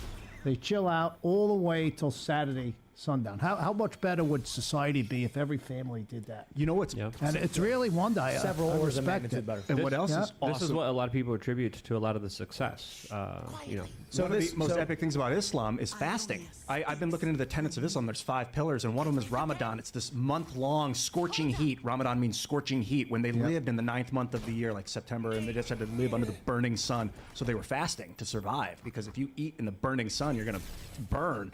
And now, in solidarity with those that did it to survive, people will fast for a month straight. But man, clearing out your gut, because like you were saying earlier, Luke, it's another type of brain, and it will get you. Yeah, and it's being ruined, deliberately. I think that's a fantastic offering from Islam is fasting. One of the things that we've been working on is I call it Saturday morning cartoons. There are a lot of people that don't have that Sabbath where at Friday night they stay with their families and they have dinner, and there's a lot of people that don't go to church. So what we want to do is Saturday morning, we got a new location we're setting up. It's going to be a public, we're going to do cafe on the first floor, games and stuff, skate shop, maybe second floor. And Saturday morning, you come in, you bring the family, and the kids will watch cartoons that are not degenerate or, but like they'll be normal, fun, like I watch Bugs Bunny. I don't mind Bugs Bunny. Show Elmer Fudd walking around with a double barrel, trying to hunt ducks or whatever. I got no issue with that. But there's cartoons that I think kids could watch. I mean, the stuff I grew up with, I think in the 90s wasn't so bad. But now you got really, really weird stuff like Blue's Clues had like one episode where it showed a beaver with double mastectomy scars and so we want to create a space where parents can come in the morning, everybody can meet each other, people who live nearby can become friends, we can build community. Because the reason I say religion is not because I think, I'm not an overly religious person. I don't think the solution necessarily is that people need to find God. People need to find each other. Religion is one mechanism for that. When people used to go to church, they'd be with their community once a week. They would talk with each other. They would learn what's going on in the community. With Shabbat dinner, you've got families sticking together, cutting everything out and saying, no, we're here together as a family, strengthening the family unit. All of that leads to success. Like they said, a family that prays together stays together. That's true. Always heard that, right? Have you been absorbing any of the Shabbat goodness? Yeah, I really love it. Whenever I'm in town, I go to my rabbi's house and I just shut it down. A lot of times my sons will come with me and we'll just sit with the rabbi and he gives you a little Torah, something. He'll give you a Torah story. And I have a rabbi in Ashland when I'm in Oregon that I'll hit up his house or the temple once in a while for the holidays. But it's important. They always stay in touch with me. Through my foundation, we built 2 playgrounds. I was able to raise money, and we built a playground in Florida and Coral Springs at the temple, and I built one in Ashland also. What do they look like? Just cool little playgrounds for kids to play and have fun, Like swinging ropes and stuff? Yeah, if we got a slide, you got a swing, you got something, the kids hit the drum, they love all that stuff. But through my